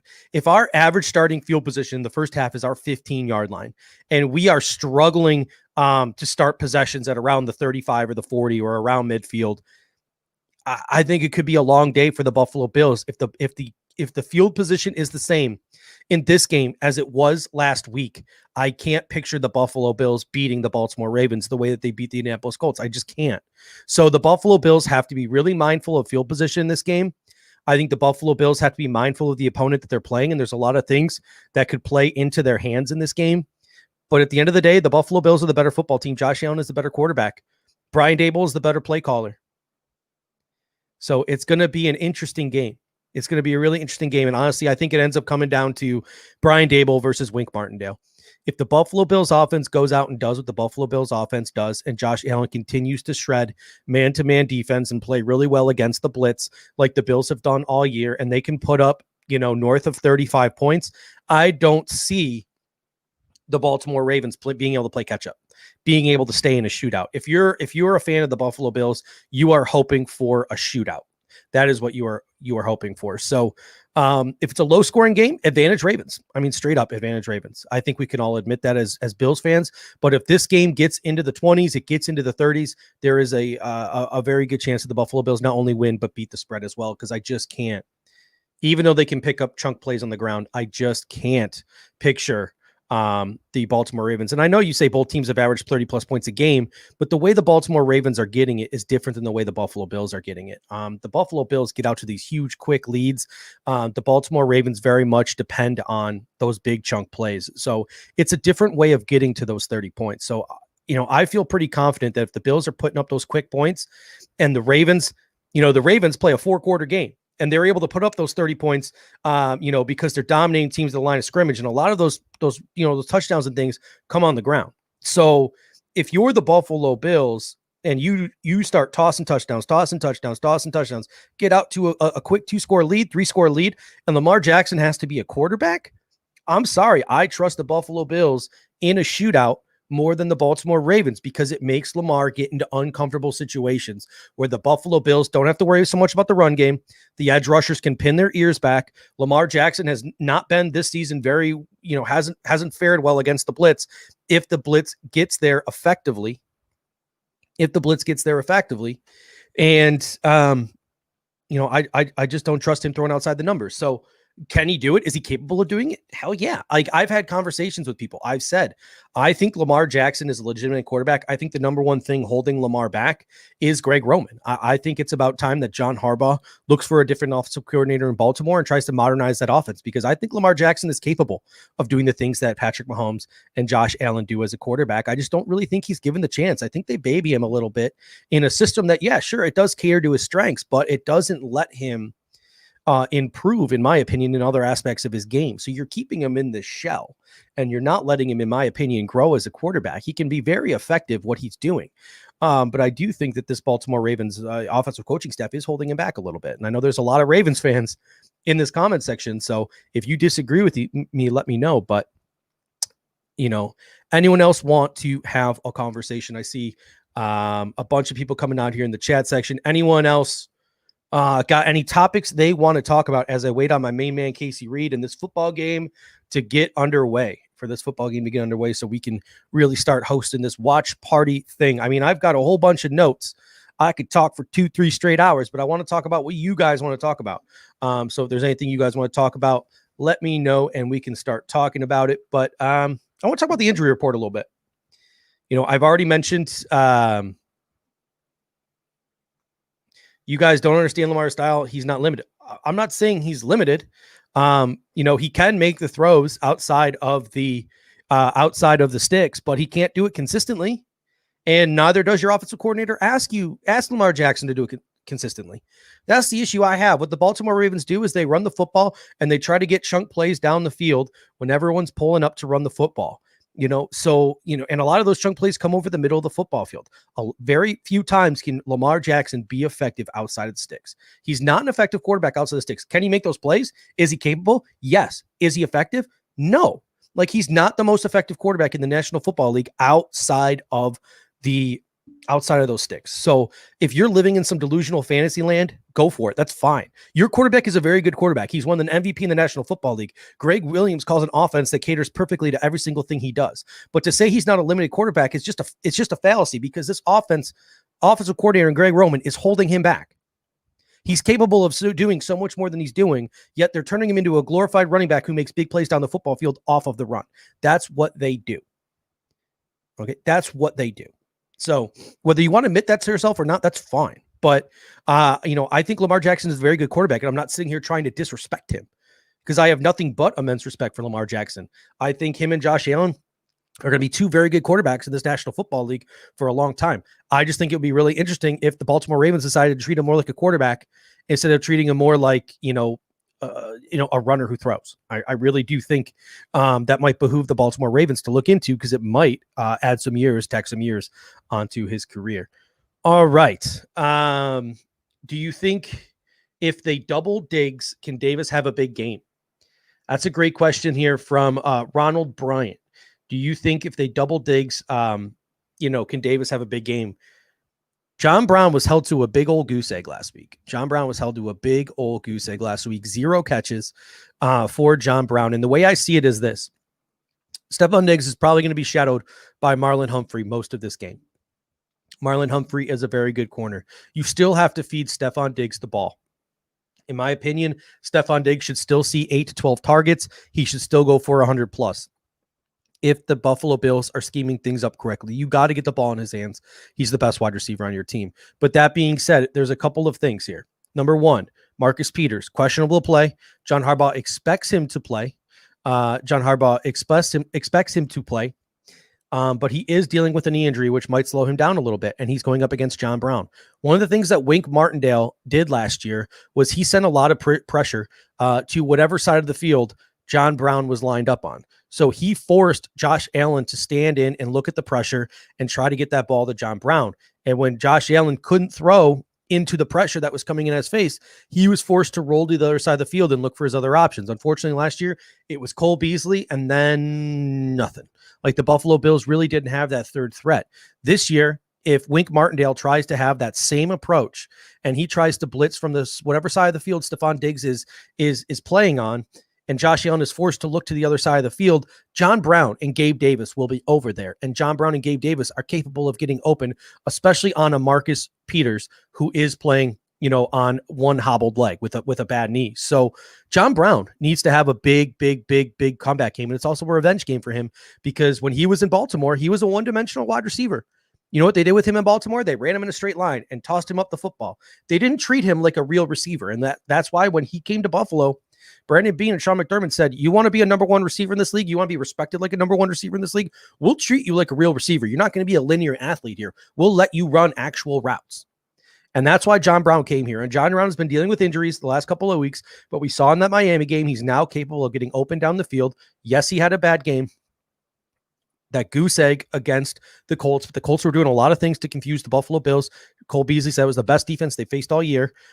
So, they're going to get into the practice facility. They're going to work on some things, and I fully expect John Brown to have the big game. See, people are saying Gabe Davis, and I'm not against saying Gabe Davis is going to have a big game, but I think that John Brown could come out of here as the player like, yep, that's the guy who won us this football game. The big plays that John Brown made on the football field is what really sealed it. So John Brown could have himself a big game for the Buffalo Bills. So I'm really excited about that. We are underway here in Lambeau Field. 0-0 Jared Goff and his 4 fingers and no thumb out here, and it appears they've gone 3 and out, or maybe picked up a first down and gone out a little bit. But the Packers are about to get the ball on offense.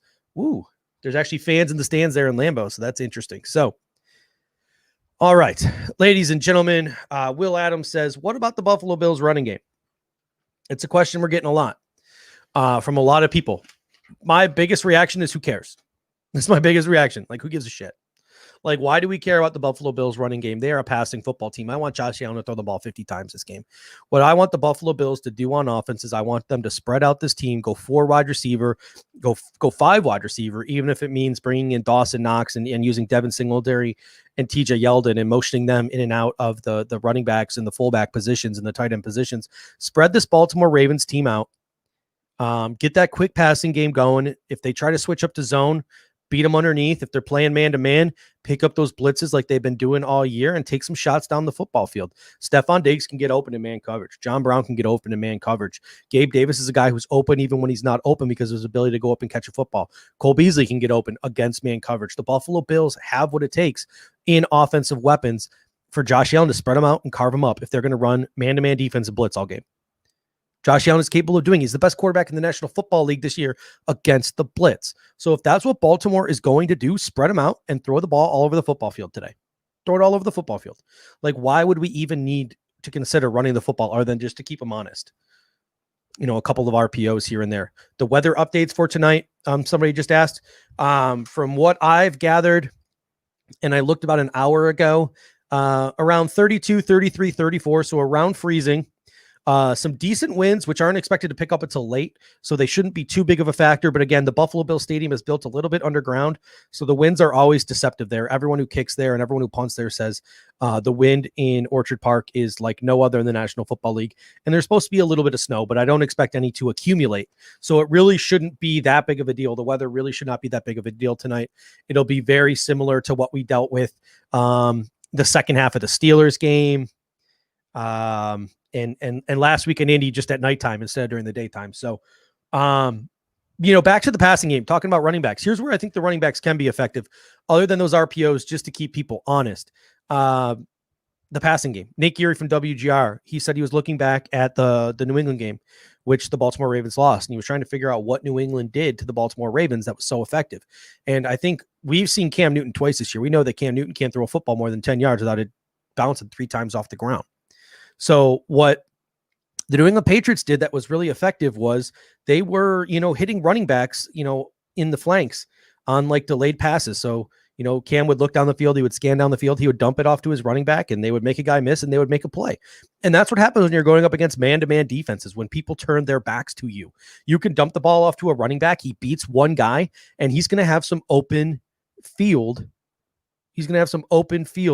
To work with. So guys like Yeldon, guys like Singletary are guys who could have some success as a receiver today as sort of a safety valve for Josh Allen. Guys like McKenzie, guys like Knox, guys like Yeldon and Singletary as well. Maybe even a little bit of Cole Beasley. Some wide receiver screens. Like that could be something that's really effective for the Buffalo Bills today as well, running those wide receiver screens. So it should be really interesting to see. Those are my notes on the Bills offense, running backs on delays, passes, work in the middle of the football field, screens, to combat those blitzes, get the Knox and McKenzie and Yeldon and Singletary and Beasley involved in the short game. Diggs versus Humphrey. He's the alpha. He's got to be the alpha in the playoffs. You still got to feed him the ball. John Brown, blitz Diggs to the side. John Brown needs to step up. Peters is questionable. Beasley, middle, safety blanket, third down guy. And Davis, same as John Brown, some big plays down the field if Diggs is going to be covered. So it should be pretty interesting. Amy says, is it 8 yet? I wish it was 8 o'clock. Part of the reason why I'm doing this show, we were going to go off the air until 6:45. We were going to go off. But I said to myself, I need something to distract me. Watching Rams Packers is not going to be enough. And it appears the Rams are doing a little bit of a drive in here. Rodgers just threw an incomplete pass. So this should be pretty interesting to see as well. So it should be pretty interesting. I see a lot of things going on in the comment section. Again, anything you guys want to talk about, let us know and we will get to them. So far, we've pretty much covered the offense. We talked about the weather a little bit. We've talked about the running game. So I'm game to talk about whatever you guys want to talk about. Let me know in the comment section and we can have that conversation.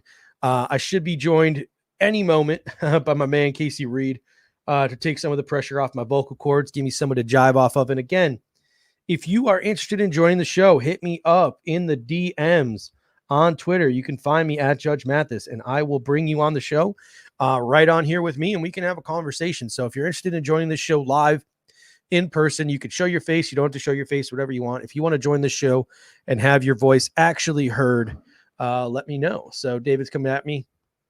He says, Champ Stamp, how do you feel? Yes. Me and Jay Spence, back when he was at Fanatics, we would always go back and forth, getting into arguments with one another. And I said to him that I could picture Josh Allen scoring 40 touchdowns, which he did.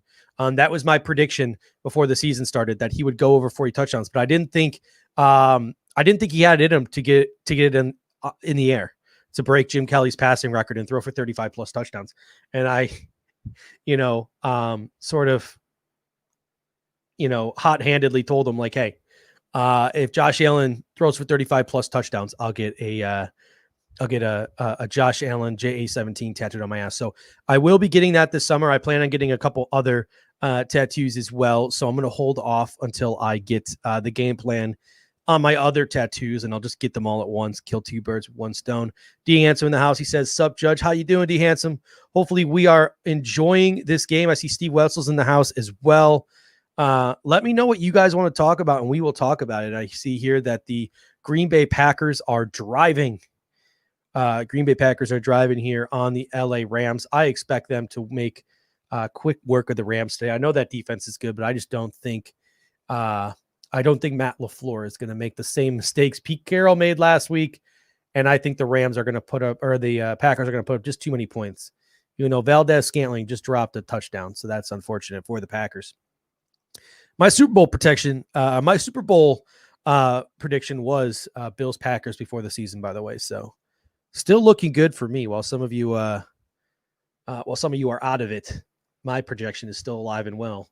Lone Wolf says, "Are you going to live stream the tattoo experience, Judge?" I don't know if I'll live stream it, but there certainly will be photographic and video evidence. I don't know if that's something we can live stream, but there certainly will be some form of evidence. Anyone who knows Pierre knows he loves to put on a show, so I'm sure he will find some way to market it. Somebody says, "Wow, this Rams defense is choking," but no, it does appear they hold, and that Mason Crosby's coming out for a field goal. There was a drop pass by Valdez-Scantling. The pass was a little high from Aaron Rodgers. Aaron Rodgers tends to get passes for passes like that. No one seems to make too big of a deal about it. Allen Lazard probably should have came down with that, but the linebacker got his hands on it a little bit too. So some missed opportunities for the Green Bay Packers there. So somebody says AD is not playing. I don't know what that means. Aaron Donald's not playing. I know he was hurt, but I'm pretty sure he was going to play through it. I didn't get a final word before I got on here whether he was active or not. And I can check for it real quick. Aaron Donald. He's playing through the torn ribs, so he says he feels no pain, but who knows? That must be a very painful injury to play through. I know he left last week's game. He was having trouble breathing. So it should be an interesting thing. Somebody said that was a great defensive play from the Rams. So let's talk about defense a little bit, and let's talk about the Buffalo Bills game plan is going to be on defense and how the Buffalo Bills should be attacking this Baltimore Ravens team. Obviously, the number one thing you're going to want to do if you're the Buffalo Bills defense is you are going to want to set the edge. You're going to want to set the edge if you are the Buffalo Bills. Tackle, tackle, tackle. That is what you're going to want to do if you're the Buffalo Bills. If we're missing tackles at the second level, Lamar Jackson can bust loose. J.K. Dobbins can bust loose. They're going to make big plays even with their run game, not just their passing game, but with their running game. They're one of the few teams in the National Football League who can make those big plays on the ground, those chunk plays on the ground. So we got to set the edge. We got to tackle, tackle, tackle. Play zone. Do not turn your back to Lamar Jackson. Keep the wide receivers in front of you and your eyes on Lamar. You got to crowd the middle of that football field. Keep Lamar throwing to the outside of the hash. So if you're the Buffalo Bills, that is probably what you are going to be doing. But one of the things that's been pointed out to me over the course of the week is that doesn't mean you can't blitz Lamar. Lamar Jackson does not respond well to the blitz. He is not a very good passer against the blitz. You still want to cloud that pocket for Lamar, make him feel a little heat in that pocket. Even though he is deadly and lethal once he gets out of that pocket, that doesn't mean you want to just let him sit back there all day. Because then he can get his eyes on running lanes, he can get his eyes on passing lanes, and he can make some big plays. So if you're the Buffalo Bills, you're still setting Milano, you're still setting Teron Johnson, you're still setting Tremaine Edmonds. You're still making an effort to muddy the pocket and get some pressure on Lamar Jackson. And if you're the Ravens offense, I mean, here's what you're going to expect from the Ravens offense today. Run to set up the pass. They're going to work the middle of the field with guys like Mark Andrews and Willie Snead. And they're going to try to hit Brown and Boykin on shots down the field. That's what the Baltimore Ravens do. So that's what we should expect. A lot of people, the weather seems to be something that's really sticking in some people's claws today. It's going to be cold, but guess what? It was cold the second half of the Packers game. It was cold during the Colts game. It was cold during the Miami game. It's going to be cold, and especially at nighttime, it's going to be colder. But the Buffalo Bills have shown an ability to play through it, so I wouldn't be too worried about it. Now could be a lot of. Sorry, I'm trying to milk my drink because I don't have a chance to go walk away and grab another one. Once I start drinking, I get sleepy when I stop. But someone says it's hailing all over here around the stadium, but according to every weather report I'm reading, there is a very slight chance of precipitation during the actual game. So right now in game time is still a ways away. Looking at it now, 6 p.m., 34 and cloudy, 7 p.m., 34 and cloudy, 8 p.m., 34 and cloudy, 9 p.m., 34 and cloudy, 10 p.m., 34 and cloudy. Not too much of a chance for precipitation. So it's not looking likely. It's supposed to snow all week in Buffalo, but it's not supposed to start until after that Buffalo Bills game. So, it should be interesting. D. Hansen makes a great comment. Your beer stays cold. Someone else made the comment earlier. Linebackers are going to be huge. In my opinion, the four biggest players in this game, and I have it written down in my notes here, the four biggest players in this game are going to be Tremaine Edmonds, Matt Milano, Teron Johnson, and Jordan Poyer. So if you are a Bills fan, those are the four guys I think that you're keeping your eye on in this game. They have to clamp down on Lamar. They have to clamp down on the running backs. They have to be big at the second level. That is what they have to do. And Dried Ocean comes in and he says, do you think the Bills play more 43 instead of nickel? I don't. I don't think we're going to see a lot of AJ Klein. I don't think you're going to see the Buffalo Bills get out of what they've been doing all year. It's going to be up to Teron Johnson, who's very good at playing the run game, to be aggressive, to get up there and tackle. He's got more closing speed than an AJ Klein to keep up with the likes of Lamar Jackson. Jordan Poyer up towards the line of scrimmage is another guy who's going to be key, whether it's blitzing and getting pressure on Lamar, stepping up and helping in the run game, getting guys who get to that second level and wrapping them up before they can break a big play. And then obviously Tremaine Edmonds and Matt Milano are going to be having to go sideline to sideline. Whether the interior of that defensive line can get pressure or not, they're going to be having to penetrate that line and get to the running backs in the backfield. All of these things are going to help the Buffalo Bills be effective, not bite those RPOs. All of these things are going to be really effective, are really necessary for the Buffalo Bills to be effective. So Edmonds, Milano, Poyer, and Teron Johnson straight up are the four most important players on the defense. But Sean McDermott says it all the time. As Jared Goff just threw a strike there to Robert Woods to get the Rams in some plus field position here, driving towards the red zone. They might actually be in the red zone now. Yep, they're in the red zone inside the 25. It's definitely is. Everyone's got to do their 1/11th. And when it comes to the interior defensive line, Ed Oliver, Justin Zimmer, Harrison Phillips, Vernon Butler.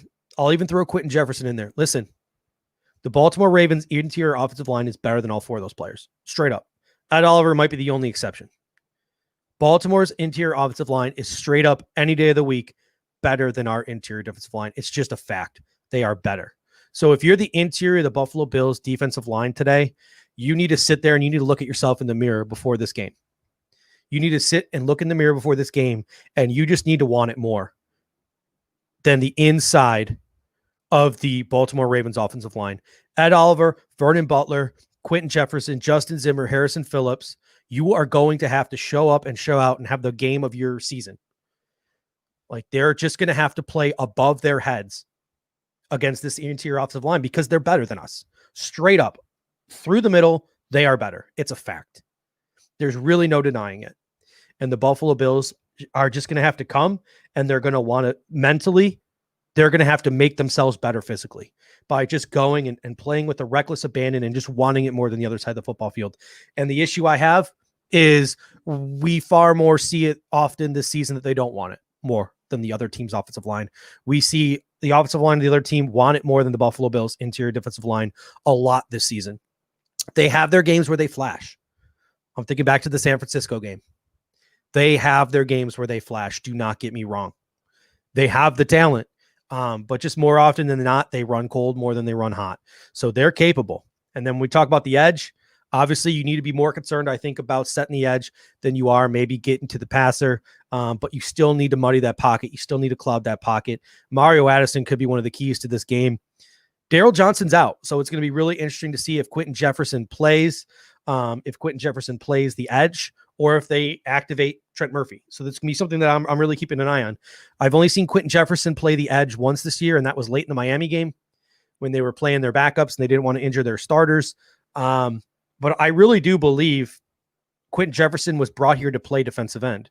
But then Starr opted out, and A.J. Epinesa fell to the Buffalo Bills in the second round when they weren't expecting A.J. Epinesa to fall to the Buffalo Bills. So I really do think that Quentin Jefferson could play like a Shaq Lawson type of role today, where they might have him out on the edge.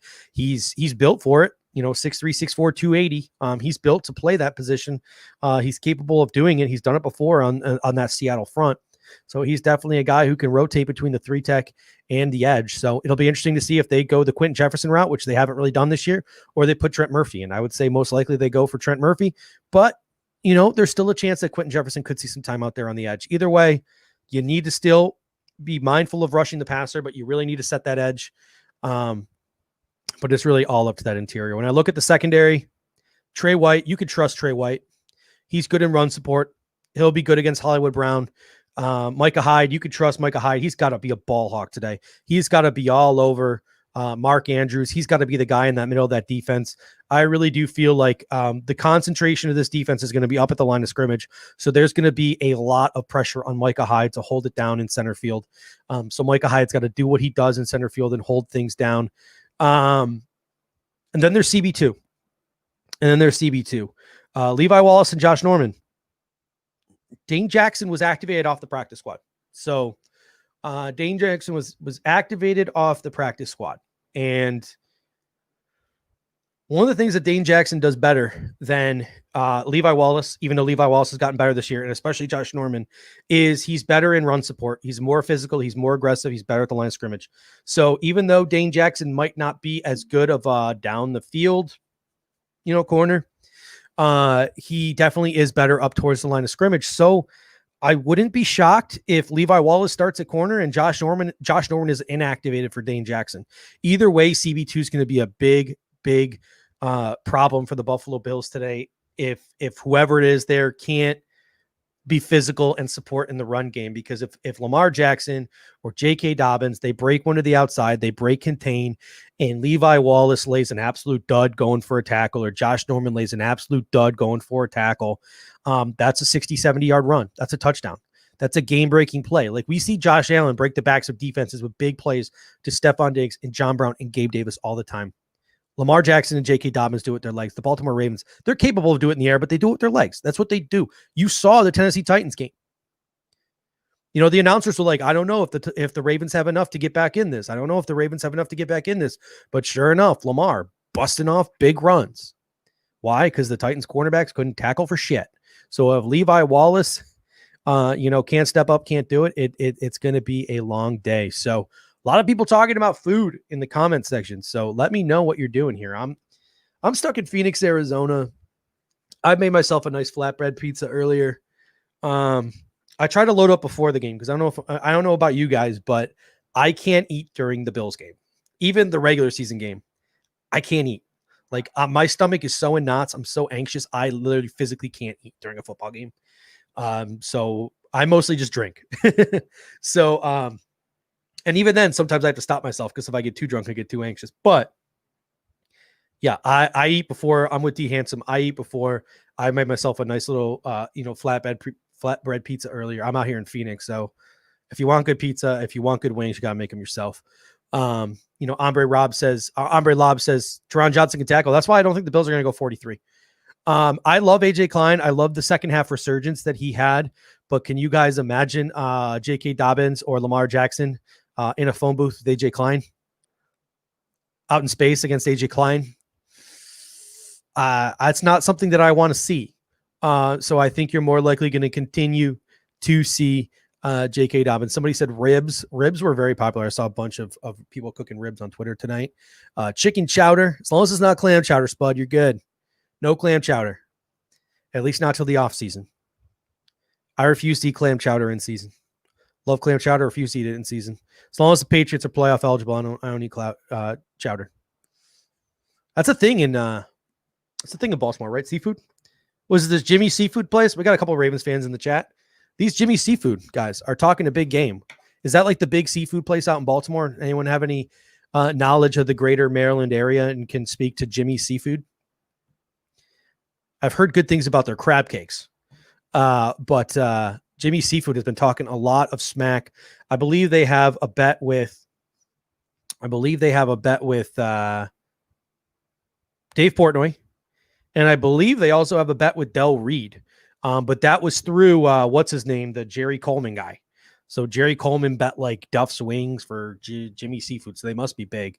If you guys saw that Jerry Coleman video. I did see the Kyle Brandt hype video. We actually played it earlier in this show. Funny story about that. Me and Joe Miller found ourselves in the same situation. We found ourselves in the same situation last night. We were I was about to go to bed too, just like Joe Miller. And the Bills, first of all, what was the Bills PR thinking? Putting that thing out the night before? They couldn't put it out the morning of. They had to put it out the night before. And it was late too. Like, I think it was like 7 or 8 o'clock my time, which is like 9 o'clock your time. The Buffalo Bills dropped that video. Like, how are you supposed to sleep after watching that thing? That was one of the best things I've ever seen in my entire life, like straight up. Kyle Brandt, like that dude is absolutely killing the game right now, man. He is one of the hottest commodities in, talk shows. Like the dude, that whole Good Morning Football is just absolutely incredible between him and Schrager and Burleson and Kay Adams. Like, I aspire to do a show like those guys. Like that, they're just having fun out there, and it's just so loose and fun. So, Good Morning Football, kudos to them. And Kyle Brandt, man, nothing but respect. A couple of people talking about crab cakes and football. That's what Maryland does. The Ravens have a Super Bowl. The Washington football team hasn't done it in a while. Maryland Terrapins haven't been so hot lately, so I don't know. Football. I don't know. Crab cakes were good though. I know last year I was in DC. Wasn't quite the Baltimore area, but I was in DC. Went out down to Georgetown, right down the waterfront there, and got some seafood. It was pretty good.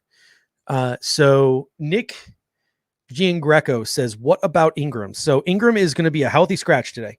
But really, honestly, Ingram's been hurt most of the year, and he's not going to be on the Baltimore Ravens next year. Yes, he's a big name.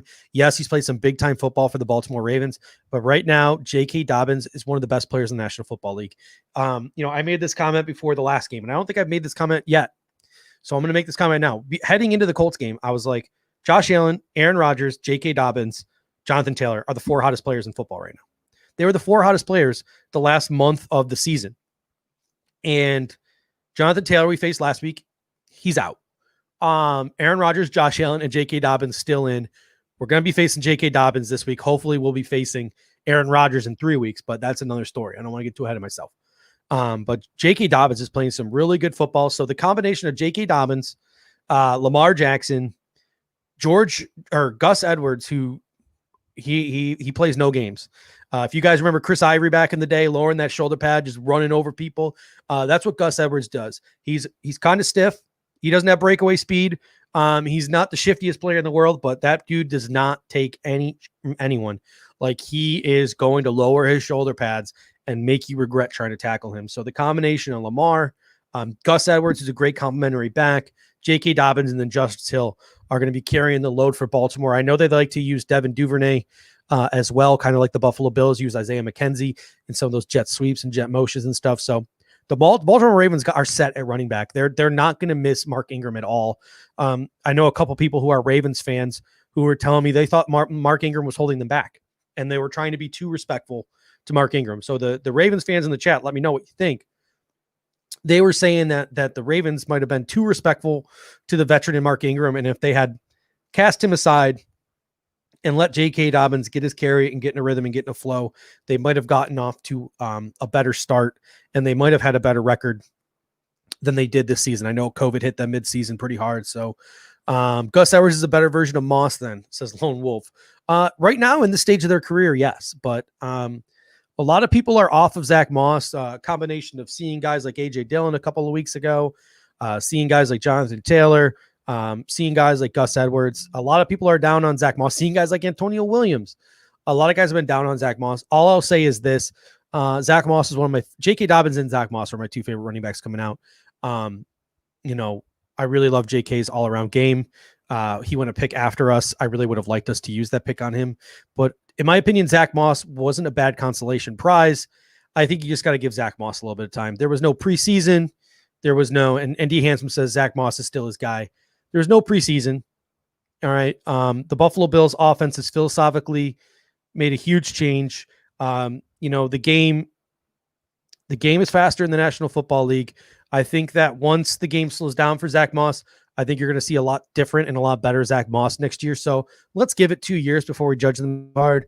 And Devin Singletary, that's a really interesting comment. Singletary is the best. I like Devin Singletary's game. It was a little surprising this year how often they went to Moss, because let me know what you think as we watch this 3-3 shootout here in the Rams, man. They just their defense is insane.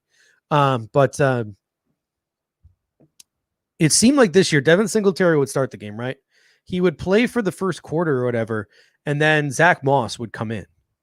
And it seemed like it was the Zach Moss show for like 2.5, 3 quarters. Almost the rest of the game, it felt like the Zach Moss show.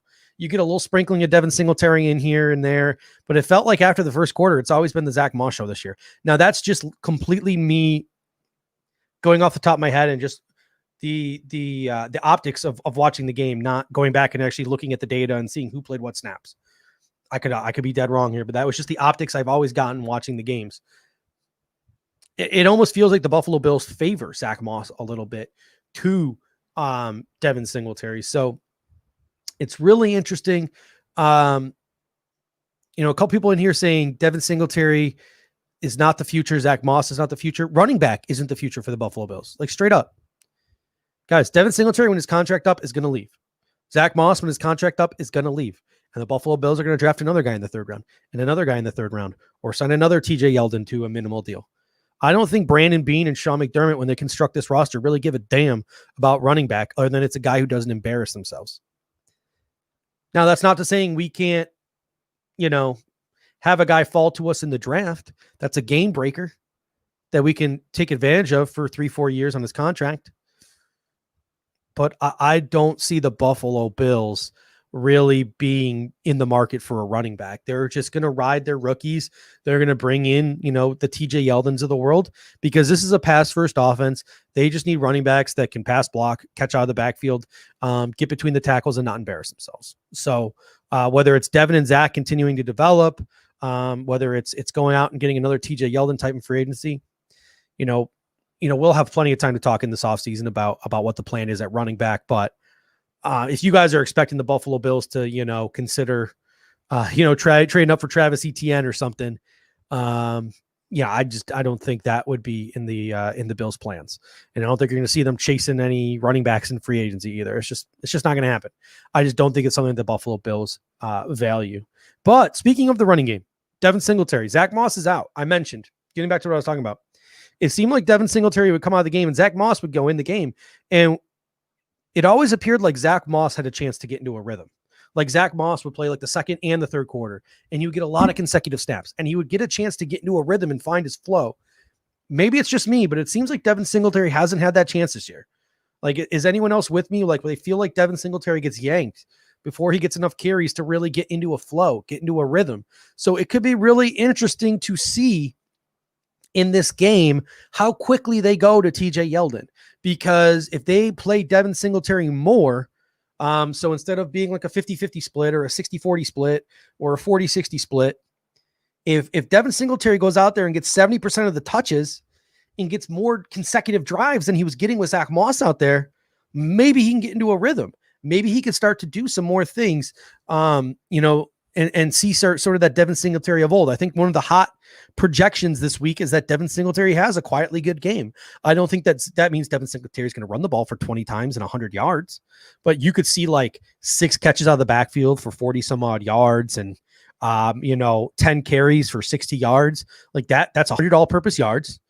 And that's, 15, 16 touches for Devin Singletary. That would be a really good game for Devin Singletary and a really good game for a running back out of our backfield, especially if he can add a touchdown to that stat line too, to that box score as well. So wouldn't discount the running game too much. All right. It is 5:09 Eastern time. We are about through the first quarter of Bills Rams. I am still waiting on my co-host, Casey Reed. I even forgot his name. That's how long I've been talking here. I'm going to take my sip of my rum and Coke here.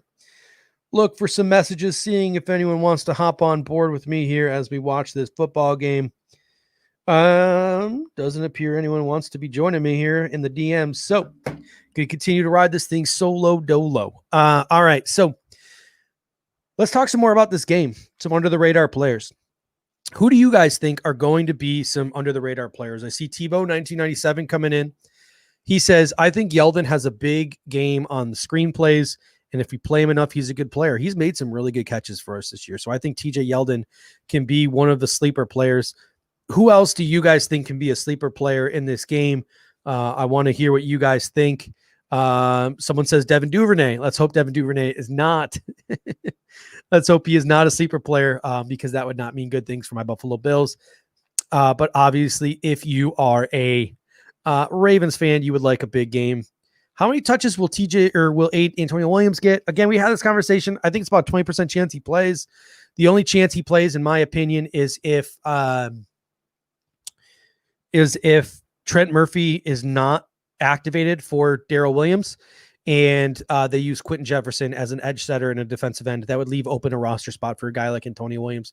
Tywan Jones is a special teamer. TJ Yeldon, Sean McDermott already say he's going to fill that Zach Moss role, and I don't see them benching Devin Singletary, so kind of just an odd man out there. I don't think Antonio Williams is going to be active. Matthew Ronsky coming in. Knox, from what I've been told from certain people, Ravens have struggled against the tight end a little bit this year. Believe it or not, by scoring a touchdown today, Dawson Knox will be the first ever tight end to score touchdowns in consecutive games in the playoffs for the Buffalo Bills. Not like he's had a lot of competition. Pete Metzler, Jay Reamersma, Keith McKellar. I don't even know who the tight end was when OJ played. I don't even know if that's not even the NFL playoffs, AFC. So not a lot of competition there for Dawson Knox. But someone says McKenzie, I think. We've mentioned Yeldon in the screen game. What about McKenzie in the misdirection game? Jet sweeps. If Baltimore's blitzing a lot, a guy like Isaiah McKenzie can keep them honest. I think you might see a lot of jet sweeps this game, even if it's just a fake. But every once in a while, you got to keep them honest. Give a guy like Isaiah McKenzie the ball. That could be a way to counteract the Ravens' blitzes. You can even get Isaiah McKenzie and Dawson Knox, who was just mentioned, some touches in the screen game. Remember that Dawson Knox screen, like the first week of the season? They ran a screen to Dawson Knox and everyone lost their damn minds because Dawson Knox caught the ball and then bowled over some people. So maybe take advantage of the blitzes by hitting tight end screens, hitting Isaiah McKenzie, Cole Beasley on inside wide receiver screens, hitting TJ Yeldon and Devin Singletary on those running back screens. Utilize the screen and misdirection game more so in the Bills offenses this year. Gabriel Davis, I think, is a big sleeper for this team as well.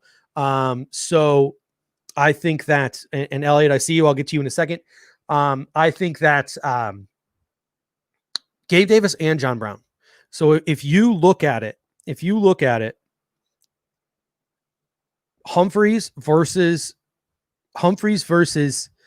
Stephon Diggs, their best corner against Stephon Diggs. Their other corner is sort of hurting a little bit in Marcus Peters.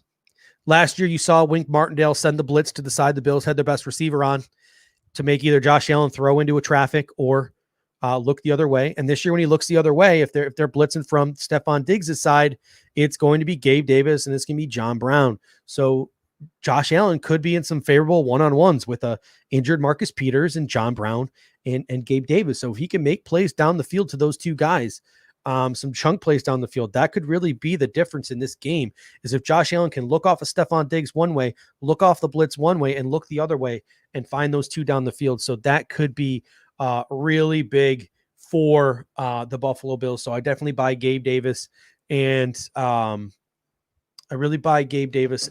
Brown as two possible sleepers. Somebody says AJ Epinesa. I like that as well. We need those edge setters. We really need those edge setters. So, whether it's Jerry Hughes or Mario Addison or AJ Epinesa, Trent Murphy, whoever it is, got to set that edge. Got to keep Lamar in that pocket. So we got Elliot wants to hop on. Elliot, I just sent you the link. Oh, maybe I didn't just send you the link. Let me hold up. I want to send Elliot the link here real quick, and Elliot will join us. He's only got a few minutes, but hey, take some pressure off my vocal cords here. Copying that link for you. All right, I just sent it to you, Elliot. So you are free to join. I just sent you that link, and you can join us here as the Green Bay Packers are driving. They got a 2nd and goal here against the LA Rams defense. King Apugo says Deshaun Elliott could be big in this game. Yeah, I think the safeties are going to have to step up for them. I think where the Buffalo Bills need to take advantage, and where Brian Daboll, quite frankly, has been good at taking advantage of teams this year. That's why I'm feeling a little confident going into this game. I know there's a lot of Ravens fans in here, but I'm feeling pretty confident because Brian Daboll has been able to really step up and do some good things against the middle of the football field. So Patrick Queen being a rookie and a couple other guys, I think there's a place for Josh Allen to take advantage.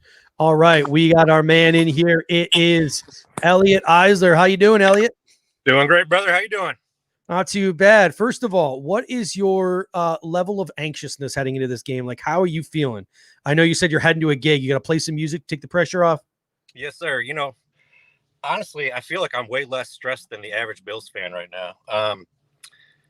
I would say I'm at like a 3.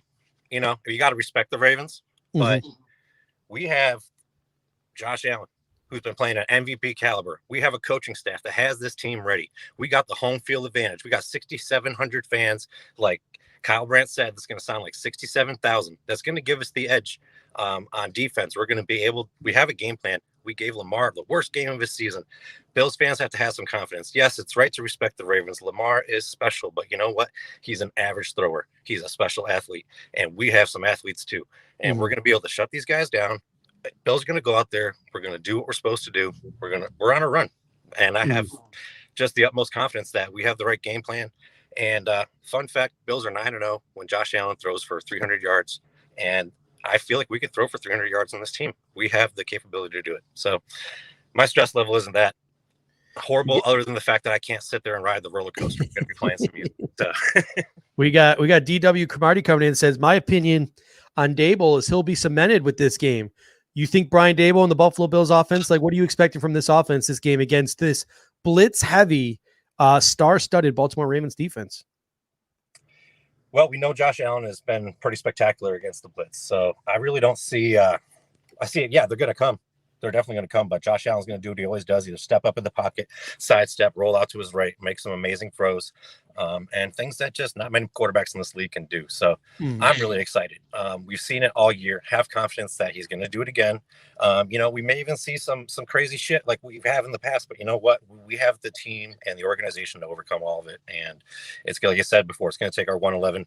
It's going to take the Bills Mafia. It's going to take all of us. And I'm confident that the Ravens just don't have enough weapons on offense to keep up with what the Bills can do to the Ravens defense. And that's really what this was your point the other day. It comes down to Josh Allen versus the Ravens defense. And you're 100% right. And I have confidence that we can put up approximately 30 points, maybe 27 to 34. My actual prediction is 34-24 or maybe 34-27. It's going to be one of those kind of games, but I think the Bills are going to be up in the fourth quarter, like 34-20, and the Ravens are going to get one more and try their best to get it, but we're going to hold them off. That's what my gut says. And I don't know, maybe I'm just an intuitive person, but I really feel like we got it. So we got Ryan Sullivan coming here with the super chat. I always appreciate it, Ryan, newly of the Downtown Sports Network. So Ryan, hey, if you want to hop on with me, Ryan, too, hit me up in the DMs. I will send you a link. He says the NFL picked a flag happy crew. So a little bit of confidence here for the Bills. That hurts the Ravens secondary more than the Bills, especially when they're playing man-to-man defense. If that's going to be a flag-happy crew today and the Ravens defenders want to get handsy with guys like Stephon Diggs and John Brown at the line of scrimmage or past the line of scrimmage, I shouldn't say, because you're allowed to get handsy at the line of scrimmage. Past the line of scrimmage, 5 yards on the field, Ryan makes a great point there, that is something that could play in the Buffalo Bills' favor because on defense they play a little bit of soft zone. So it should be really – really interesting. You're just talking about Gabe Davis before I hopped on. That's where you're really going to see. He's actually our number one deep threat. Yards per catch. He has the deepest yards per catch average on our team. And, we've seen it kind of throughout the year. He's been able to go up and high point the ball, but what I'm hoping to see him learn, especially in a game like this, is if Josh Allen throws it and he's kind of beating the guy deep and Josh Allen throws it short to him, he needs to stop and let the defender run through him and draw these penalties on this crew and like be aware of that kind of stuff and just let's get the most of what this has to offer. So.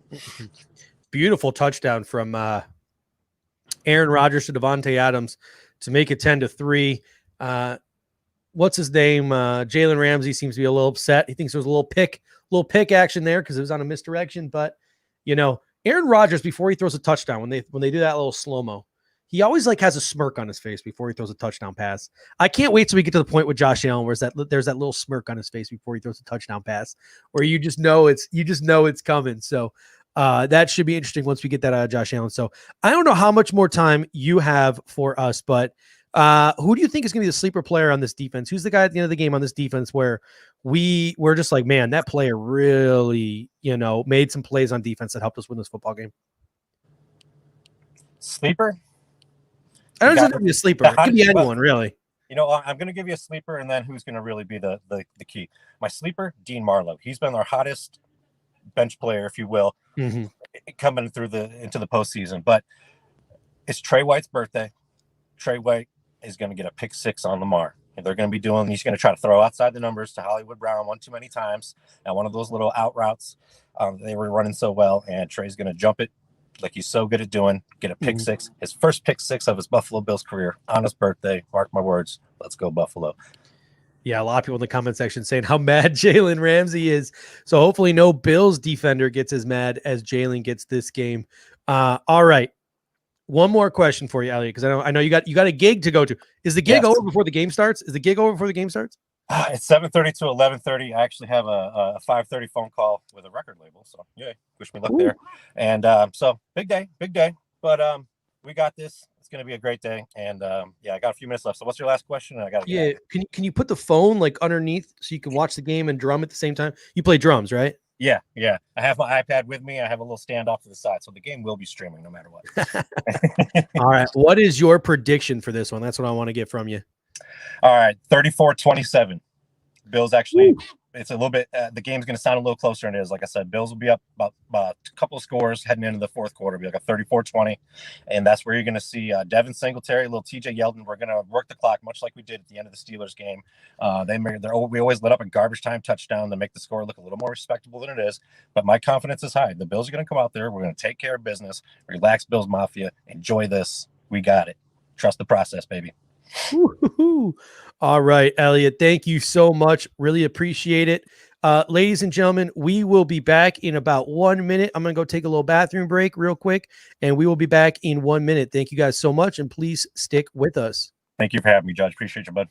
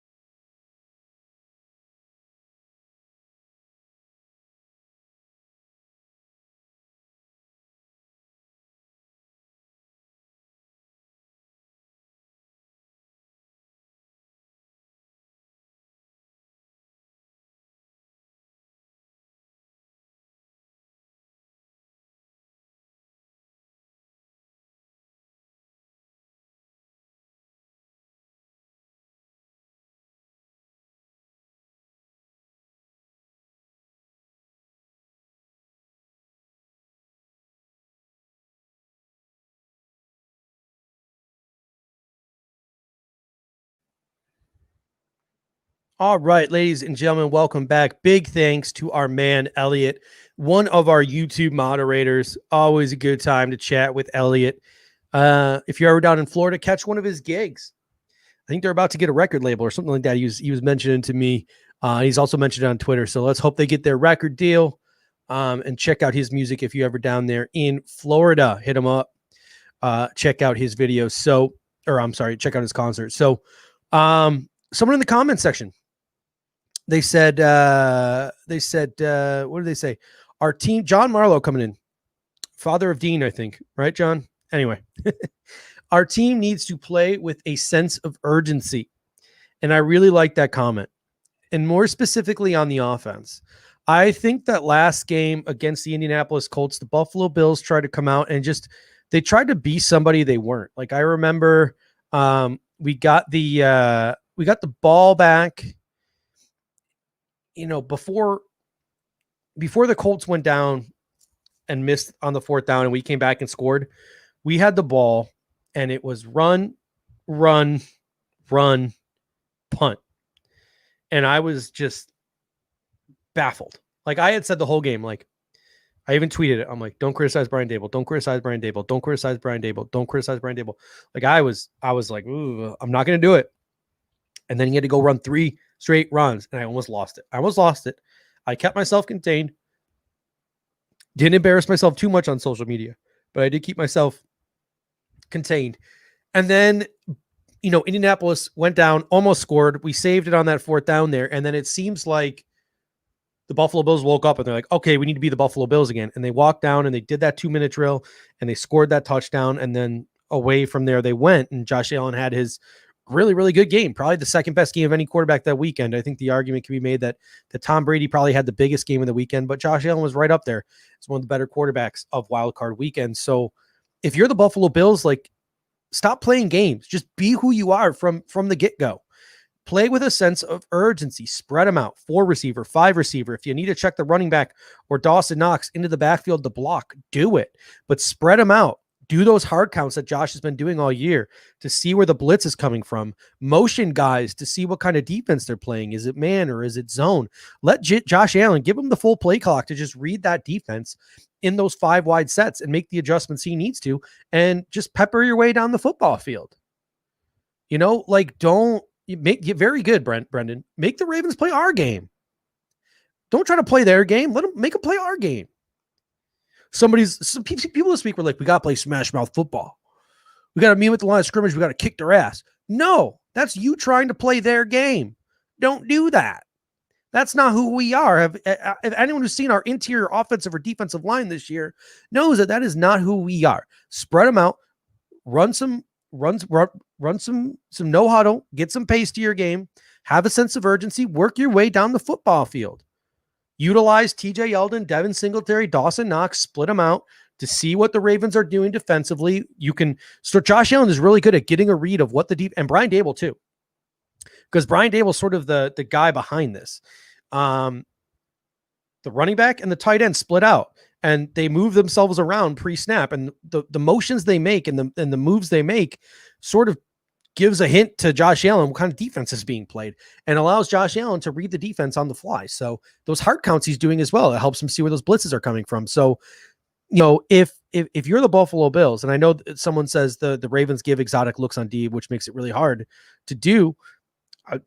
If anyone is going to be able to get a hint of what the Baltimore Ravens are doing pre-snap, I think it's Brian Daboll and the Buffalo Bills. I really do. Man, Aaron Jones just caught a ball out of the backfield and ran for like 15 yards. That's what we need today. Just a nice little dump out of the backfield, make the first guy miss and run for 15 yards. How hard is it? How hard is it? Anyway, to me, I think that's just really what the Buffalo Bills, got to do. Because, Ryan says Patrick Queen, he's a very good football player. I think a lot of people get sidetracked by how many tackles he had. It's kind of like that Preston Brown syndrome. Now, I'm not saying Patrick Queen is Preston Brown.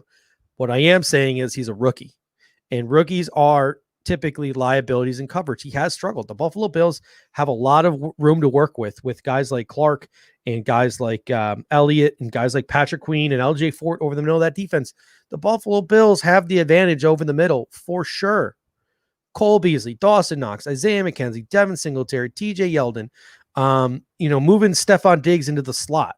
Do what you got to do to work the middle of the football field, because that's where the advantage to be had is. And Brian Daboll has been very good this year, especially when the other team's playing man coverage to manufacture guys open over the middle. So I am feeling pretty confident the Buffalo Bills will be able to move the football, but no more pussyfooting around the first quarter. Like, don't try to be someone you're not. Don't try to feel them out. Like, go in there and be you and work your way down the damn football field and score on the first drive like we had been doing all this year. Get some points on the board and let's get this thing going. The best way to beat the Baltimore Ravens is to score. It's going to be the same game plan every week, guys. The same game plan every week. Score. Why? Because there aren't many teams in the National Football League who can keep up with us if we do. Score. So, we got a question here from Danielle Mess. She says, Judge, I'm new here. How did you become a Bills fan? I would love to hear your story. Yeah, that's a great question. I was born into it. So, I was born in 1990, right before the Bills' first Super Bowl run. My father likes to tell me that it's my fault the Bills lost 4 straight Super Bowls, and I curse them. So I'm really happy that the jinx is up. And what's really funny is the Buffalo Bills broke the playoff drought the year I moved out of Buffalo. So I live in Phoenix, Arizona now. But one of the things that I love about Buffalo Fanatics, what I love about all you guys in the comment section is, 5 years ago, I moved to Phoenix, Arizona, 3,000 miles away. And, I was homesick as hell. I moved out here knowing nobody. I knew no one. Luckily enough, now I got a fiance, I got a great group of friends, all that stuff. But I knew absolutely no one. I was by myself. The only people I knew were my coworkers. So the online Buffalo Bills community, whether it's, Buffalo Fanatics or 26 Shirts or Twitter or right here, live streaming, podcasting, all that stuff, you'd never feel like you're more than like 10 feet from home. So it's always great to be on here with you guys chatting. It makes me feel like I'm home again without the downside of snow. So really appreciate you guys in the comment section. The reason why I stuck it through this game by myself, like I said, we are going to take a break. We are going to take a break off until 6:45 and come back and pretty much take most of this 1 o'clock or this early game. I shouldn't say 1 o'clock, but this early window game off. But I know there's a lot of people like myself that want to keep talking Bills football, that want a little bit of distraction leading up to kickoff because they don't want to think too much about the game because the anxiety is getting to them. So that's why I decided to tough it out. I was expecting to have a co-host. I don't know where he is.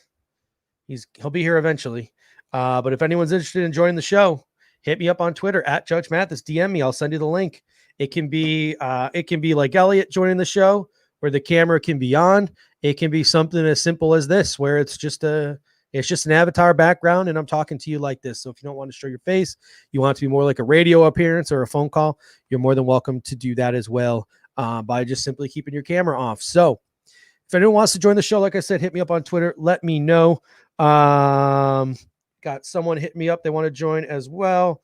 So I'm going to send my man Sports Rock, Kyle Griffin, a link here, and he should be join the show momentarily of the Downtown Sports Network. newly minted of the Downtown Sports Network. So he might be joining me shortly here as well. Chevy 1017 says the curse is over. And I really do appreciate that. Just so my father would start loving me again. It was really nice. No, it was actually one of my favorites. Why did I move out to Arizona? I'm a teacher. Not a lot of teaching jobs in New York because they actually pay the teachers well there. So I moved out here to Arizona. I really like working in Title I schools. I like working in schools, where the kids need the most support. So I moved out here, and I work in a Title I school out here in Phoenix, Arizona. But witness protection, judges for cake, but not quite. Someone said they're showing the replay of last year's game on TV now, all that good stuff. One of my favorite stories, one of my favorite memories as a Bills fan is it was really weird watching us win the AFC East this year. And it was really weird watching us break the drought of the wild card drought because for all the big games, last year's, a couple people will call me Judge Lebatard now. I think that means I need to hop on a treadmill, but I do love Dan Lebatard.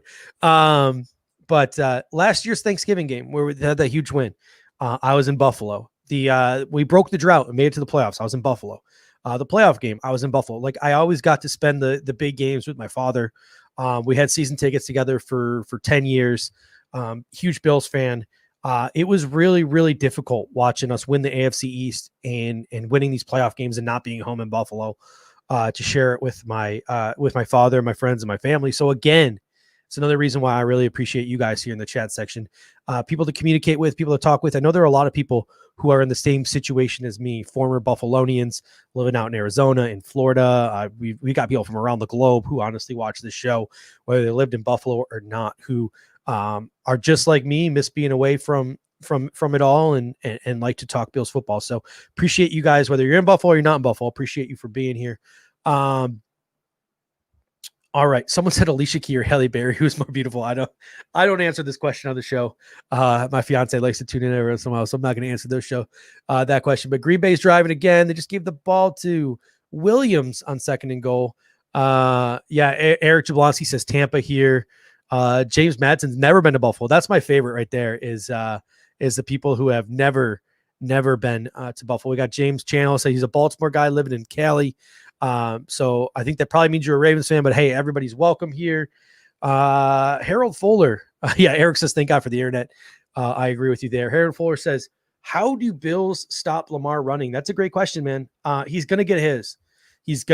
I said one of the biggest things, number one, setting the edge. Number two, you still got to blitz. You still got to clutter the pocket. You still got to make him feel uncomfortable. And the linebackers, I said the four big guys this game are going to be Teron Johnson, Tremaine Edmonds, Matt Milano, and Jordan Poyer up towards the line of scrimmage, tackling guys, preventing them from getting to the second level, preventing those big chunk plays.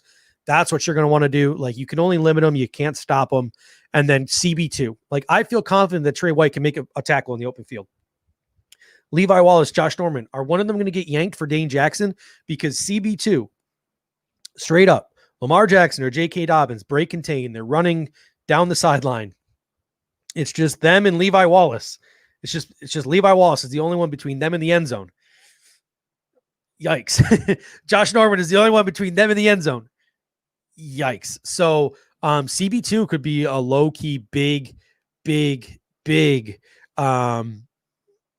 deterrent in us stopping the run game. So it should be really interesting. A lot of Baltimore fans in here. So that should be interesting. Nothing but respect for you guys.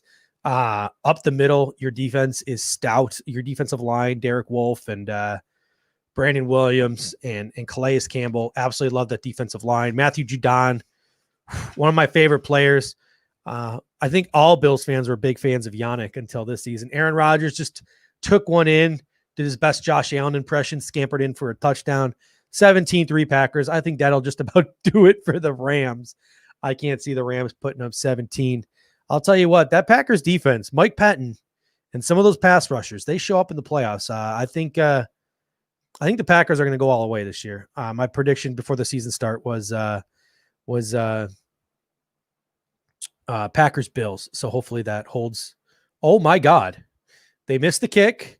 They threw it to Mason Crosby, who then got tackled and fumbled, and an offensive lineman got it. So bad snap from the long snapper. It is now 16-3. So maybe the Rams do have a chance. Anyway, what a play by, like I said, Aaron Rodgers channeling his inner Josh Allen there. We are joined now, ladies and gentlemen, by one of my personal favorites. One of my personal favorites. I'm not going to lie. I do play favorites. It is Sports Rock 2. You can find him on Twitter. He is now a part of the Downtown Sports Network. Talk about that a little bit. You and my man Charlie are collaborating.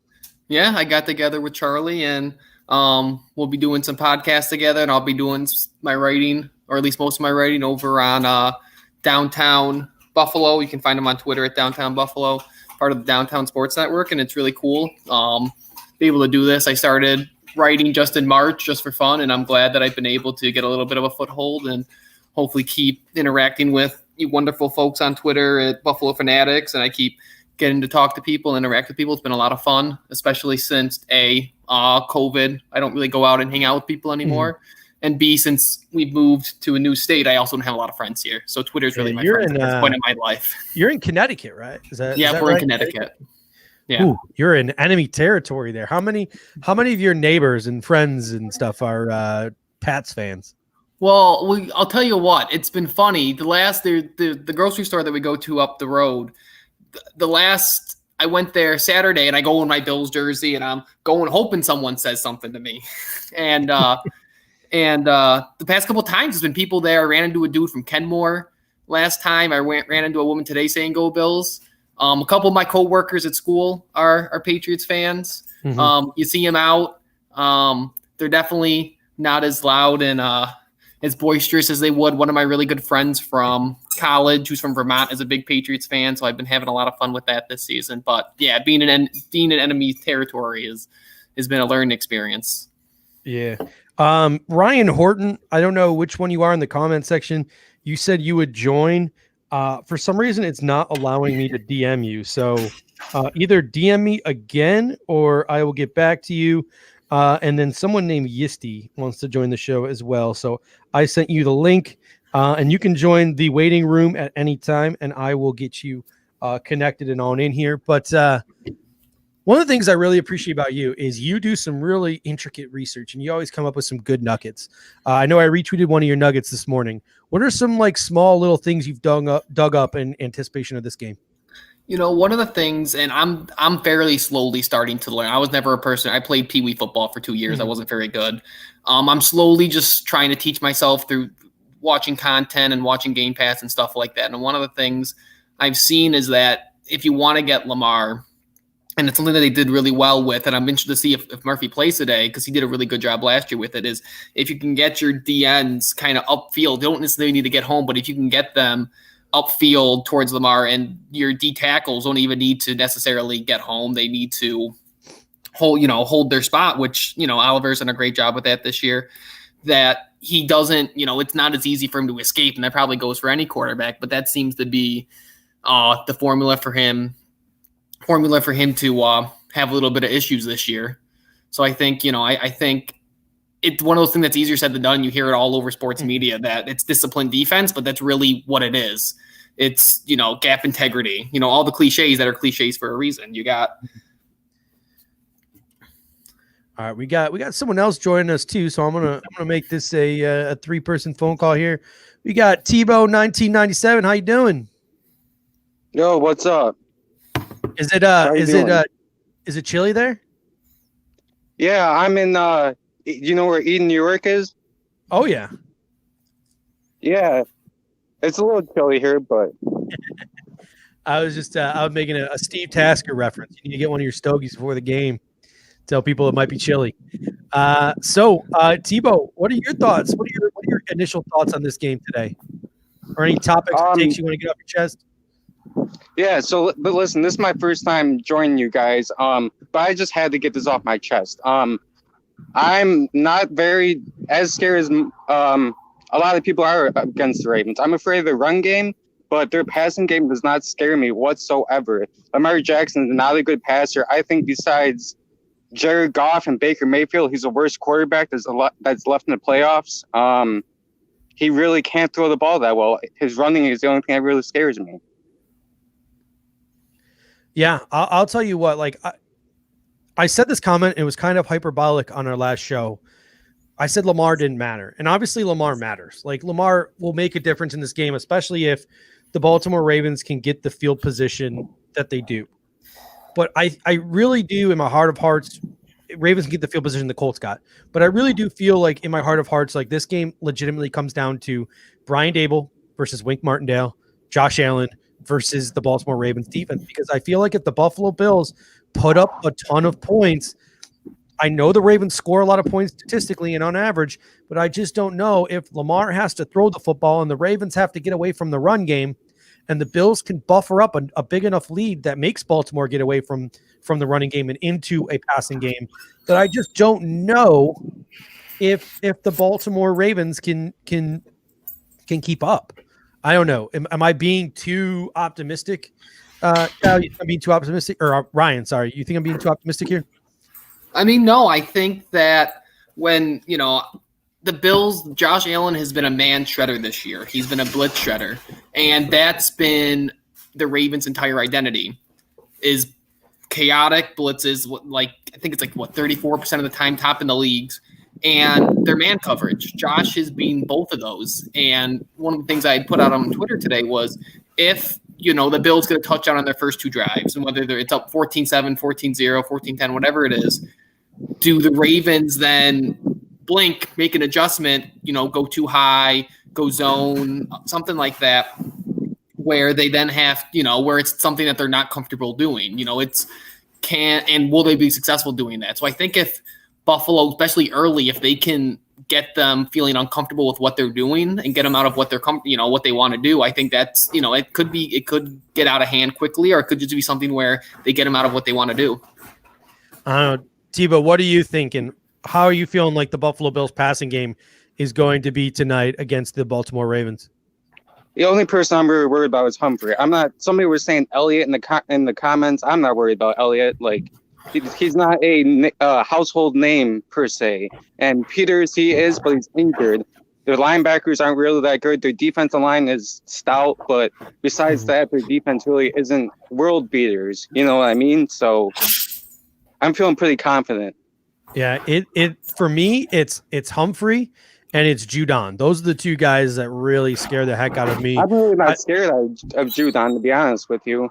Yeah, I mean, I wanted him in a Buffalo Bills uniform when he was a free agent last year. Bad. We're joined by another person here. We got Ryan Horton in the house. How you doing, Ryan? Good. How are you guys? Not too bad. Any takes you want to get off your chest here? Well, I've been nervous ever since I woke up. I tried to sleep in as much as possible so that way the day would go faster, but that didn't work. Yeah, we got Matt Livingston coming in here saying the run game scares me because of time of possession. Last week, Rivers still had to throw the ball. The thing that scares me the most by their pass game is Mark Andrews, because Doyle gashed us. And yeah, we've mentioned that early in the show.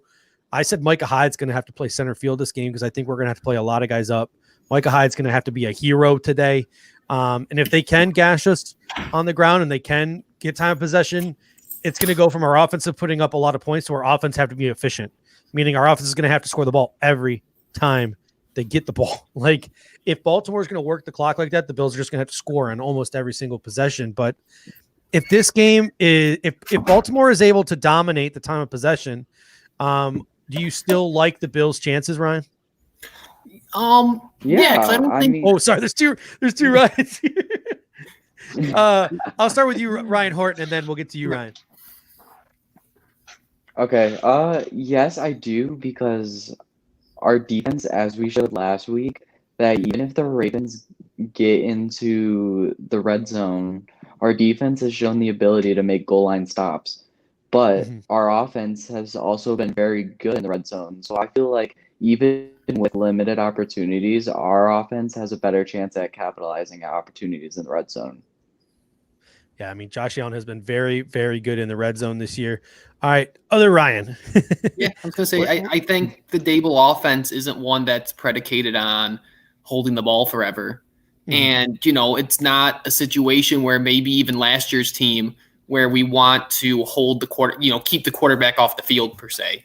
Like if it gets to a situation, Indianapolis did it last week. They did an amazing job of keeping Josh Allen off the field, and still with a minute 56 left in the half, they go down and score a touchdown. The Bills don't need a lot of time to score, so it's not really, I worry about maybe defensive fatigue, stuff like that, but I don't think time of possession is something that concerns Dable at all.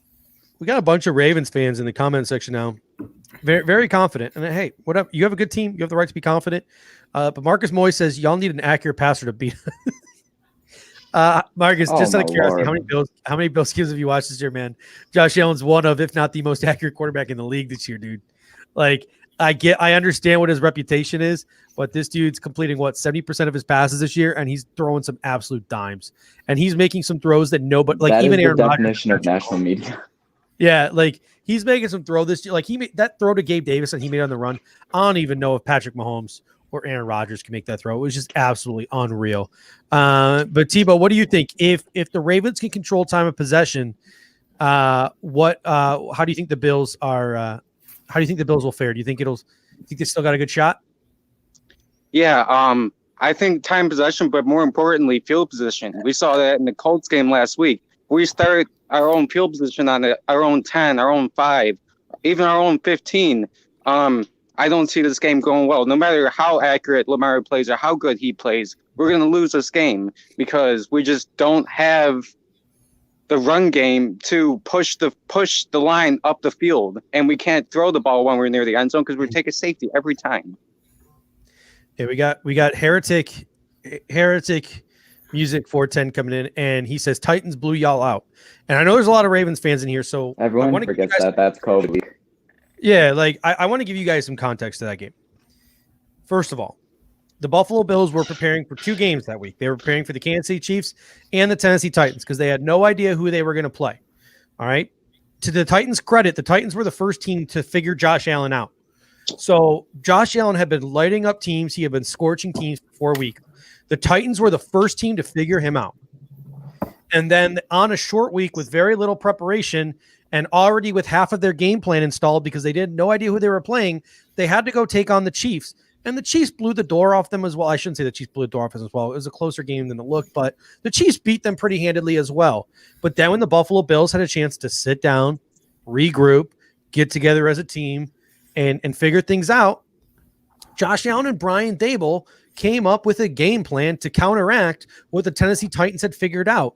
And since then, our only loss has been to the Arizona Cardinals on a Hail Mary. So I get where you're coming from. You just beat the Titans and we blew out the Titans. However, I feel like there needs to be some context given to that statement. We're not the same football team. We are a better football team.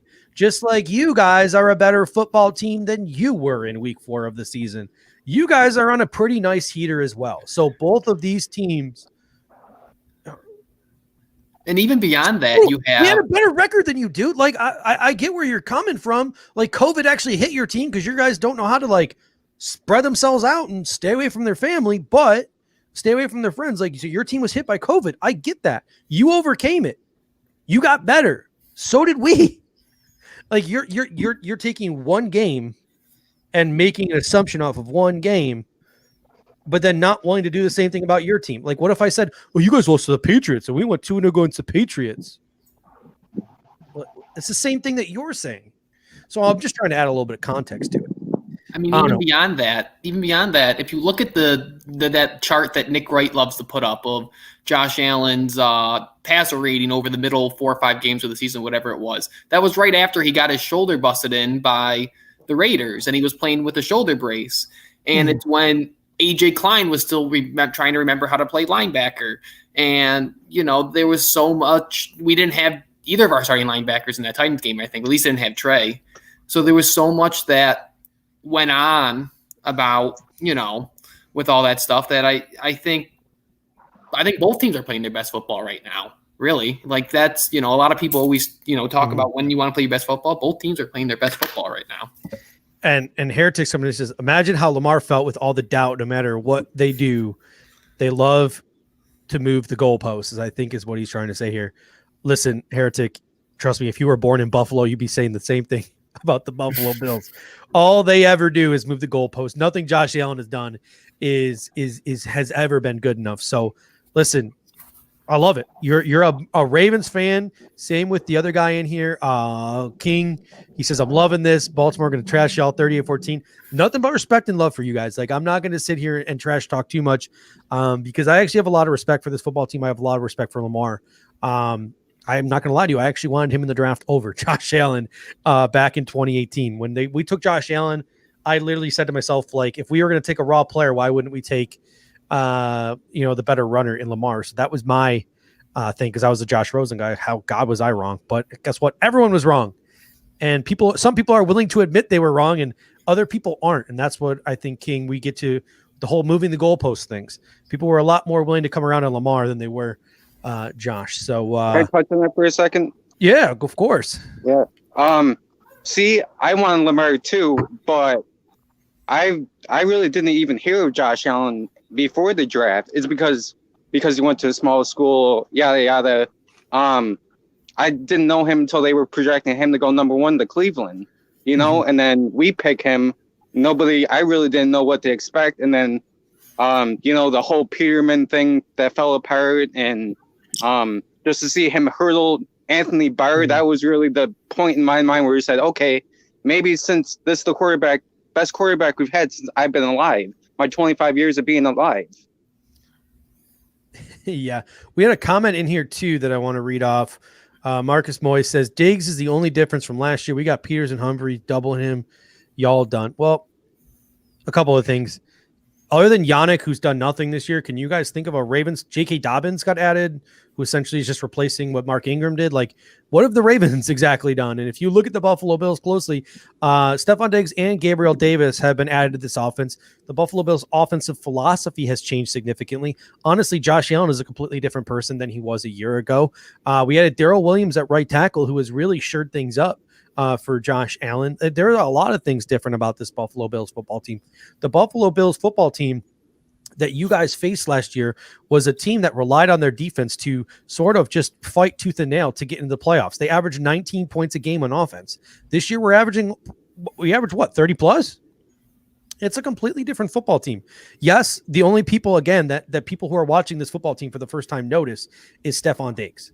But there's more to it than that. I would argue that we got a lot worse on defense, but on offense, I think, yeah, they had Derek Wolfe too. So, Heretic says we don't rebuild, we retool. Calais Campbell and Derek Wolfe, we added. Okay, cool.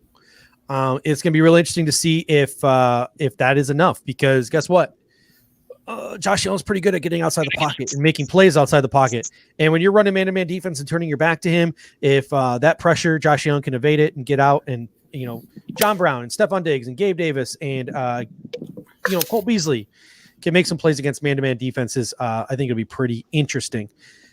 All right, gentlemen, I want some sleepers from you. Who's a player that nobody is talking about in this game that by the time we're done talking about it is going to be like the talk of the town?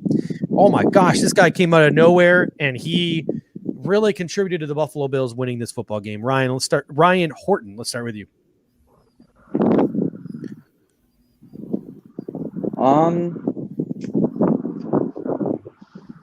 So honestly, when I heard Anthony Williams was brought up, I thought that actually might be a secret game plan, because we said that Yeldon was going to play on Wednesday? Like, when does Sean ever say that somebody is going to play on a Wednesday?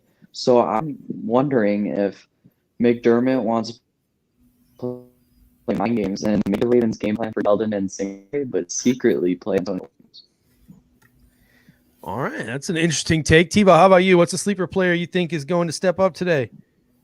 All right, I got one for offense and defense. For offense, I think it's going to be Dawson Knox. I think, like you said earlier, the screen game like we had in the first week, I love that. I love the screen to Dawson Knox because he for some reason can't catch a football more than 5 yards down the field. Just give him the little easy flick off, 2 yards down the field, 2 yards past the line of scrimmage, and let him just run over people. Let him get another angry runs on Good Morning Football. On the defense, I'm going to say Dane Jackson. I think Dane Jackson is a turnover this game, whether it's a forced fumble, a pick, something of that nature. I think that he should be the number 2 corner. I've been saying this since the first game he came up when he tipped that pass against DeAndre Hopkins. He's a stud. He's going to be on this team for a very long time. Interesting. I like that. Dane Jackson. So 2 guys who may or may not play. So that would be really interesting if those 2 were the unsung heroes of the game. Other Ryan. I'm going to have to come up with a better nickname than Other Ryan, but Other Ryan, what do you got?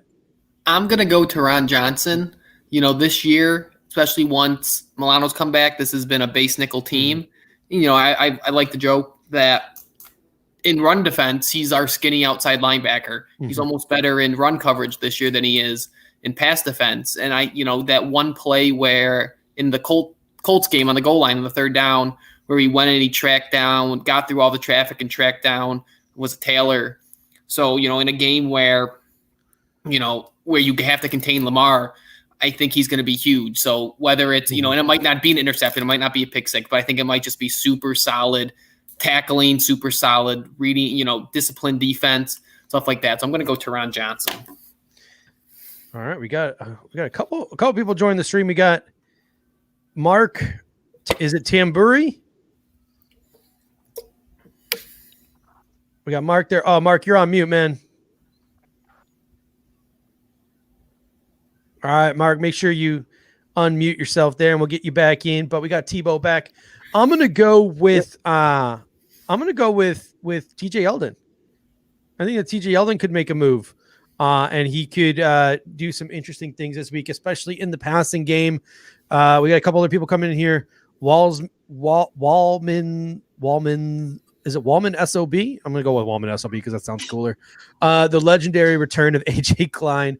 I made a comment earlier. I'm not looking forward to in the open field seeing if AJ Klein can tackle Lamar JK. So I'd rather the Buffalo Bills stay in those nickel coverages. But hey, to each their own. Deshaun Elliott going to make Josh Allen fumble. All right. And then someone else had, where was it? Mario Addison as their sleeper. And I like that. The Buffalo Bills are definitely going to need one of their edge players to step up, in my opinion, whether it's Jerry Hughes or Mario Addison or AJ Epinesa or maybe even Trent Murphy or Quentin Jefferson. One of those edge players are going to have to step up. And a lot of the Ravens fans chirping about our linebackers, Matt Milano, Tremaine Edmonds.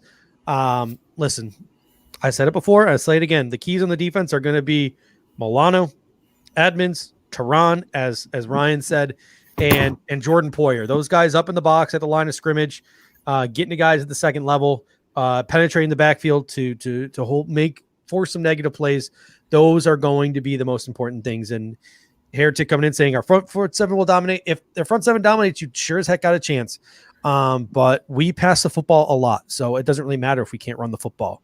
So your front seven can dominate as much as they want. Josh Allen will just throw it over them. Like that is pretty much what the Bills have done all year.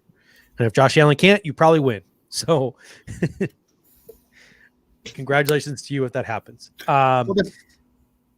So any other thoughts? I don't think we've started with you yet. Any other thoughts?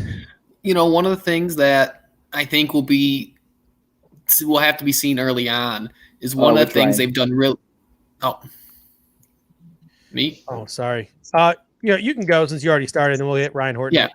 So I was saying, one of the things that's really made the Bills line great over the past couple weeks isn't necessarily that fact. I mean, they got good players on the line, but it's if you go back and you watch the plays, it's what they're checking into. I think in that Miami game, there was a game where there was I think it was a touchdown to John Brown where they had Isaiah McKenzie come in pass protection.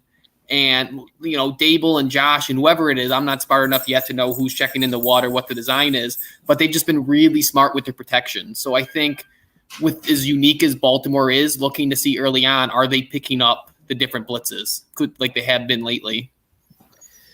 Yeah, that'll certainly be a key, but Josh Allen getting out of the pocket, like that's one of the things where, we've been playing some teams who have some really good interior players. Like we faced DeForest Buckner last week, and I felt like I wasn't all that scared of him because I knew if he created penetration up the middle, Josh Allen would just roll out. And Josh Allen has been absolutely insane rolling out of the pocket this year. So, Tebow, any more, thoughts, talking points, anything you want to get off your chest? Yeah, let me just make a quick point before I get off here. My brother's calling me. It's my birthday tomorrow, so I got to happy birthday, man. Thanks, man. Yeah, I just think this game is just going to be dominated on the line of scrimmage, whether it's our line or their line. They're going to blitz a lot, like everybody's been saying all week, but Josh, I'm not worried about that. Josh is amazing throwing on the run, amazing getting out of traffic, whether it's in the pocket, out of the pocket, either that. I think this game is going to come down to those no-name players stepping up big because they're going to focus on the Stephon Diggs, the Cole Beasleys, the John Browns, the Devin Singletaries of the world. I think it's going to be the no-name players that have to step up and win this game. Nice. Yeah, I really do think that, Nick even comes in here and says special teams, baby. Field position is important in this game. It's super important because if we have the same field position that we had last game against the Colts, I really do not like our chances. So, Tebow, happy birthday. We will send you off here. Any last things you want to say? Get off your chest before you head out. Yeah, I just want to say I love the show. Obviously, like I said before, it's my first time joining you. Love the show. Keep doing your thing, guys. I love you, Jud. You bring a different energy. It's not the same energy as Rico, but it's a different kind of energy. And I just love that. You need to get a gavel though. That's what you need to get a gavel. I will. I'm working on it. I will get myself a gavel. The last gavel I owned was on Amazon and I broke it in like a week. So I got to find a sturdier gavel. So I will get one of those for you. Thank you, man. I appreciate it. Yeah. Go Buffalo. Go Bills. All right. It is now a two-man show here. We got me and we got Ryan from Downtown Sports Network. Anything else you wanna get off your chest here, man? I think one of the things going into the night that I keep thinking about is that I think Lamar, and I think same way with Josh, that it's almost like playing Curry or playing LeBron in the NBA. They're going to get their points. They're going to get their yards. They're going to get their touchdowns. And I think what it comes down to is how can you stop Lamar from, how do we stop the 20-yard runs and make them 5-yard runs? How do you stop a 10-yard run and make it a 5-yard run? I think it's how can we limit the big plays? Because I think that's ultimately what it comes down to. And I'm serious with it. I really think it's going to be 80 combined points today. I think it's going to get into a track meet. I think offense always wins, and I haven't checked the Packers game, but the first half of that Packers game, the Rams have been the best defense in football, and they got torn up in that half. The Bills played the Rams first half of the first couple of weeks of the season, tore them up. Good offense is always going to beat good defense, especially with the way they're calling games this year. So I think it's just having patience throughout the game, knowing that there's going to be big plays on both sides, and the team that can have the best. Aaron Quinn loves to talk about it over at Cover One. Tax differential. I think it's going to come down to tax differential. It's my favorite stat. I love that stat. I had no idea what that stat was until those guys talked about it. One of my favorite stats in the National Football League. I think was it Brian Billett came up with that stat from the Ravens back in the day. So I'm sure these Ravens fans know all about toxic differential. Harold Fuller says, why does Tyler Bass only have eye black on one eye? He actually did an interview with Rico of the Rico Report, which is our show that airs after the game. So you can hear from Rico after the game. For you Ravens fans, if you want to check us out after the game to either rub it in or to, take your lumps if they lose, you can join the Rico Report post game with the face of Buffalo Fanatics, Rico Bellany. And he told Rico he's been doing it since high school. And his mother had cancer, I believe is what he said. And he did it sort of like to honor her. So he would always put messages under his eye. And he started doing it. It just continued into college. And then it just turned into eye black under one eye. So he did it for his grandmother who was battling cancer. So it's just something he does. He says it does also add a little bit of swagger. That's a part of it. But it definitely started, he said, as a way to honor his grandmother who was fighting cancer. So that is why Tyler Bass has got the eye black under one eye, which is a nice segue here because Tyler Bass, rookie kicker, has arguably been one of the best kickers in the league over the second half of the season. I mean, the guy's absolutely booting it. He had a big clutch kick last week, 54 yards. But he's going up against one of the best kickers in the history of the game in Justin Tucker. One of the best playoff kickers, one of the best cold weather kickers. I mean, this dude is just an absolute weapon. He did miss a kick last week, which when he missed that kick last week, I was like, what? I was like, what just happened? Does Tyler Bass got what it takes to go toe-to-toe with Justin Tucker? Yeah, I think so. I think this year, we haven't had a chance to have a game-winning kick. He's had a couple high leverage kicks that he had. You go to the Jets game, he went 6 for 8, but he hit the one that put him up 8 with few minutes left. You go to the Chargers game, he hits the field goal, few minutes left to put him up 10, and you go to the game last week and he gets the late 54-yarder to put him up. So he hasn't had a chance to have game-winning kicks, but he's had plenty of chances to have high leverage kicks. So I don't think, I think whatever it was at the beginning of the season, nerves, mechanics, whatever it was, I think a lot of that's all clearly behind him. And, football's a weird sport and sometimes people miss kicks, but, he's not something I'm concerned with. Yeah. And it's crazy too. Like, I think there's something to be said for ignorance almost in this situation, right? Like, this guy is so young and he's so green. He's not supposed, like, I feel like he doesn't know he's not supposed to be good, or he's not supposed to not be good. Like, it's like, all right, I'm going against one of the greatest of all times, but he's just so young and naive. He's like, all right, I don't really understand the comparison here. And sort of sometimes I think ignorance helps you in that situation, but I have all the respect in the world. And if this game comes down to a Justin Tucker kick to win it, I'm not going to feel very confident in the Buffalo Bills' chances. And if it comes down to a Tyler Bass kick to win the game, I'm going to be shitting my pants. I think I said last week, after that, like, I was not worried I thought the game was over when Josh Allen rolled out, deked out. Was it Xavier Rhodes or Kenny Moore? Just absolutely deep-pantsed him. I think it was Kenny Moore, and it was Kenny Moore because Xavier Rhodes is in coverage and hit Stephon Diggs on the sideline. And then Devin Singletary broke off that run. I'm like, this game's over. The Bills won. And then he takes that stupid sack and almost fumbles. And it's like, they get the ball back, and I'm starting to freak out a little bit. It's down to our defense.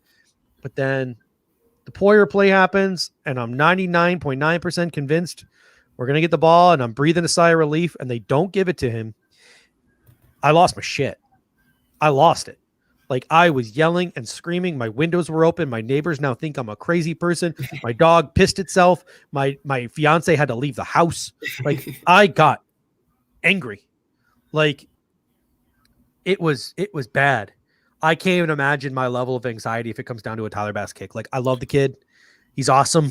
But that is a lot. There are a lot of kicker demons to exercise in the city of Buffalo. But I think if anyone can do it, it's Tyler Bass, because like I said, I think he's a little ignorant to history.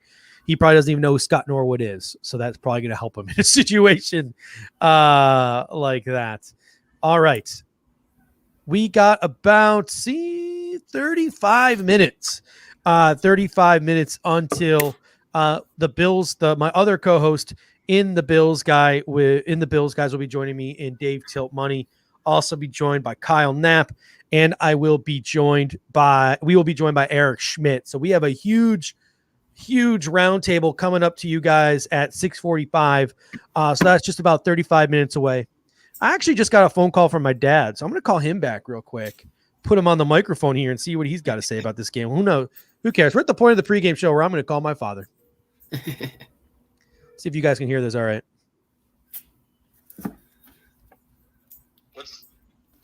Hey, what's up? Am I live? You're live, man. How you doing? Good. It hasn't started snowing here in Buffalo yet. I don't think it's going to snow for this game. I think it's going to hold out to like 11 or 12. Yeah, they're saying it's not going to start till maybe late in the game. That's good. It shouldn't be much, but I guess it's going to be a little windy. Yeah. You got any thoughts on this one? I don't know. It's going to be close. It's going to be a nail biter. Hopefully, I'll make it to the fourth quarter. Not turn the TV off. I got a question for you. Yeah. So you were around for the 4 Super Bowl runs, right?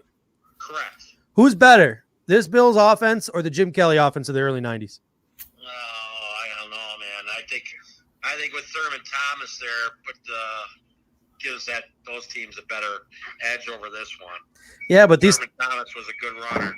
But these guys are less hungover. Well, yeah, I guess. All right. A little bit more grounded than that last team. Well, let's get it. Playoffs in Buffalo are awesome, and the people that are able to go to the game tonight are going to experience quite the thrill. I mean, you get 77,000 people at a playoff game, and it's unbelievable. Let's get a score prediction from you. Me, I'm I'm thinking 24-23 Buffalo. What you? Okay, you won't survive that. You would not survive that. That'll be the Bass winning field goal. You will not survive that, man. I'll have to come home for your funeral if that happens. All right. I love you. Thank you. I'll see you. I'll call you before the game starts. All right. Yeah, great show tonight. Thank you. Bye. All right, ladies and gentlemen, that was Judge Senior. My father thinks the Buffalo Bills are going to win 24-23. Whew, I don't know, man. I think it's going to be a nail biter.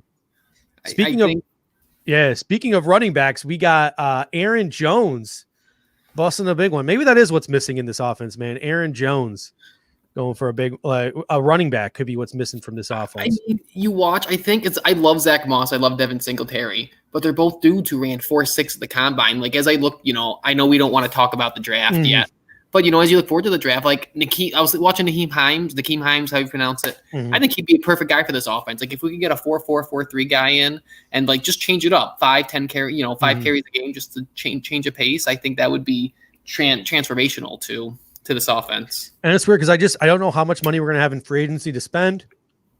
And I don't really like the running backs in this draft. The early week work I've been doing on this running back class, like, don't get me wrong, there are running backs that I like. I just don't, it's not as deep of a class as last year's class. And I just don't know if there's really a fit for a lot of these running backs. So it should be interesting. Oh, we got Casey Reed in the house, only like an hour and a half late. How you doing? Hey, look, there was an incident at work and I had to be there for it. So let's all calm down. Let's just calm down. You mentioned that you got some money on this game. What were your prop bets for this this Rams Packers game? And we can talk about whether you're winning some money or not. Well, I was glancing at it while I was at work, and I'm trying to put the game on right now. I'm trying to get everything together. But yeah, we can go over real quick. So first off, Robert hit it over. So I am happy as can be right now. The biggest thing that I'm looking for right now is Cam Akers getting a touchdown. That's what's stopping me.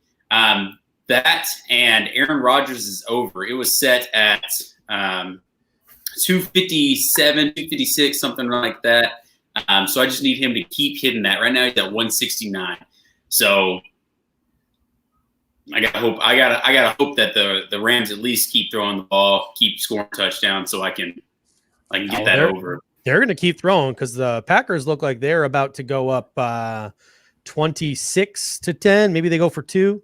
Who knows here? Like I love the Rams. I have all the respect in the world for what Staley has done with that defense, and I really do think Sean McVay is a good coach. I don't like the fact that he tied himself to Jared Goff. They shouldn't have paid him. They should have let him walk. But that's just my opinion. But it should be interesting. I just don't think the Rams have what it takes to keep up with the Packers here. We got a couple of comments here. Number one, Exposumka says Anthony Averett, he's our 4th cornerback. A lot of people were talking pretty confidently in Anthony Averett. Was it you, Ryan, who was doing a little bit of talking about Anthony Averett on Twitter, or was that somebody else that I saw? I don't know about Anthony Averett. Okay. Someone was telling me that his numbers weren't too great as CB number 4. Maybe Ravens fans are a little bit more confident in him than maybe the numbers suggest. I saw some statistics somewhere that made it feel pretty confident that if Marcus Peters went down, he wouldn't be too much of an issue. But he's a Bama guy. He's experienced. He's played some big games. Always great to have guys like that on the bench. And Exposumka also comes back saying Mark Andrews with 2 touchdowns. He finna cook the Bills. He finna. You got it. Cook the Bills defense. What do we do to stop Mark Andrews this game? If you look at one of the things that always seems to burn the Bills, it's those tight ends, whether they're running crossers or running those little in and outs. And, whether it's, that Jack Doyle, I don't know if it was a communication thing.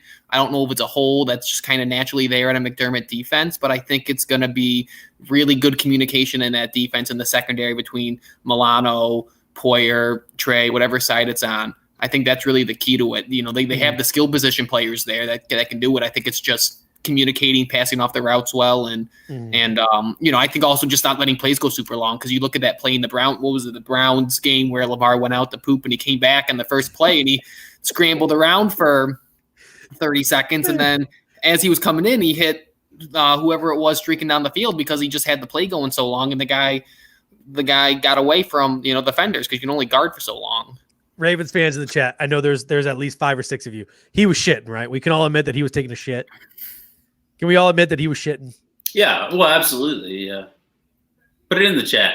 Let us know. Yeah. I want to know what a Ravens fan thinks because legit, the dude was taking a dump. He's got to. He had cramps. No. Yeah, and he was not and he wouldn't admit that he was taking a dump.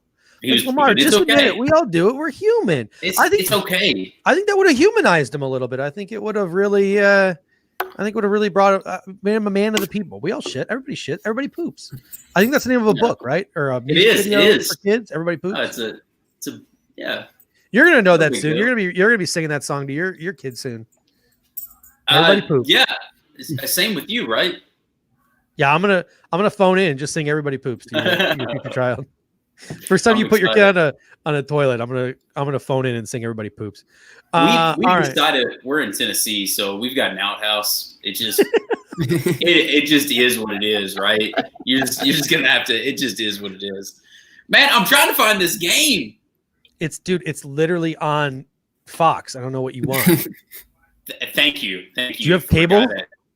No, I stream everything. So Jesus, trying to find it. You want my also YouTube? trying to find my head. You want my YouTube TV password? Like at this point, I won't give it to you. I'm Put not it in putting it the in the chat. No, only 5 people can use that thing. All right, so I don't even remember what I was going for here. Someone in the comment section, another Ravens fan, said the Baltimore Ravens were going to be picking the ball off all game. He's like, all the Buffalo Bills are going to do is throw the ball, and we're going to get a ton of picks. Well, first of all, that's all the Bills do is throw the ball. We can't run the ball for shit, and it doesn't matter because you guys are going to kick our ass. You're going to kick our ass at the line. I will humbly admit you are going to spank us at the line of scrimmage, but it's not going to matter because we're just going to throw the ball 55, 60 times. Like legit. If we're not, we've got some issues. First off, now that I've found the game and everything's fine, what's going on, Sports Rock? Like we've interacted one time on the Twitterverse, but this is my first time seeing you. You've got a stash that would make Kyle Napster jealous as can be. You want to know something funny about Kyle? We were in the same graduating class at the same high school. So talk to me about Kyle real quick. Talk to me a little bit about Kyle. I need to know all the dirt about Kyle. Kyle will be joining us in 25 minutes, by the way. Good. Get it all out now because I know for a fact he's not watching. So talk to me about Kyle. Was Kyle one of those people who like it's hard to be friends with him? Like he pick on people? Like talk to me about Kyle. Give me some dirt. Because everybody's got something on them. So some context for myself. I was a cross country and track and field athlete. I was not in the popular circle of school. So Kyle I was going to say Kyle was very nice. Kyle was a really good basketball player. He is a beautiful man. Well, hold up. He was a basketball player. I think he was. Yeah, I think he was really good at basketball, if I remember correctly. We didn't run a ton of the same circles, but we had a class with him. He's a super nice guy. We've actually interacted more now, just through DMs and stuff, going back and forth on Instagram and Twitter and all that stuff. He's a really nice guy. I like him. He's now you got This is a friendly environment. You can talk to me about what he did to really everybody has something that happened in high school. Like when me and Steve were in high school, Steve actually wore a shirt that a cat had peed on and he didn't realize it until second period and had to go and change his shirt. Like, does Kyle have a story like that? God, I can't think. He might have one about me but he was a super nice, we didn't run in a ton of the same circles, but he was if I had one, I'd tell you, but I really don't have a whole ton of high school Kyle Navarella stories. He's a nice guy. Okay. All right. Yeah, Kyle's not watching, but his mom and dad probably are. Yeah. Miss Karen is the nicest person in the world, by the way. We got your boy Lettuce coming in saying Rodgers is beating Goff, brought to you by Manscaped. And that's I'm going to be honest with you. And Ravens fans are going to come at me for this. But that's one of the reasons why I'm confident in this game is because I really do feel like Josh Allen has elevated his game as a quarterback. And I'm not saying Lamar hasn't. I'm not saying Lamar isn't a good quarterback or not a good athlete or not a good football player, but I really do feel like Josh Allen has elevated his game into Aaron Rodgers and Patrick Mahomes territory. Like I don't think he's coming back down to earth. I legitimately think this is who he is. And if this is who he is, I'm never going to pick against the Bills. I'm not going to I'll pick the Bills and be wrong, but I'm never going to pick against the Bills. Like that's just how I feel at this point. So I know the Ravens fans in the chat are going to give me a hard time about that, but I don't know. What do you got? Like Casey? Yes, talk to me because you're a betting man. How much you bet on Josh Allen? I cried when he scored a touchdown in the playoff game, and I sent a gift to my best friend of Terrell Owens crying and saying, "That's my quarterback." Like I sent that gift. Like I would bet the world. I would bet my mom with Josh Allen. Like if Josh Allen's leading us, like I'm going to bet my mom that he's going to do everything in his power to win. Right, and I love my mom. Love my mom. So I'm riding. I'm here with it. But what gets me is Lamar, right? And I get on my Lamar soapbox a lot, right? And I like Lamar. I will never take away anything that Lamar has ever done. But when we're comparing maybe passing game, right? Because Lamar is a tremendous athlete when it comes to running the ball, and there's not a quarterback that can touch him right now in this era when it comes to running the ball. Josh Allen's just a better passer. And if Josh Allen can find that niche in this Ravens defense and say we're down by a touchdown and it's 2 minutes left and Josh Allen has the ball, we're going to win the game. That's how confident I am in it if I have a bet on that. So it's nothing to take away from Lamar. It's all about how confident I am in Josh Allen, period. And I think there's something to be said about the offense Lamar is in too. Like I've joked this year with Twitter that it's almost a cycle. Like Greg Roman year 1, great. Greg Roman year 2, everything goes down the tubes, and it seems like they've been able to find their way a little bit more now. But there's stories, if you go out and read, there's stories of teams going out, playing Greg Roman teams, and being able to call the plays out because he's running the same exact plays that he was running in San Francisco, like same terminology, same verbiage that he was running with Kaepernick, and the same verbiage, same stuff that he was running with Tyrod. And, I wonder what this offseason looks for them because, what does he look like? And maybe, I don't think you can run him in a traditional offense, maybe, traditional offense wouldn't best show his skills off. Yeah. But, there's a reason he hasn't gotten a head coach job. There's a reason that he's been fired 2 times. Like, I think there's something to be said about what they're putting him in and the weapons they're putting around him too. Yeah, it should be really interesting. I mean, I made the comment earlier. I would actually like to see them maybe modernize their offense a little bit and hire someone who treats Lamar a little bit more like a quarterback. Like go out and find a Brian Dable, like find a quarterback whisperer. Like one of the things I respect about Brian Dable and I've come to respect it about Brian Dable is, how do I put this? Like I was really mad Josh Allen's rookie year and I was really mad last year. And I'm like, I feel like we could be catering this offense to Josh Allen more and we could be doing more of what Josh Allen is good at. And we could be more effective and score more points. But what I've come to realize, and Greg Thompson of Cover One put this perfectly. He said, Brian Dable was calling the offense for an NFL quarterback, and he was calling plays that NFL quarterbacks had to do. And for Josh Allen, it was sink or swim. Learn how to be an NFL quarterback or get the fuck out. Like that's pretty much how Brian Dable was treating Josh Allen. And you see the benefits of him doing that. For Lamar, that Ravens offense has been catering to him since day one. They haven't been treating him like an NFL quarterback. They have been building their offense around him as opposed to trying to fit him into an NFL offense. Now, that's a strategy. And, for some people it works. I don't know the longevity of that though. Like we're yet to understand the longevity of that. And who knows? It could work for 3 years and they could curb stomp our asses today. It could.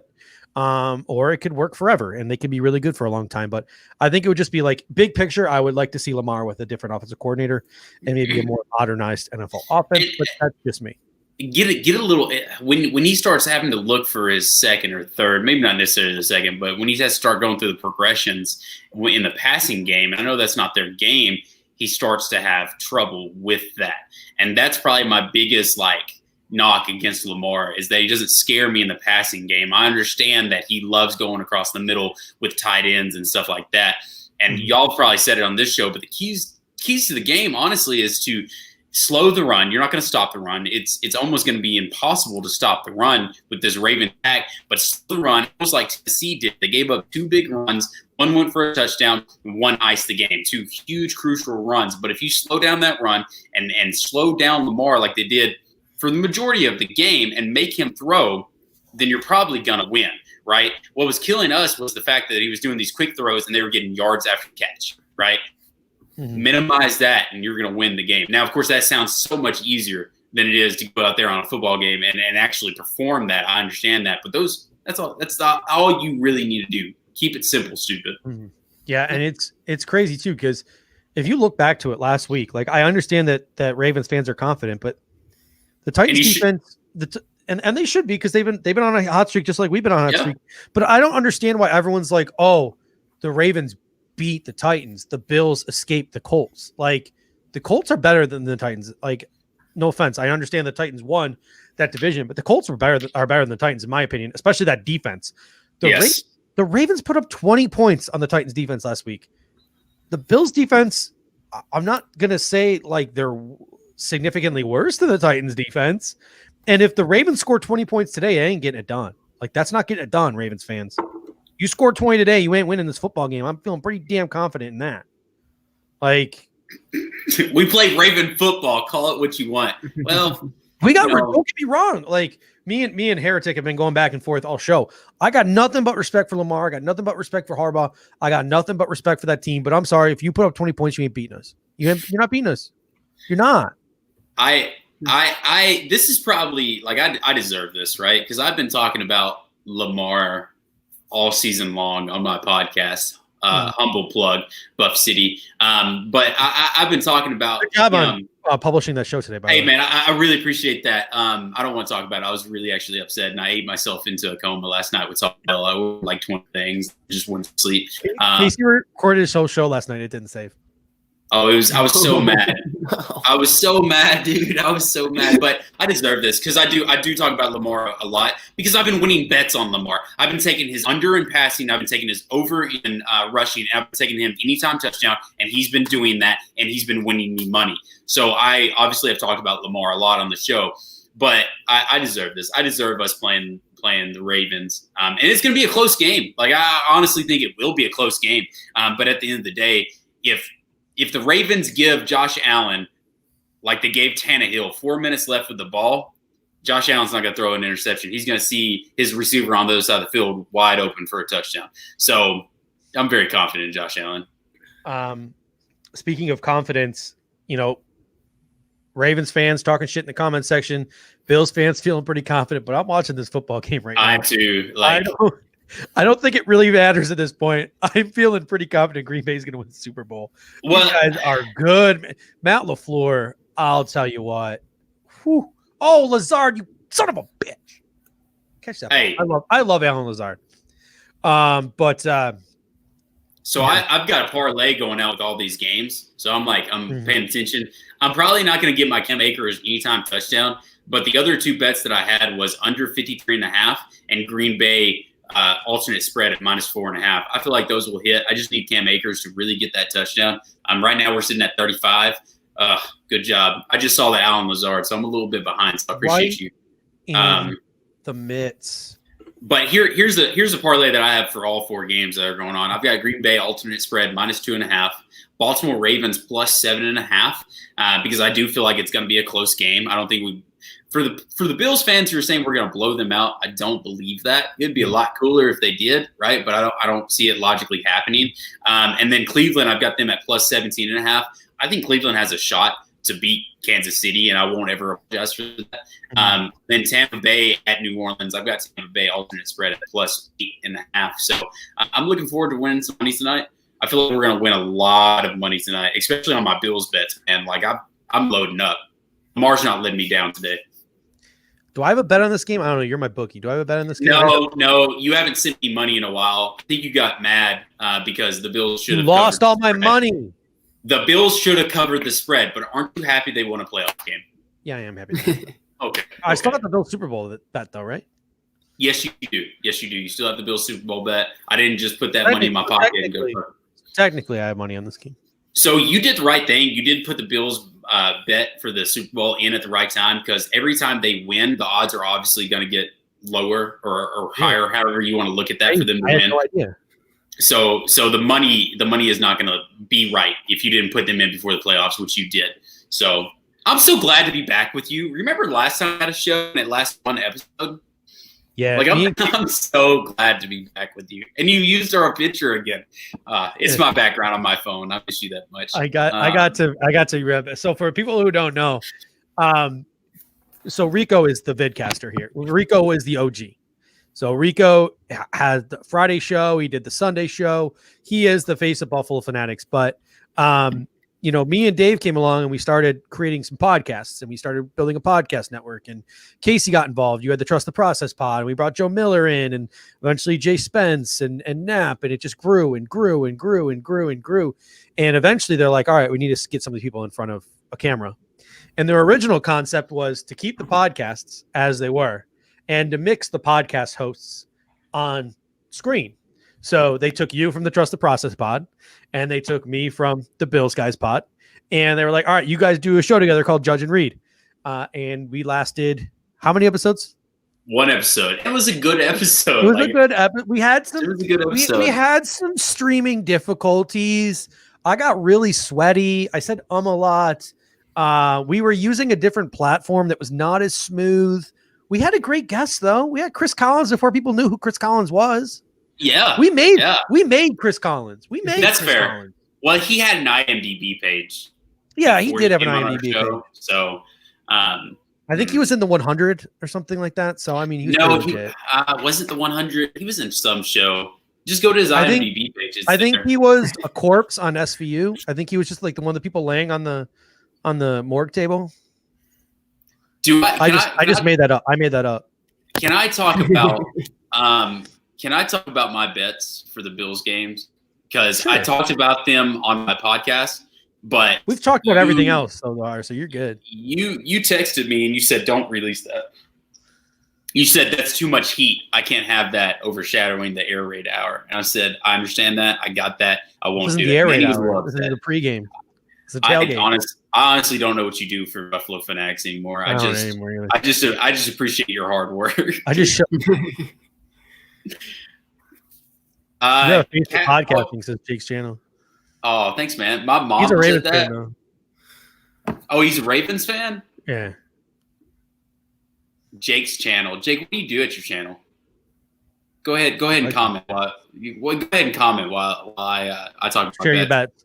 So I've got a couple of bets, and I like these bets, and it's awesome because we got Sports Rock here, and we had a conversation on Twitter, and I like your insights. I like everything that you're doing. So it's awesome to have you here for me to share this. So I'd love to see what you think about this. So I'm going to start out. A lot of these are centered around the same parlay or the same prop bet. So I'm going to go over the first one with you. It's a pretty lengthy one. Okay. I've got Lamar. He's prepared. I've got Lamar Jackson over 74.5 rushing. I feel like he gets that easily. I don't feel like Lamar is getting under 100 yards rushing. I respect him that much. I think he is going to get over 74.5. Josh Allen over 296.5 rushing or passing yards. I think that happens point blank period. That's just going to happen, just like Lamar's rushing. Lamar Jackson under 198.5 passing. This one was a little bit iffy on it because I'm curious about stopping the yards after the catch, right, and getting him in a third and long situation and making him throw the ball. And unlike the Titans, actually stopping them on third down. And then Lamar Jackson, anytime touchdown running, he normally always runs it in for a touchdown. I love that. And then this one right here, which make the odds go really high up, which is a Dawson Knox anytime touchdown score. So Dawson Knox being targeted in the red zone, that's been happening a lot, right? I'm obviously a huge Dawson Knox fan because he's from Tennessee. He's from Middle Tennessee. I'm going to rep him forever, right? But he has been targeted a lot in the red zone. In fact, the last games of the season, he was catching touchdowns in the red zone. The Patriots game was the only game he did not catch a touchdown, but he was targeted. He was the first play in the red zone. He was targeted, hit him in the hands, and he dropped it because he can't catch. So, what do you think? Tell me what you think. What do you like those odds?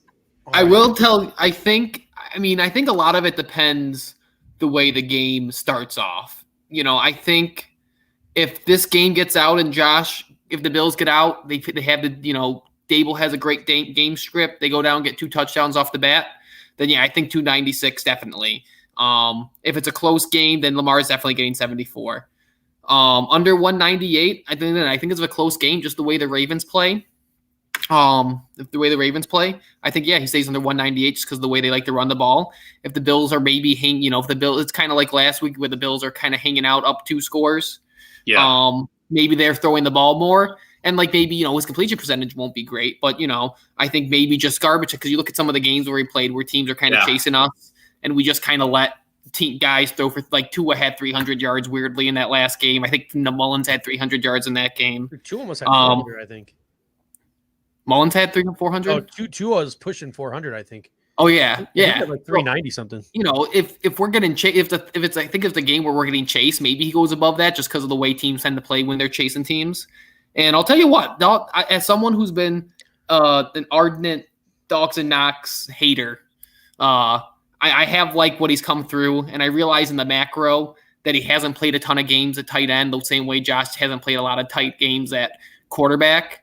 Yeah. And tight end, even for guys who are lifetime tight ends, it takes 2-3 years for you to really develop. And, Yes. I think Dable's done a really good job late in the season of putting him in positions to be successful. So, I think they seem to like him in the red zone. So I think a Dawson Knox touchdown is definitely very likely, just the way they like to run those red zone those plays where they run tight ends and leaks and all that stuff. So, I think that I like that one. I think it all depends on the way the game goes. Do you want to know how much money I'll win if they all hit? I want to know. Okay, I'll tell you. $375. That's not. How much did you bet? 5. Oh, well, there you go. That's not a bad. That's worth it. All those things are doable. So, and and when it comes to betting, you have to think logical about stuff. You have to look at the stats, and you have to do all of that. Do some research with it. A couple other things that I've got. One is I threw in Stephon Diggs over 94.5 as well. And actually, on one bet, I took out Lamar's passing, and I put in Stephon Diggs over 94.5, Cole Beasley over 45.5 because I feel like Cole Beasley is going to have a good game this week. Today. Yeah, and then I have the Bills money line. That one I put down $5, and I'm going to win about $114. All right, so is it still 2.5? I just put the money line. I didn't do the spread. Oh, money line. Oh, I had to check. I have a question for you, Casey, because if the Buffalo Bills do, if the Bills Ravens do meet all of the sort of checks on your parlay here, one of these things, Lamar greater than 74, Josh Allen over 296, Lamar under 198.5, Lamar rushing touchdown, Dawson Knox touchdowns. One of these things will actually set a Buffalo Bills record. Which one is it? Franchise record. Like a postseason record? Postseason record. Josh, no. Can I hear those options again? What? Can I hear those options again? Lamar under 74, Josh over 296, Lamar under 198.5, Lamar rushing touchdown, Dawson Knox receiving touchdown, or just Dawson Knox touchdown. Yeah. I want to say like a touchdown or the passing yards for a postseason run. Is that Chuck correct? Hughes got it. It's a Dawson Knox touchdown. So, yeah, walk me through that. This is according to someone on Twitter. Whether it's accurate or not, I don't know. I think it was Chris Brown. It's accurate. Everything you see on the internet is true. If Dawson Knox scores a touchdown in this game, it will be the first time in Buffalo Bills postseason history a tight end has scored a touchdown in consecutive games. Did Scott Chandler never score a touchdown in consecutive games? Scott Chandler never made the playoffs. I was about to say. In the playoffs. Yeah. I thought you meant in general. Dawson Knox, I think, has scored touchdowns in consecutive games as a Bill in the playoffs. Yes. I mean, so before, so it was Charles Clay who had the chance to do it, but we lost in the first round. Then Dawson Knox had a chance to do it, but we lost in the first round. Then there's Dawson Knox. And then before that, it was like Pete Metzelaars, Keith McKellar, maybe in the end in 96, Jay Reamersma. Like, we never made the playoffs really in the early 80s. We never made the playoffs in the 70s or the 60s. Like, literally the Bills playoff history is pretty much late 80s, early 90s, and then these last 3 years or 3 of these last 4 years. So not a lot of opportunities for a tight end to do it. So if Dawson Knox catches a touchdown today, it'll be the first time in Bills postseason history a tight end has caught a touchdown in consecutive games. Wow.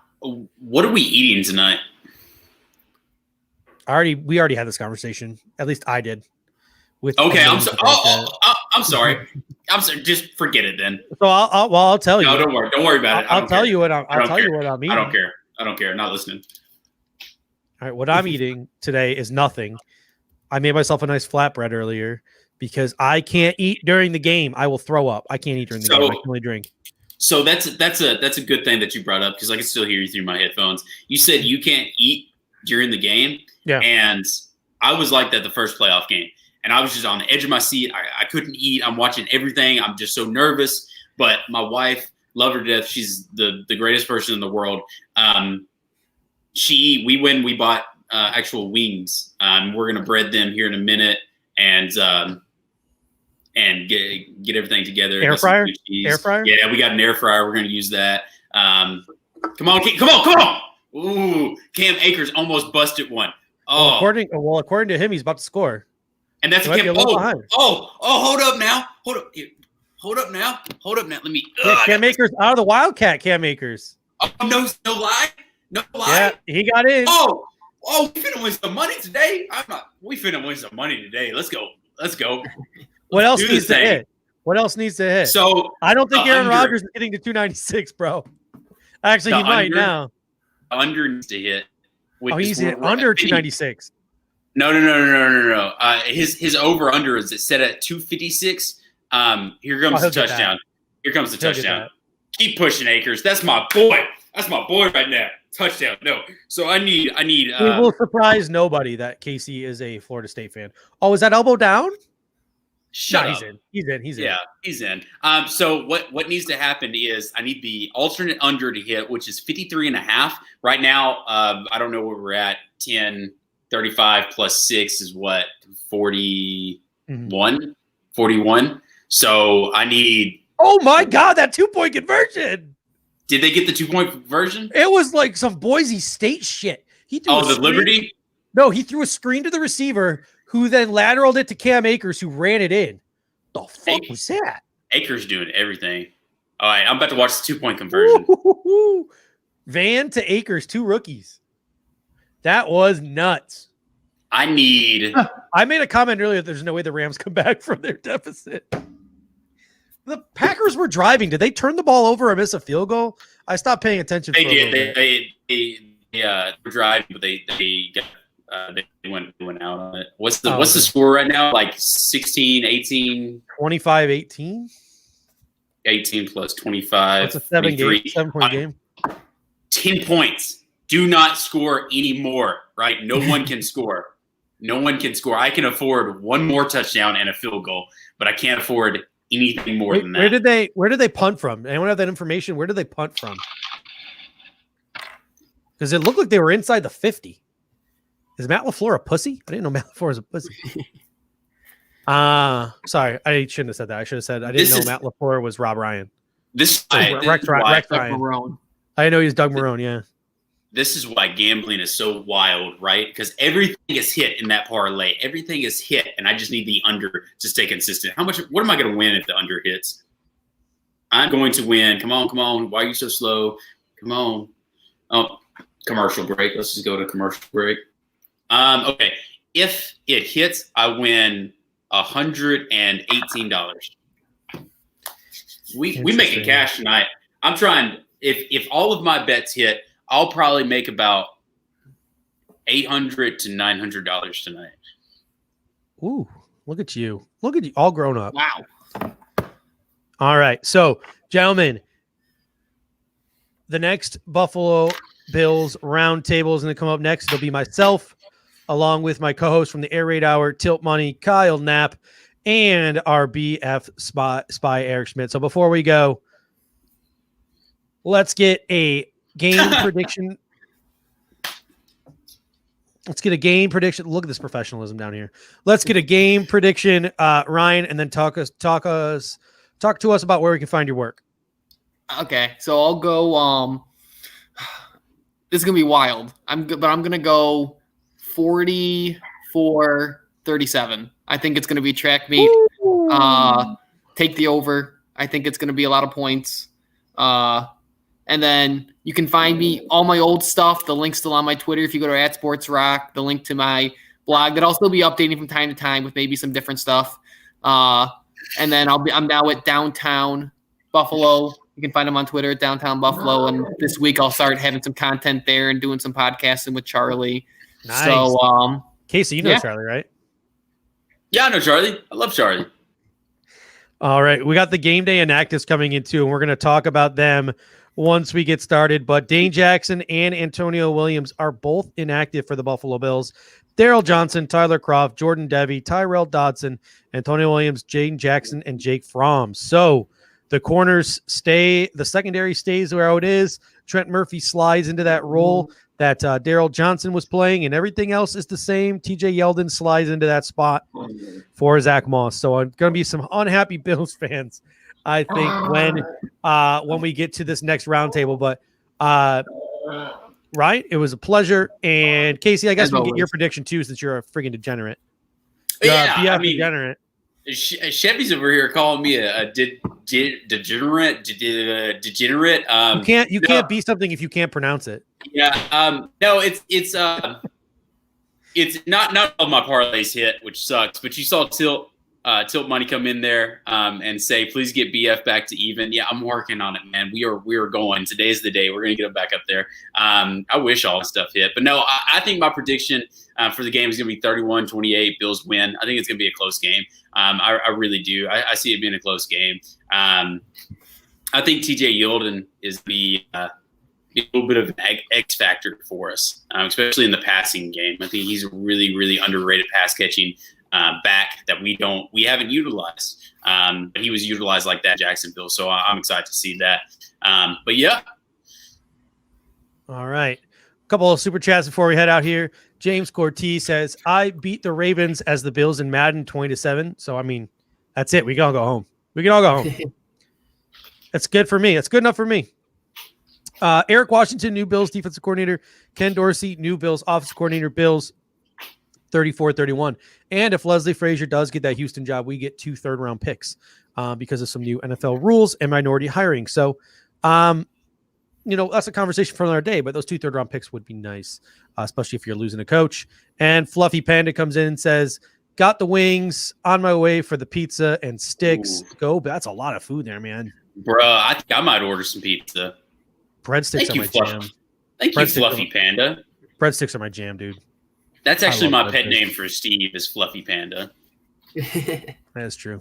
All right, gentlemen, it has been a pleasure. Thank you so much. Saved my ass, saved my vocal cords. We will be back in about 45 seconds with our final roundtable.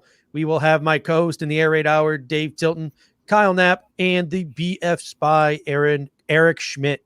So stick with us for this quick little break from my favorite hype man on Facebook, Corey Ryan. All right, Buffalo, now that we've batted down Indy's hopes and dreams, it's time to point our horns towards the Ravens and charge! All I've heard all week are how are the Bills going to stop Lamar, or how tough of a team Baltimore is. But maybe they should worry less about Action Jackson and worry more about Air Allen. How are they going to stop Beasley from gashing him through the middle? Or how are they going to stop Davis from tiptoeing down the sideline? And don't forget, if we do get stuck in a hole, we still have Stephon that digs us out. Maybe they should talk less about Baltimore's toughness and talk more about our heart and our will to win. Because we ain't here to stand idly by. We're here to be the whole damn show. And they can keep doubting us all they want. But the Mafia will keep showing up until they start shutting up. And we won't stop until we reach the top. We're here to take over. And we're not going to quit fighting until the last ones left standing are Buffalo head to toe. Let's go. All right, ladies and gentlemen, welcome to hour number 5 of the BF Tailgate. I would say that we are the longest pregame show on the air, but technically WGR has been on longer. But do the first 3 hours of GR's pregame show really count when it's hosted by an Eagles fan? Shouldn't count, no. I don't think it counts. I don't think it does. I don't think it counts. Or when it's coming from a guy who all he does is trash Josh Allen. All right. Well, maybe we shouldn't be firing these shots. Anyway, ladies and gentlemen, welcome into hour number 5 of the tailgate. You guys know who I am, the guy who's been pissing you off for the last 2.5 hours. My name is Steve Mathis. You can find me on Twitter at Judge Mathis, joined by my Air Raid Hour co-host, Dave Tilton. You can find him on Twitter at Tilt Money. Kyle Knapp, he knows bills and he knows mustaches. You can find him on Twitter at Kyle Knapp. And our BF spy, Eric Schmidt, you can find him on Twitter at BF_spy. We are here to take you right up to kickoff at 8:15. And boys, let's start with this. And Dave, I will start with you. What is your confidence level heading into this football game? My confidence level is getting higher the closer we get to the game. And the reason for that is I think it's just built into me intrinsically that we have to be underdogs for some reason. And obviously going through the latter stages of this week, you kind of saw national media types kind of piling on the Ravens, a lot of people picking the Ravens. And I think that as that has happened, my confidence is kind of increased because I feel more comfortable, I guess, in that kind of situation. Whereas, last week we were, heavy favorites. We were in a lose-lose. We had to win that game. And if we didn't, obviously the playoff drought would have still been there. So now we're kind of loose, got that game kind of out of the way. I wouldn't go as far as to say we're playing with house money because the expectation should be that we win. But my confidence level has gotten higher as we've gone throughout the week because I like feeling like an underdog. I just like the feeling. Got a nice compliment coming in here from Chevy. I mean, Dave, no offense to Kyle or Eric, but the people have been just waiting for your arrival. We got Chevy coming in saying Tilt is upper echelon of Buffalo Fanatics. Speaking of upper echelon, look at that upper echelon mustache. Look at that dirt on Kyle Knapp's face. I think that's the only way that it could be. It's just dirt. It's nothing else. What is your confidence level heading into this football game? I'm confident. I think there's some people who are probably overly confident. I'm confident in a win, but I'm also confident that it's going to be kind of close because I think both teams are kind of similar in a way, right? Like they both have good defenses, or the Bills can play good defense, but both offenses have one thing that they are supremely talented in, and they match up well against the defense. So I think that both teams can score a lot of points or move the ball. But I think in the end, I think a passing game is going to beat out a running game most of the time. So I'm confident that the Bills can get the job done. Eric, how about yourself? You've been spying on those Ravens this week. What is your take? I would say when the week first started off, so, after the Colts game was over and we kind of reset to the Ravens game, I was kind of 50-50 and started watching some film, started looking at some stuff from Baltimore's defense in particular, and my confidence level has steadily gone up. If I had to measure it on a scale of 1 to 10, I would say right now it's an 8.5. Like Knapp, I also think that it's going to be relatively close. But I just don't think that the Ravens are going to go away from what they do well on defense in terms of man coverage and blitzing. And they said that already too. Yeah, and they did say that. That's a good point, Knapp. It could be a misdirection. Right. I mean, it could be, but when I think about it, in order to they'd have to reinstall a zone system to be able to play an entire game from as a zone defense. And in the playoffs, especially them having one less day of preparation than we did, I don't see that as being too realistic. It would have been very labor intensive and time consuming and taxing to install a zone scheme. So I think that they're going to stick to what they do well. And I think that Josh Allen's going to beat it. Yeah. I mean, I've said this a couple of times now. You mentioned Josh Allen just now. I really truly believe that Josh Allen is now in the upper echelon of quarterbacks in the National Football League. He's up there with Aaron Rodgers. He's up there with Patrick Mahomes, and he got the pressure that first game off his back. Did he get off to a slow start? Yes. Did his last drive look pretty? No. But I mean, he honestly carried the Buffalo Bills in that first game and still had probably the best, if not second best stat line of wild card weekend. And you look at what some of the upper echelon quarterbacks in the National Football League have done to the Ravens this year. They haven't really played many. Patrick Mahomes put up 4 touchdowns and 400 yards on him. So Patrick Mahomes had himself a day. Baker Mayfield, They put up 42 points. Yes, the Ravens scored 47, but if the Cleveland Browns can have a day on this defense, I think the Buffalo Bills can have a day on this defense. And then I mentioned this earlier. Well, I've been doing a lot of talking for the last couple of hours, but they scored 20 points against the Tennessee Titans. Like, the Tennessee Titans are not a world-beating defense. We're just as good as the Tennessee Titans defense, and they put up 20 points. If they put up 20 points again against the against the Buffalo Bills, they're not winning this football game, period. You're not going to win this football game with 20 points if you're the Baltimore Ravens. So I'm feeling pretty confident in this game. I know there's a lot of trash talking Ravens fans in the comments section. They're feeling pretty confident, and they have the right to feel confident because they have a very good quarterback in Lamar Jackson, a very good defense, very good head coach, and they've been there before and they've done that. So I will start with you, Eric, and we'll go reverse order here. What do we do to stop Lamar? I think that you do what you did last year, but I would alter it a little bit because we have a much different D-line this year. I would have the safeties a little higher up, maybe have Poyer kind of not as a spy, because if you just try to spy Lamar with one person, he's going to make you look stupid.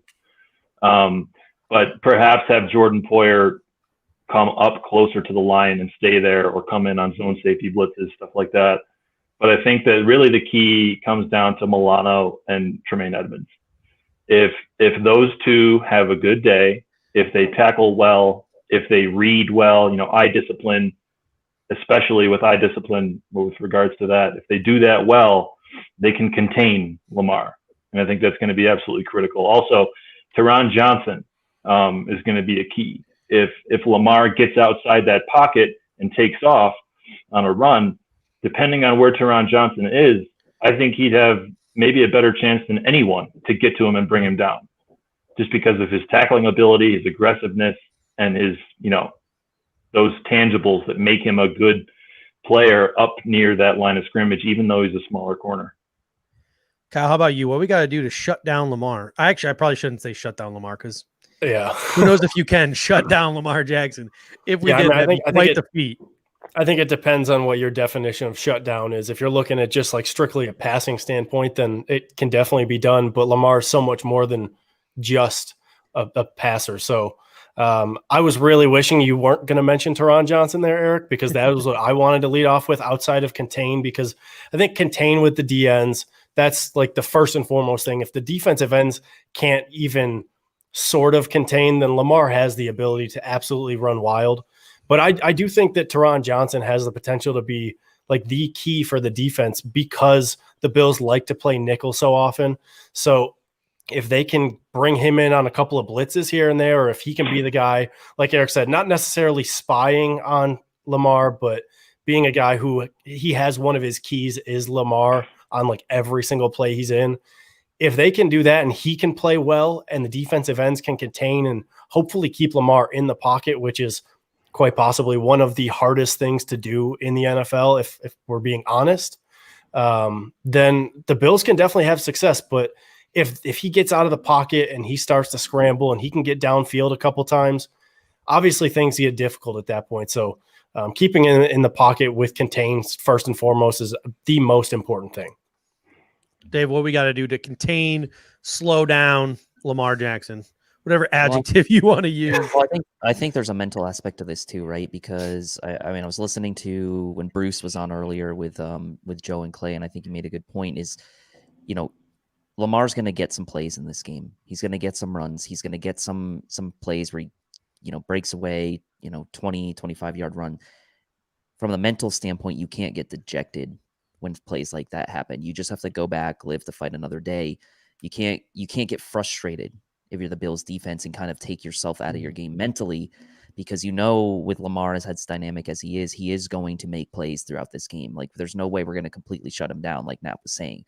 So that's number one. You got to stay mentally in it. You got to almost be like the whole defense is a cornerback that got burned on a play. You got to just forget it and come back and come back mentally, be ready for the next one. And then secondly, I think one thing, obviously the contain from the edges, but I like the thought of, the entire defensive line, whether you're coming in from the edge or whether you're coming up the middle, you cannot go past Lamar. And what I mean by that is, like, you can't get pressure up the middle or from the edges where you get behind him because what happens when you get behind him, he just steps up and runs, either up the middle or to the outside. And this is where he kind of makes his big plays. So I like the Bills maybe doing something where they're not necessarily trying to press it so hard, up the gut to where like maybe some of the linemen get past him if their linemen kind of block a certain way, and he has that lane to kind of just come right up through the line. So I like it kind of forming a barrier and not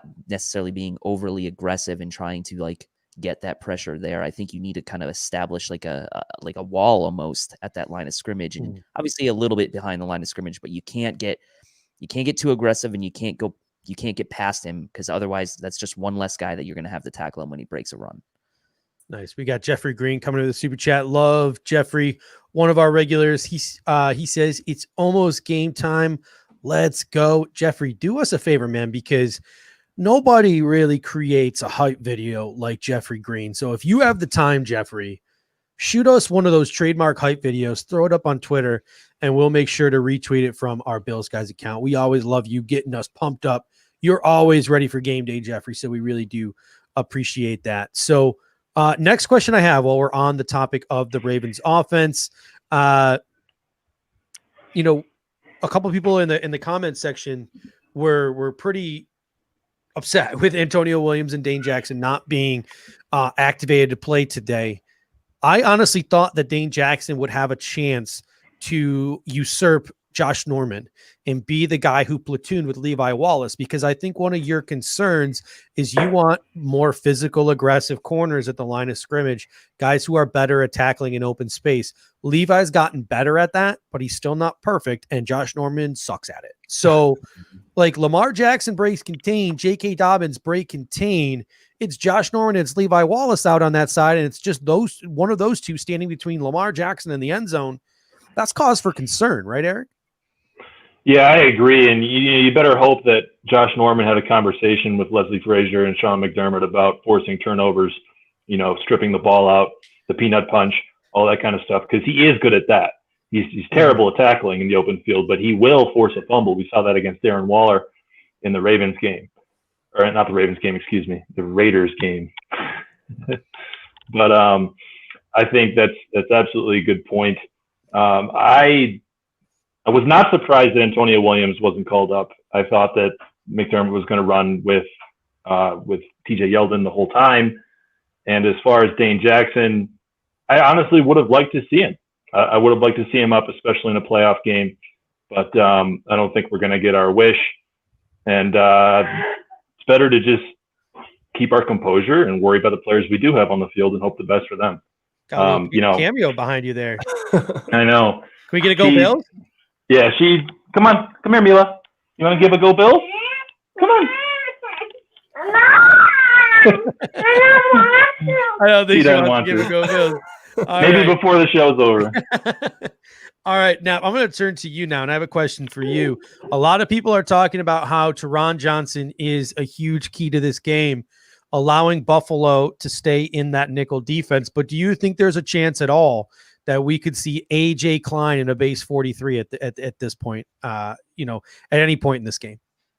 I mean, I think we can. Yeah, it's going to happen at some points here and there. But I mean, correct me if I'm mistaken, because I know you're much better with all of these stats than I am. But aren't the Ravens really good against base 4-3 defenses? Mm-hmm. They're good against any base.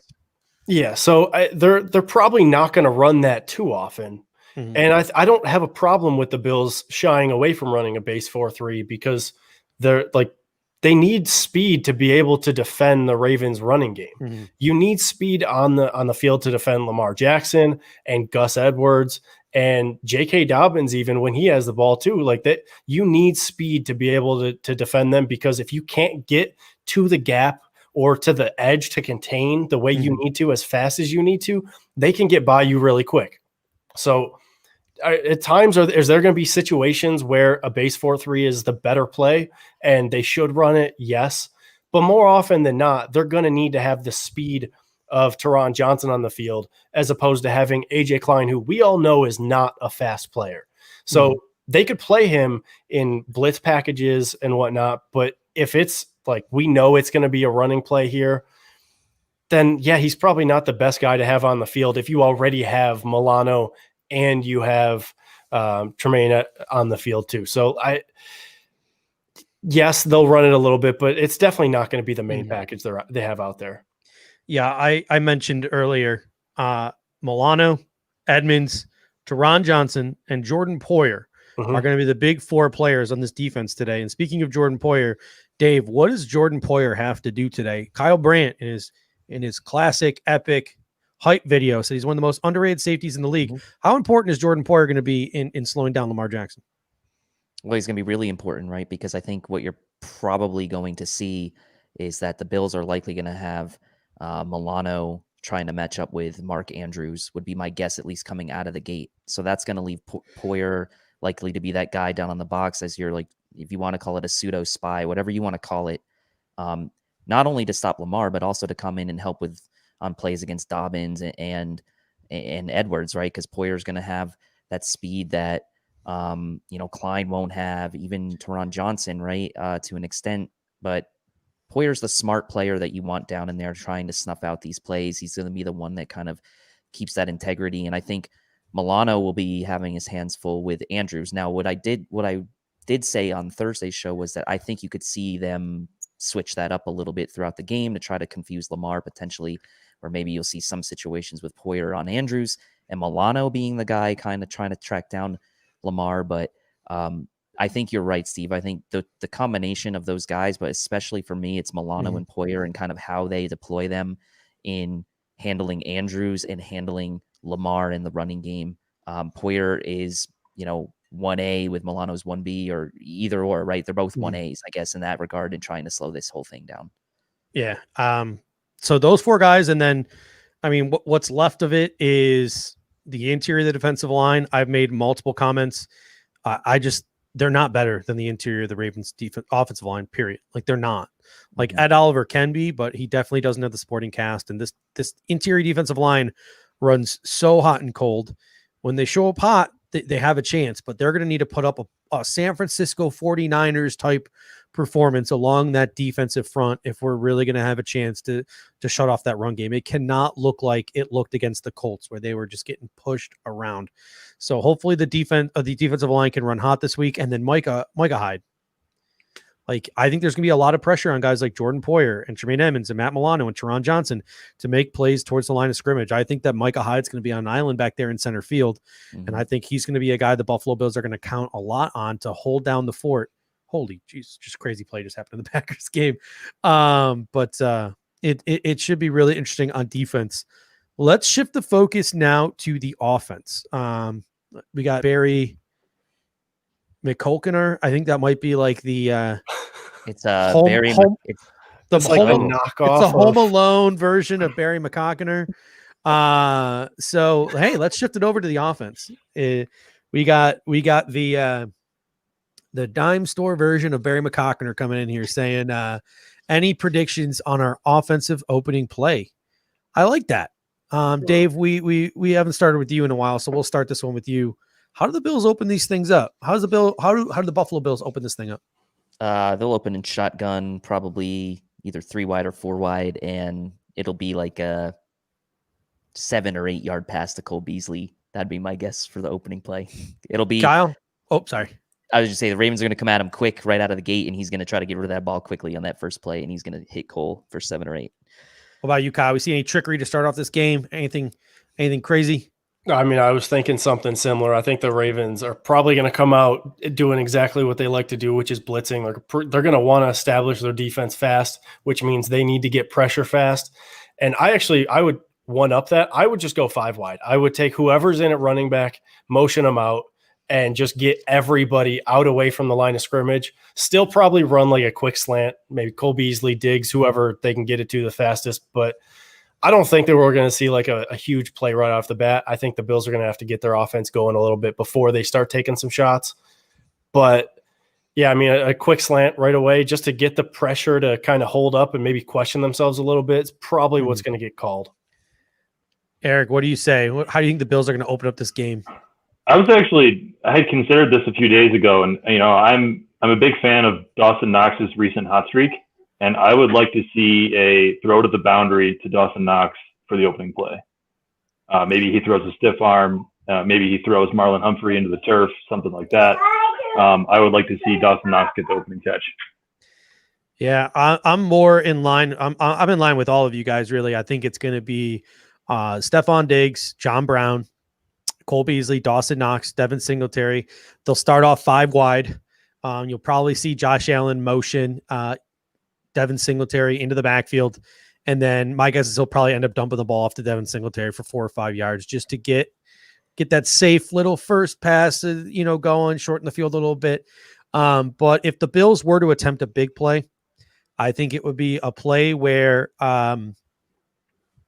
Josh Allen looks in the direction of Stephon Diggs and draws the defense there with his eyes, and then looks opposite to a guy like John Brown down the field. So if the Buffalo Bills were going to take a deep shot to start the game, I think it would be a revenge game. John Brown on the opposite of Stephon Diggs. All the attention over there on 14. Josh Allen looks his way, moves the safeties with his eyes, and takes a shot at John Brown downfield. So if the Bills were to take a shot downfield, that would be my prediction, but I do not think it's going to happen. Speaking of the Buffalo Bills, what is their offensive game plan this game, Kyle? How are the Bills going to attack this Ravens defense? Passing. Hopefully. I think that should be everybody's biggest concern on offense, is if Brian Daboll tries to roll out a similar game plan as last week. That's my biggest concern, is if they do that, I'm definitely a little nervous about the way the game would go. If he rolls out the game plan that they ran, even like pick and choose a game, any of the last 5-6 games of the year, if he rolls out any of those game plans, I think the Bills should have no problem moving the ball against the Ravens. Not because the Ravens are a bad defense, because they're a great defense, but because the Bills offense just has too many guys to cover if they play their own game and if they just throw the ball all over the field. Like, there's not enough defensive backs. There's not enough guys on defense to cover all of the Bills' weapons. Throw the ball, and then throw the ball some more. And Josh Allen's just going to keep continuing to build his confidence as the game goes on if they do that. Yeah, I'm actually going to – oh, Eric left. I was going to step away for a second and take a Lamar break, but maybe I'll hold off on the Lamar break. Baltimore Ravens are probably going to run heavy man-to-man defense. That's what they do. That's in their DNA. The last couple of times the Bills have played a man-to-man defense, Miami Dolphins. How'd that end up for the Miami Dolphins? Not so good. Not good at all. New England Patriots. How'd that end up for the New England Patriots? Terrible. Yeah, not so well. And then early on in the season, Miami Dolphins, early Miami. How did that end up for early Miami? Not so great. Every time the Buffalo Bills have faced a man-to-man defense, they have showed up and they've showed out and they put up insane. Alan Lazard just catching a big touchdown pass. Speaking of big plays, they put up big plays and they've done some things. Is Baltimore a really talented defense? Yeah, but so is Miami. New England still had some pieces. So that was a good defense as well. So, I'm pretty confident in the Buffalo Bills offense. Dave, I will leave it to you to do some pontificating on the Bills offense, and then Eric, and I'm going to take a little 10-minute Lamar break here. All right. A little Lamar, clench your cheeks on the way to that locker room, buddy. So here's what I think. I'll frame the conversation around like the inactives and sort of the lead up to this week. And, if you follow Bill's Twitter during the week, it was pretty split, right? Between people that really wanted to see TJ Yeldon in that spot versus Antonio Williams, right? And I think, obviously McDermott made it clear, in his press conference that Yeldon was going to be the guy to replace Moss, but there was still the outside chance that Williams may also be part of the plan. And obviously we see today now with the inactives list that Williams is not playing. And I think a lot of people were upset with that. But the reality is that the Bills haven't dressed more than 3 running backs all year. And I think it was in 2 different games, they only dressed 2. So the likelihood of them dressing 4 running backs, because Tyjuan Jones is going to be active for special teams, was quite low. So we kind of already knew when McDermott said Yeldon was going to be the guy to replace Moss that Williams was likely not playing, right? It was a contingency for if something happened, whatever. They're not going to trust this guy who's an undrafted in the biggest game of their year. And on top of that, as far as game planning, this is not the game to go with like a power running style game plan, like you were saying, Nap, like pass, right? Antonio Williams is more of a power running back type of guy. Yeldon's the pass catcher. That's not the way you're going to beat the Ravens. And I mentioned it Thursday, like they shut down Derrick Henry. And I know that there were some, issues with the Titans offensive line, whatever, but like that's got to mean something. And so if you're the Bills and you see that, one, it's not your style anyway to have a power running game. You haven't really done it all year. And two, this guy is a guy who played really just in garbage time, and not fully in garbage time, but he played mostly in snaps that didn't matter for this team. So I understand why the Bills went that way. Power running game's not going to be the way to beat the Ravens tonight. It's going to be pass.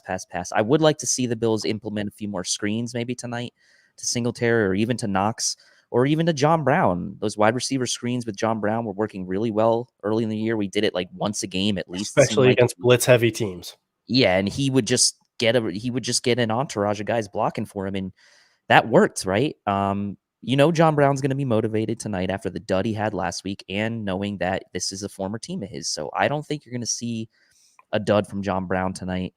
I think he's also maybe, not that he's sick of it, but he may be a little sick and tired of hearing about Gabriel Davis, and he's got something to prove as well. So competition amongst the group, never a bad thing. So yeah, I'm with you. Pass. Maybe some more screens to kind of slow down that Ravens blitz. So that's what I think. Can I add something in on the Antonio Williams situation? Yeah, go ahead. So I think the reason that he was brought up was just in case it was bad weather. And I know people don't want to hear, like, if it was going to snow, if the weather wasn't going to be great, the Bills aren't going to be able to pass the ball as well. But stats show that when the weather is bad, teams try to run the ball more. Mm-hmm. And that's why he was brought up yesterday, because it's in Buffalo. You don't know. The weather could change like that.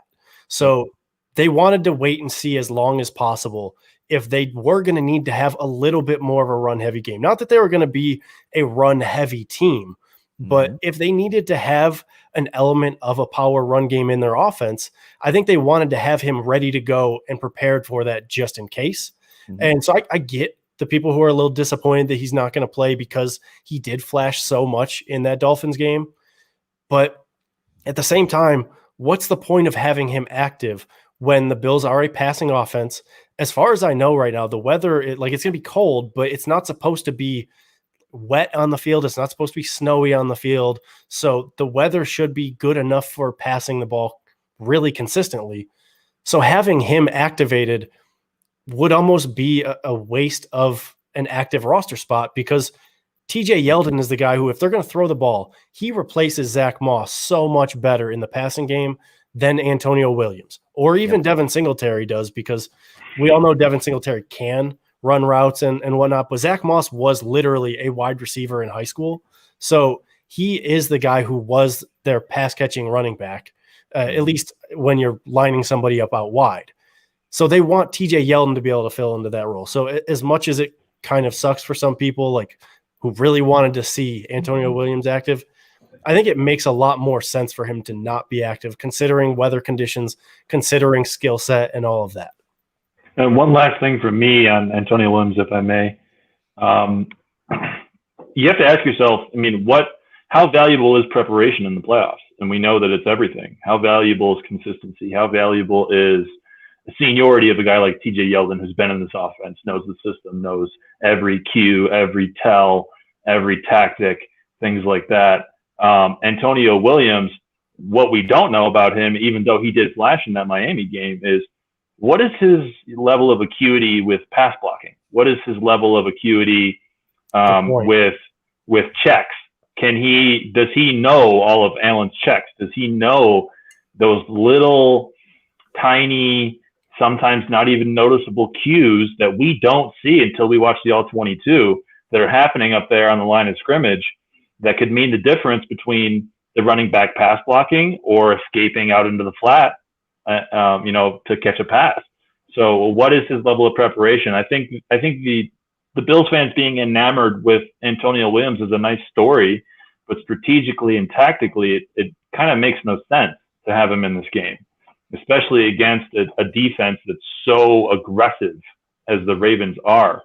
We also don't know what's Antonio Williams' level of ball security. we've never really seen anybody go after him and try to punch the ball out. And the Ravens secondary loves to do that. So I don't think that it would have been a good idea to call up Antonio Williams at all, based on, the reasons that we've all stated.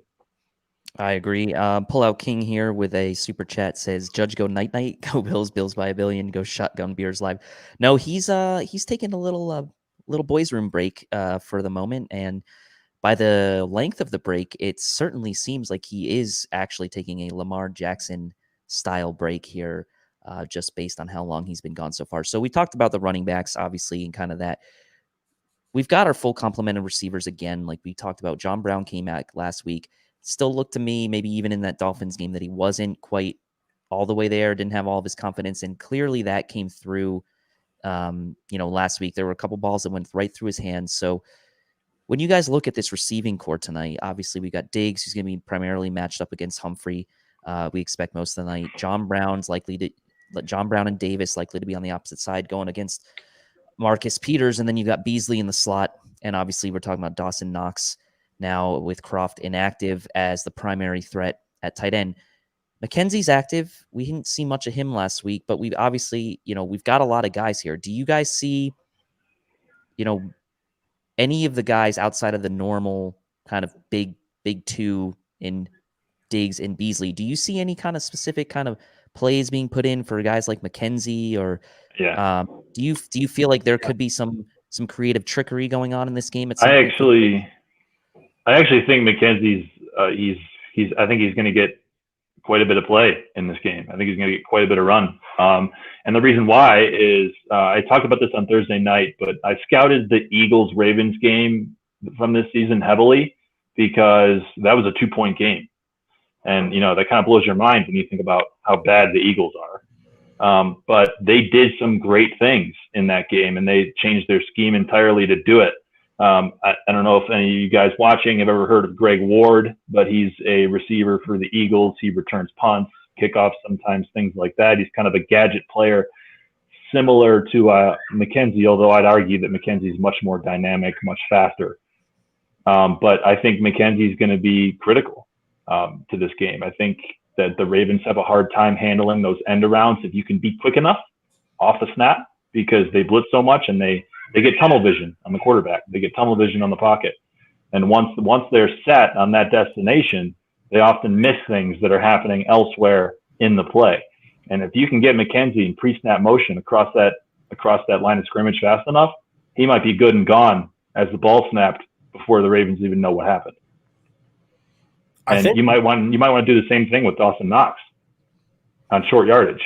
So I think with McKenzie, it also comes down to look what he's done against defenses that like to blitz and are man heavy, because the Dolphins, they love to blitz and they're man heavy. Seattle also ran kind of like that cover zero blitz heavy scheme against the Bills. And McKenzie had deep crossing patterns for touchdowns. And then obviously he had the red zone touchdown against Miami as well. But both games, Josh Allen trusted him one-on-one against the defensive back that was covering him, because Isaiah McKenzie has that ability. As long as he doesn't get out physical at the line of scrimmage, he should be able to get past his defender and outrun them on one of those deep crossing routes. And I think that kind of goes the same for almost all of the Bills wide receivers this week, because the Ravens are definitely a physical defense, and their corners kind of pride themselves on being physical. And I don't actually know how often they line up like directly, like within a yard or 2 yards of the wide receiver. But whenever they do, obviously their goal is to get their hands on them and get them off of their route. So whenever they do that, if the Bills wide receivers are able to not get out physical and get away from them right off the bat, they're going to have no problem moving the ball, because you can't stay with every guy at that point. Right. Yeah, Knapp, I wanted to pitch in on your point about the Ravens corners. I did look at some of the advanced stats on Pro Football Reference, and I can't remember the exact numbers, but I will give you a range. Between 50 and 60% of the time, both Marlon Humphrey and Marcus Peters play press man off the line of scrimmage. Yeah. So that's a critical thing, and you're going to have trouble doing that against Stephon Diggs because of his double move, his ball get off, his explosiveness, and he will fight back off the line of scrimmage in that 5-yard bubble, if you will. So that's going to be an interesting battle to watch. Let's talk a little bit about the offensive line because, they've been kind of an unsung group this year. They've been through some scrutiny throughout the middle of the year with the injuries, Brian Winters and the rotation at the guard spots with Morse being out and all the mixing and matching on the interior. We've been steady, obviously, on the outsides with Dawkins and Williams all year. Williams having some of his better games when it's mattered most against TJ Watt and the like. Now, this offensive line, maybe it's just me, but I feel like we have taken them for granted a little bit in how good they've been pass blocking really the entire year. So we need them to show up again tonight. We need them to be showing up, obviously, in pass protection with blitzes in combination with the running backs with pass protection. So from an offensive line standpoint, what are you guys expecting? Are you expecting the Bills to come out and kind of do what they've been doing, or do you expect them to struggle at all against a team that's, quite physical up front in the Ravens with as much blitzing as they do? I expect struggles in run plays, not in pass blocking. I think Mitch Morse is the best pass blocking center in the league. He might even, he's one of the best centers in the league. I think Ike Bodker, if we go back a little bit in time earlier into the season, I think this has been a different offensive line since Bodker came in for Winters. I think that especially, you'd probably say since the Steelers game, that this offensive line's been vastly different. And I trust them almost completely in pass blocking. And I say that wholeheartedly. It's not home front bias. It's watching the film. They're a great offensive line in pass blocking. But I'm not going to feed you a line of crap and say that they're good in run blocking because they're really not. So, but I think that Ike Bodker has been a godsend for this offensive line. Nap, what do you think about I'm actually going to take that one step farther. I think we saw this offensive line as good as they've played. They have allowed some pressure on Allen when they've played against these teams. Like, think back to the Seattle game. Allen got sacked, 5-6 times, right? Like, he got hit. He got sacked a lot in that game. The difference was that he got the ball out quickly and he made the right plays. So the sacks didn't end up really affecting the team that much. And when he got hit after he threw the ball, it didn't actually end up affecting the team that much because he was able to get the ball out really quickly more often than not. And so I think that what we're going to see is likely the Ravens probably will get home and get some hits on Allen because they're going to be blitz heavy. And as good as the offensive line has been, this Ravens front seven is very talented. So they're going to get home as long as Allen's able to get the ball out quickly and make the right read. The offensive line doesn't necessarily have to hold up for 3, 4, 5 seconds like they have in some other games, though. So I think success of the offensive line, I think this week is going to be, I think we have to grade it a little bit differently than other weeks sometimes. Steve, and you just came back from your Lamar break. We're talking about offensive line and kind of how we've and a refill, how they've been like unsung heroes, really, right? And the pass blocking this year has been incredible. I personally believe this has to be their best game of the year tonight. Like, this really does. So I'm curious to hear your thoughts on the offensive line because I know this is something you and I tend to talk a lot about. Yeah, there's a lot of Ravens fans in the comment section talking about how their front seven is going to eat us alive, and they're not wrong. Like, they're not wrong. I'm not worried about pass blocking. I'm not worried about Darrell Williams and Deion Dawkins on the edge. But Derek Wolfe, Calais Campbell, and Brandon Williams have the potential to eat Mitch Morse, Ike Butker, and John Feliciano alive because they're better football players than the three of them. Straight up, they just are. Mitch Morse is a very good pass blocking offensive lineman, but in terms of run blocking and pushing the line of scrimmage, a nose tackle like Brandon Williams is far, far superior. So what the Buffalo Bills offensive line needs to do this game, like they only have one choice. They need to look in the mirror in that locker room before they come out there, and they need to understand that they need to play one of the best football games of their lives, or at least of their season. They have to play the best football game of their season if they have a chance to really shut down or have success against the interior of the offensive line, because they're far superior from a talent standpoint. But that being said, the Buffalo Bills never run the football, so who gives a shit? Very well put, Steve.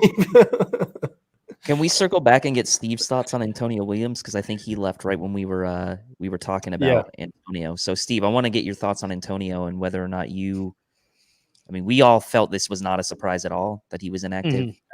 Where do you come out on this? Not even remotely surprised. I went through a couple scenarios where I thought he could have gotten in, like Trent Murphy being inactive and them using Quentin Jefferson on the edge. But I think they want as many bodies on the defensive line as they can get. I think they want a veteran like Trent Murphy.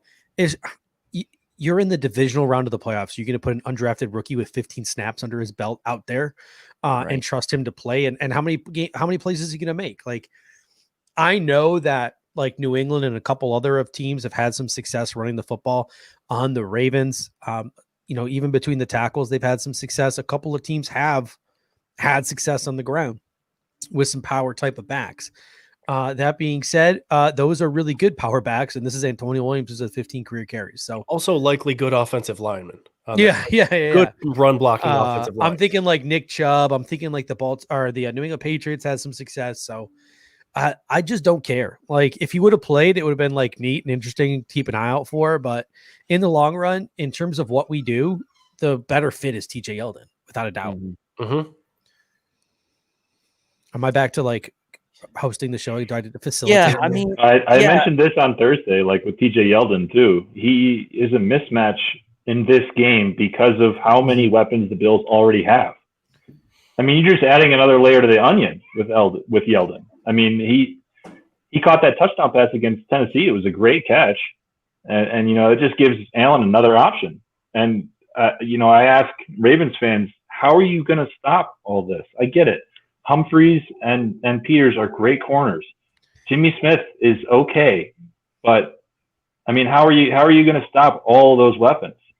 Mm-hmm. Sorry, I was just laughing at that comment at a Ravens fan saying that our offense is one-dimensional. I think that. I mean, I don't have a problem with that. It's what a one-dimensional passing offense beats a one-dimensional running offense. My point being is that their offense is one-dimensional also. Yeah. I mean, their offense is actually even more one-dimensional than the Bills offense because they're last in the NFL in passing. Yes. So special teams, Steve, I'm gonna let you facilitate because I feel like I'm stealing your show here. So I love it. It takes the pressure off. But I want to talk to you guys about field position because I am of the impression that if the Buffalo Bills play the same field position game they played against the Indianapolis Colts, we will lose.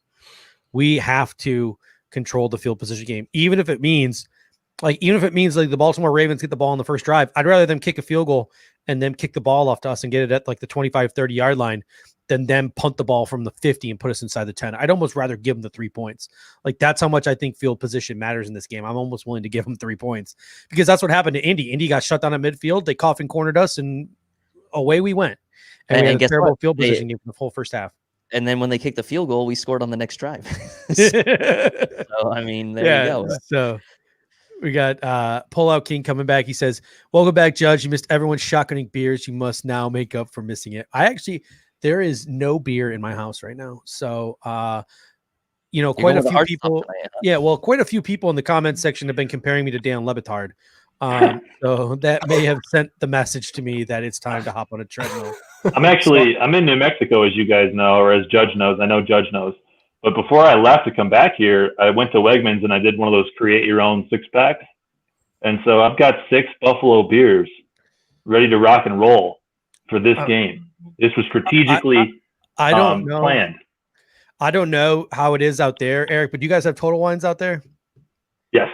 It might be different because there's a lot of snowbirds. There's a lot of Canadians, and there's a lot of New Yorkers that live out here in Phoenix because they come out here in the wintertime when it gets nice and the weather gets nice. Better to be 65 and 65 and sunny than under. I mean, you can't find any New York beer here. None. Yeah. Well, the Total Wines here have Molson, Labatt Blue Light. They have like the something. Oh, what's the beer? I love it. Southern Tier. They got them all out here, so it's crazy. Yeah. But I'm just drinking a Captain and Diet right now. Just keeping it low. Not a bad choice. Nap, what are you drinking? Screwball whiskey. I've got Basil Hayden's bourbon. These fucking Nice. men right here. Jesus Christ. I'm just all drinking right. I mean, hey, look, I got a buddy who's bringing over some Labatt's and some Buffalo beers actually for the game. So I'm going to be switching it up for the game, and I'm going all out for Buffalo. All right, we got Heretic Music 410 who's been in the chat like the whole time. So props to you. I'm going to tell Heretic this: if you were a Bills fan, we'd be best friends, my man, because you've been having quite some fun in the chat, and I've been having dedicated some fun going back and forth with you. He's a Says good in all sport, seriousness, though, I mean, look at this. He's a good sport. Yeah, he was fun trolling your chat. This is shaping up to be one of the best games. I'm out. Yeah, And this he is gave us this super is chat. the game. Yeah, Yeah, this is appreciate the it. game. This is the game of the weekend. Like this is the game. And as much as my blood pressure probably won't be able to handle it, I really do think it's going to be a back and forth game. But I think in a back and forth game, I think the Bills have more weapons on offense to score more points. So I'm feeling confident. I'm feeling confident. You know, it's like I hear people say, I'm so nervous. Even some of it, even some of our own faithful earlier today. But it's like, what are you so nervous about? Just relax. Because guess what? It's out of your control now. It's in these players' hands. So let them watch them, support them, love those players, whatever you want to do, drink your beers, eat your wings, all that stuff. But don't Go through a table at halftime. Yeah, go through a table at halftime, but don't lose it, because nobody needs that energy. If I'm staying off the old Twitter machine. Be happy. Be happy. We're in the divisional round of the playoffs. Be happy. I have to be on the Twitter machine because we pick up like 50 followers a game, dude. Yeah, it's that's crazy. true. That's true. Well, maybe I should get on it then, and maybe I'll just go back and forth with you on the Bills guys' Twitter, and then we'll generate some traffic that way. Pullout King told me to chug it, so I chugged most of it. It's almost gone here. As much as I don't know, pull out. I've got a little bit of bourbon left in there. I'll tell you what, one more super, and I'll drink the rest of this in one go. Steve's beard is like sneakily coming on like really strong. I feel like in like the last week or so, like it's like it blew up. It sneaks up on you. It sneaks up on you. But like it's because I finally learned how to trim it properly. I've always grown my beard out long, but I finally learned to like just crop it up like towards this area. You can really create like shape to it. But buying the beard oil, so nap shape right there. Yeah. See, now mine grows in different colors. Yeah, different colors. My mustache has caught some heat from the girlfriend the last couple days. I believe the quote was, in what sense "It looks do you like mean that?" you have 2 leeches on your face." Snap! That thing is a national treasure. She needs to be educated. It's tough. She is not a fan of it at all. I think I gotta do my 111th. I think that Jeff is referring to a Twitter video. But another super chat does mean you got to chug it, Eric. So, all right, well, here we go. Oh boy! Oh, here we go. Kids can do whatever they want tonight, huh? Yeah, pretty much. Eric's just gonna Frozen pass out on the spot. Put Frozen on repeat. They'll be fine. I don't know. Nap. Does that mean Nap's got to finish his? Because I finished mine. Eric finished his. We got Paul King saying send it. There was all trying to get us nice and tipsy tonight. There we go. All right. Yeah, where's Rico with that champagne that I can't pronounce? What's he got? What campaign does he got? I don't know. It's like Cluse. I can't pronounce it. It's probably from Montreal up there in Canada. I They can't got pronounce. some good booze up there up in Canada. Pretty I'm not gonna good. lie to you. They got some I think good it's booze. got a yellow label. It's pretty good actually. Yeah. Yeah. it's good. All right. So, we're gonna get a Go Bills. We've been trying to get Eric's daughter to give us a Go Bills for quite some time now. While he I have tries a feeling, to I have a negotiate. feeling it's not happening. Oh. On 3, say go Bills. 1, 2, 3. Say it. Buffalo Bills. Woo! Yeah, There we nice, go. nice. Go Buffalo Bills. Go Bills. Buffalo Bills. That's awesome, All right. man. My wife's happy. The Packers just won, so let's see if our house is Hey. really happy tonight with I got 2 wins. I got a question for you, Dave. What was my Super Bowl prediction?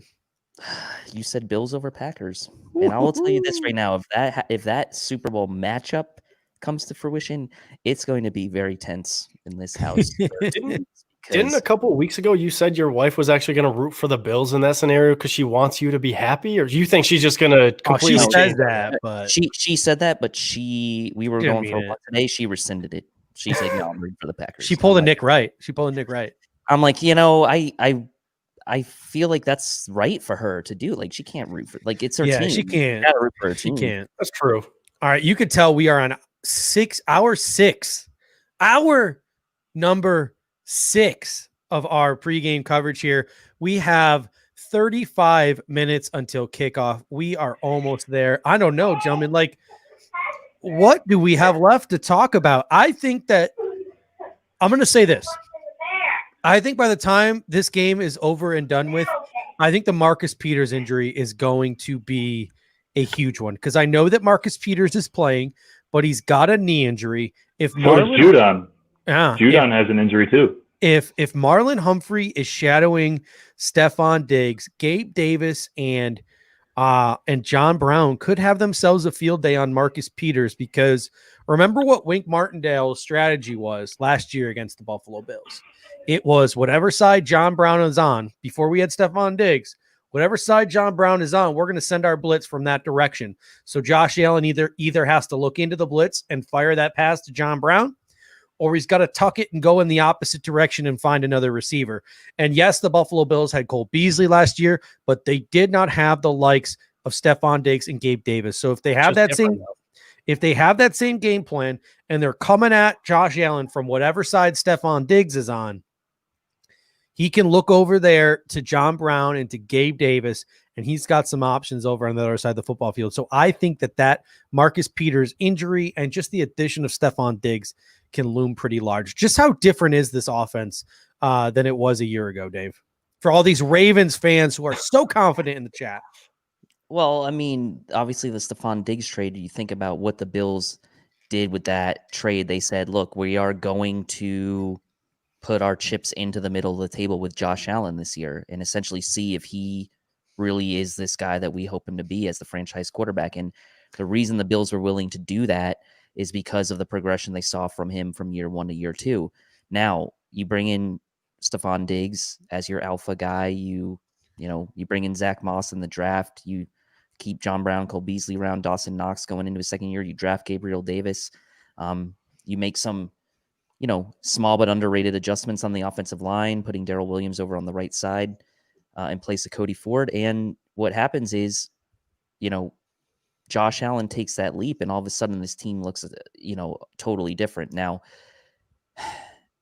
ultimately it falls on Josh Allen's shoulders, right? Like, without him doing what he did this year, like, Stephon Diggs wouldn't have had the record-setting year. We wouldn't have had Cole Beasley and Stephon Diggs as all pros this year. So obviously it comes back to Josh Allen first and foremost. And we got to a point where we were hoping Josh would get to sooner than probably, I will say sooner than I thought it would happen. And I think sooner than a lot of people thought it would happen. We were thinking that he would take another jump this year. We'd be a playoff team, obviously, because we thought the division was weak and we'd see. But we went from that, because of what this offense became, to being a legitimate Super Bowl contender. And that's because of Josh Allen. And he's here and he's arrived sooner than, one, he's arrived and we all were just obviously hoping that would happen, but also sooner than I think we all thought it could happen, And that to me is the story of why this offense is kind of taken off this year and why expectations have changed now. Kyle, tell the Ravens fans in the chat why. Yeah, tell D's nuts why. Tell them why the fact that we have no running game doesn't mean shit. Well, I mean, it's because so the previous question that you asked, what makes this offense so different, or how is this offense different than last year? I think that's the best way to attack this. This offense is about 1,535 yards different. They're a full number one receiver different. And as good as Josh Allen has been this year, he would not be as good as he was if he didn't have that full-on number one receiver, top, whatever you want to say, top 1, top 2, top 3, wherever you want to put him, that top wide receiver. Because as good as Josh Allen has been, he's also been as good as he was this year because he's had that guy to lean on. And because he's been able to lean on Stephon Diggs to be that number one guy as much as he has, They haven't had to have a running game. You don't have to have a running game as much when you're the number 2 passing offense in the entire NFL. When you have the number 1 wide receiver that the Bills have, it also allows guys like John Brown and Cole Beasley and Gabriel Davis and Isaiah McKenzie to fill the roles that they're actually meant to fill. Because as good as John Brown is, he's not meant to be the top wide receiver on a team. As good as Cole Beasley is, he's not meant to be the top wide receiver on a team. Like, those guys are not meant to be the guys that every single game the offense is leaning on them to be the guy to make every single play. They're meant to be the guys who they can make every play, but they don't have to. Stephon Diggs is the guy who opens up this offense completely, where it doesn't matter if the Ravens want to blitz from the side of Stephon Diggs now they have John Brown and Cole Beasley opposite. If they want to blitz from that side, wherever Cole Beasley and John Brown are, they have Stephon Diggs on the other side. So it doesn't matter where the Ravens blitz from. The Bills offense, the Bills passing offense specifically, has enough to overcome it and to overcome the lack of a running game, because they are able to put up so many yards in the passing game this year. Do you have anything you want to add on to that, Eric? I do. I want to come at this from a kind of a different standpoint and kind of parlay off of what Tilt had to say. I think that, of course, you have to credit Allen for his development and for the explosion that he's had this year. You can credit Brandon Beane for bringing in Stephon Diggs and for building this team the way it's built. But also, I think the relationship between Brian Daboll and Josh Allen is key. You have to look and you have to love the way that Brian Daboll opened up this playbook to Josh Allen. And not only that, but applied the playbook to Josh Allen's strong points, to his skills, to what he can do well. And I think that that's critical. I often think of Josh Allen and Brian Daboll as sort of a father-son relationship. And I mean that in the best way possible. They work together. They are on the same page. They have amazing chemistry. And Brian Daboll had the confidence in Josh Allen to open up that playbook, and Josh Allen had the confidence to execute it on the field. So I think that's another critical aspect of the difference in this Bills offense. All right, let's get into this little debate before we leave here. We still got about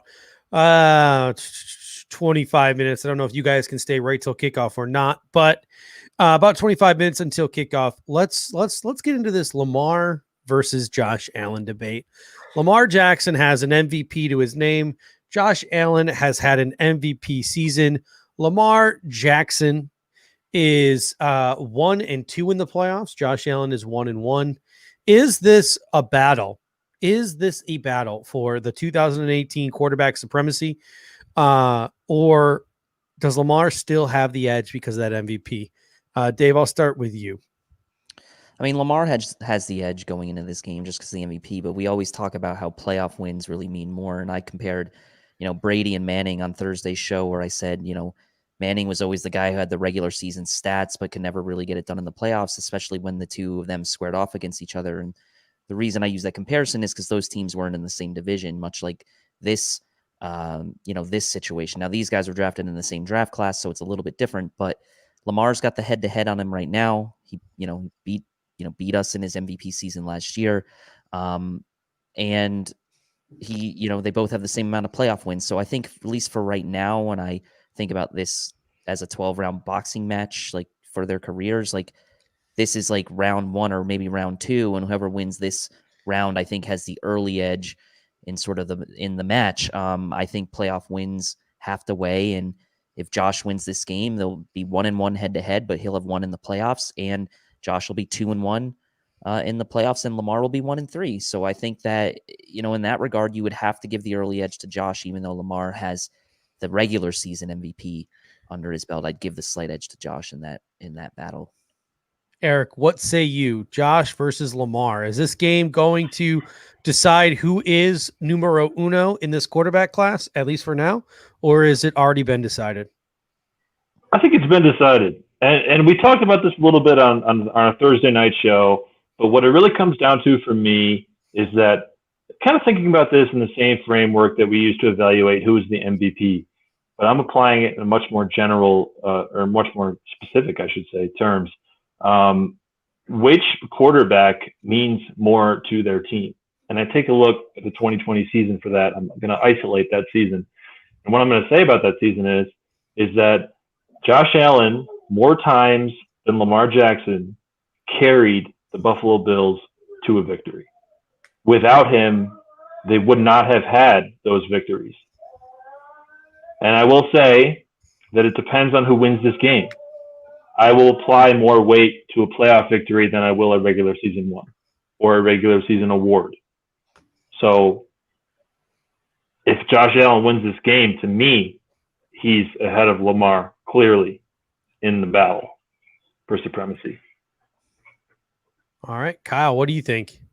I mean, I think it completely depends on what you're looking at and how you're judging it. If you're just going based off of head-to-head wins, then it's technically just going to even it up if the Bills get the win, because Josh Allen would have then 1-1 record against the Ravens. If he loses, then he has a 0-2 record. But I don't think that any of that matters. I think if you're judging these two guys, you have to judge overall who has the best ability to run an offense and a consistently successful offense in the NFL. And for me, what that comes down to is who is the better passer of the football, because as a quarterback, you have to be able to pass the ball to win games. And more often than not, Josh Allen is the better passer of the football than Lamar Jackson. Yes, Lamar Jackson is a great quarterback because of everything he can do as a whole, and Josh Allen can run the ball well. We all know that. But what it comes down to for me, who I would want leading my team forward at this point in their careers, and I think that's how you judge who's the best quarterback, obviously, is like, who do you want leading your team moving forward?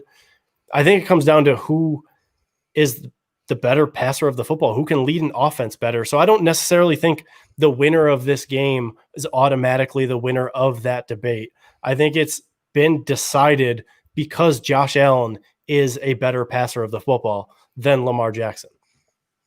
Yeah, I made that comment multiple times earlier.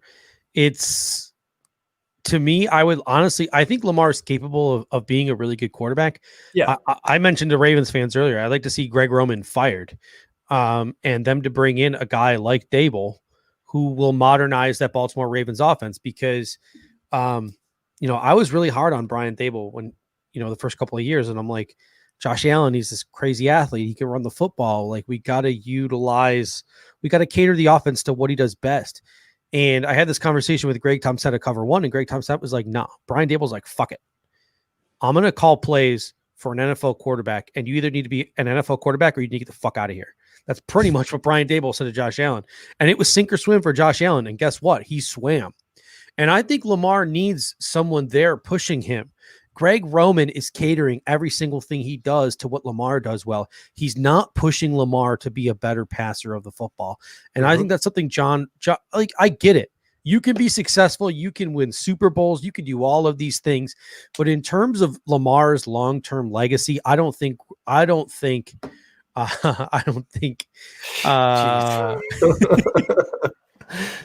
Greg Roman's doing him any favors. My man, Pullout King, always coming in clutch, says Lamar also has a mangina.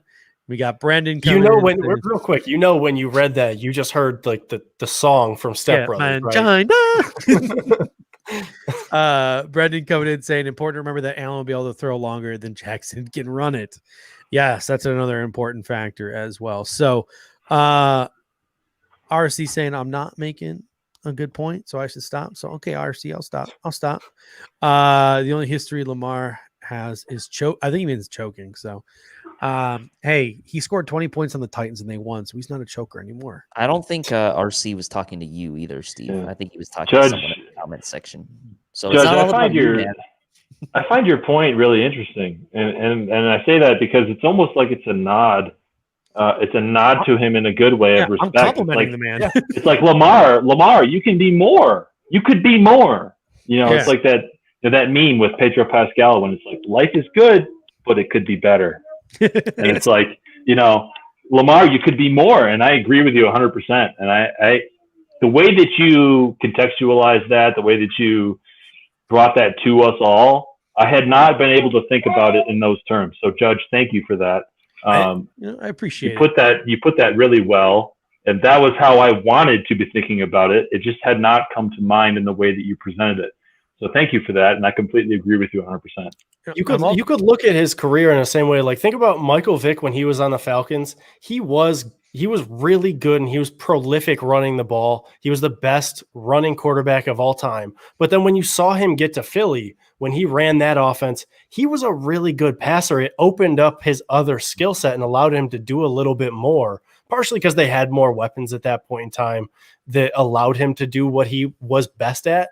But you saw a different side of him at the quarterback position once he was in a different offense. So as much as everybody wants to like shove Lamar Jackson into he's just a running quarterback, he can't throw the ball. We've only seen him in one offensive scheme. For all we know, he could be really good in a different offensive scheme. We also just know, like, in the scheme he's in, he's much better running the ball than he is throwing the ball consistently. Yeah, just so everyone knows, I've been doing this for about 4 hours now. I'm about half a bottle of Captain Morgan deep, and I haven't. Why don't we? They're playing Bills. They're playing Bills highlights on the television. So if I just start crying, I apologize. Steve, but we got kickoff is in less than 20. Yeah, why don't we get some predictions and stuff and give people a few? We got it here. We got it. I got it. Don't worry, Dave. Don't you try and take over the show, Tilt? I got it. I'm just trying to help my guy out and give him a little breather before the game. Listen, before we get our predictions, I'm calling the Kingpin. We need the Kingpin's prediction. I feel like the Kingpin's been quiet this week, so we're calling the Kingpin. Let's see if he picks up. When the king speaks, y'all should listen. Just saying. I bet he's not going to pick up on me. I feel like we're on Who Wants to Be a Millionaire. What if he sends you to voicemail? Oh, that'd be rough. He might be. He might. Oh, he's not going to pick up. He's not going to pick up. If you get sent to voicemail, you have to get another tattoo of Kingpin. He's not going to pick up. No. He knows what you're doing to him. Your call has been ouch. I'm going to call him after we make our predictions. At least he didn't click you like immediately. Yeah, so he didn't click me immediately. I'm not special. He looked at it and was like, I'm not special enough to have Rico's number, else I call Rico. But let's get to our predictions then. I'll start it out. Since apparently I always go last and I'm a microphone hog. I'll start it out. I'm gonna paint a little picture for you. I'm gonna say Buffalo Bills 30, Baltimore 24. Josh Allen leads I'm not 24. I had this on my other show. I don't know what the score is going to be because I forgot the score. But essentially what's going to happen is this. Josh Allen's going to get the ball with about 6 or 7 minutes left. You guys were there on Thursday. You saw it. You can play it back. You might even remember the score I gave. Josh Allen's going to get the ball with 6 minutes left. He's going to lead a drive to score to put us up by 4. Okay. And then Lamar Jackson's going to get the ball in a 2-minute drill and have to be a quarterback. And he's not going to be able to do it. Buffalo Bills win by 4. I don't know what the fuck the score is. Something. I think you said 30-26. There it is. Judge, if that happens, the WGR folks are going to freak out. Because I said fuck? No, if that scenario happens. Because I'll go on air and I'll say fuck. I don't care. Me and Nate are tight. I'll use that to wiggle myself on air, and then I'll just start dropping F-bombs. Oh my God. They'll dump you, man. They have a dump. You're gonna get an email from the FCC tomorrow, and it's gonna be like, Judge. Just a preemptive one. I get like an email from the FCC, like, sir, if you are contemplating going on any radio station and dropping an F-bomb, we are listening. Oh no, I was thinking it was just going to be a preemptive fine. Like they were just going to send you. Yeah, they were just going to send you the fine ahead of time. Like, look, we know you're going to do this. We can't stop you. So here's just pay us now, and then you can do what you want. Yo, straight up, I have a question. How much do you think? Rodney Harrison hates sitting in Bill Stadium right now? Oh, he doesn't want to be he would rather be anywhere else. Oh, ladies and gentlemen, I'm getting a call back. Oh, hello. Hey, Pierre, this is Steve. You know who I am, right? Well, we are live. We are live on air, and we are live on air right now. I have your phone right up against the microphone, and we said to ourselves, we need Pierre's pick before we leave the air. Bills right now are hot, on fire, and are about to dominate. Bills 32, Ravens 16. Ooh. Wow. All right. Thank you, good sir. Give us your exit. What, say it again? Sorry? Give us your exit that everybody loves. Your outro. All right. So that was Kingpin himself saying 32-16. Wow. Wow. All right. Eric, what do you got? I'm keeping my score the same, and I'm going to go scenario the same too. Bills come out to a good start, struggle a little bit in the second quarter. McDermott calls that timeout. He says, let's get this thing going again. Let's get back in the zone, and the Bills don't look back. And from there, it goes 42-31 Bills. Kyle, what do you got? I will say I am not going to have as large of a victory margin as Pierre or as Eric. So sorry about that to everybody in the comments.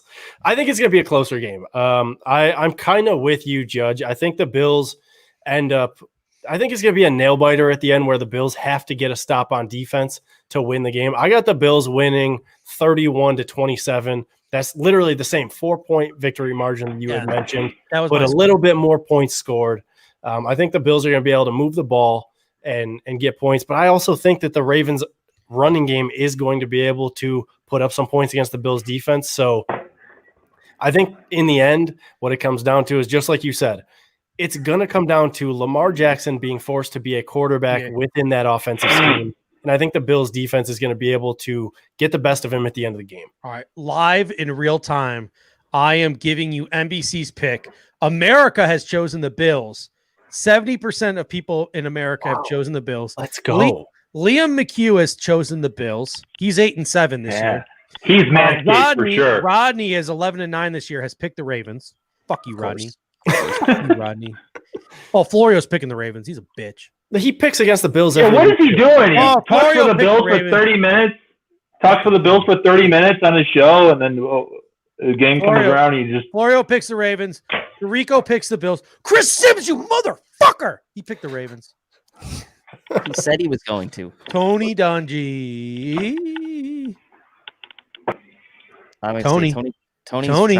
Oh, he's taking time. He's taking a sweet ass time. He picks the Bills. Bills 4. Tony.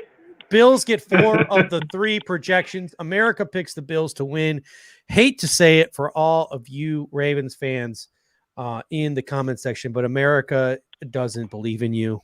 70% of Americans believe that the Buffalo Bills are the better team. And that leads us to the only opinion that matters, and that is of my co-host, my partner in crime, the one, the only Wes Welker lookalike, Dave Tilton. What is your prediction? So I'm going very close to what Vegas has here. So the over-under in the game is 50. The Bills are 2.5-point favorites here.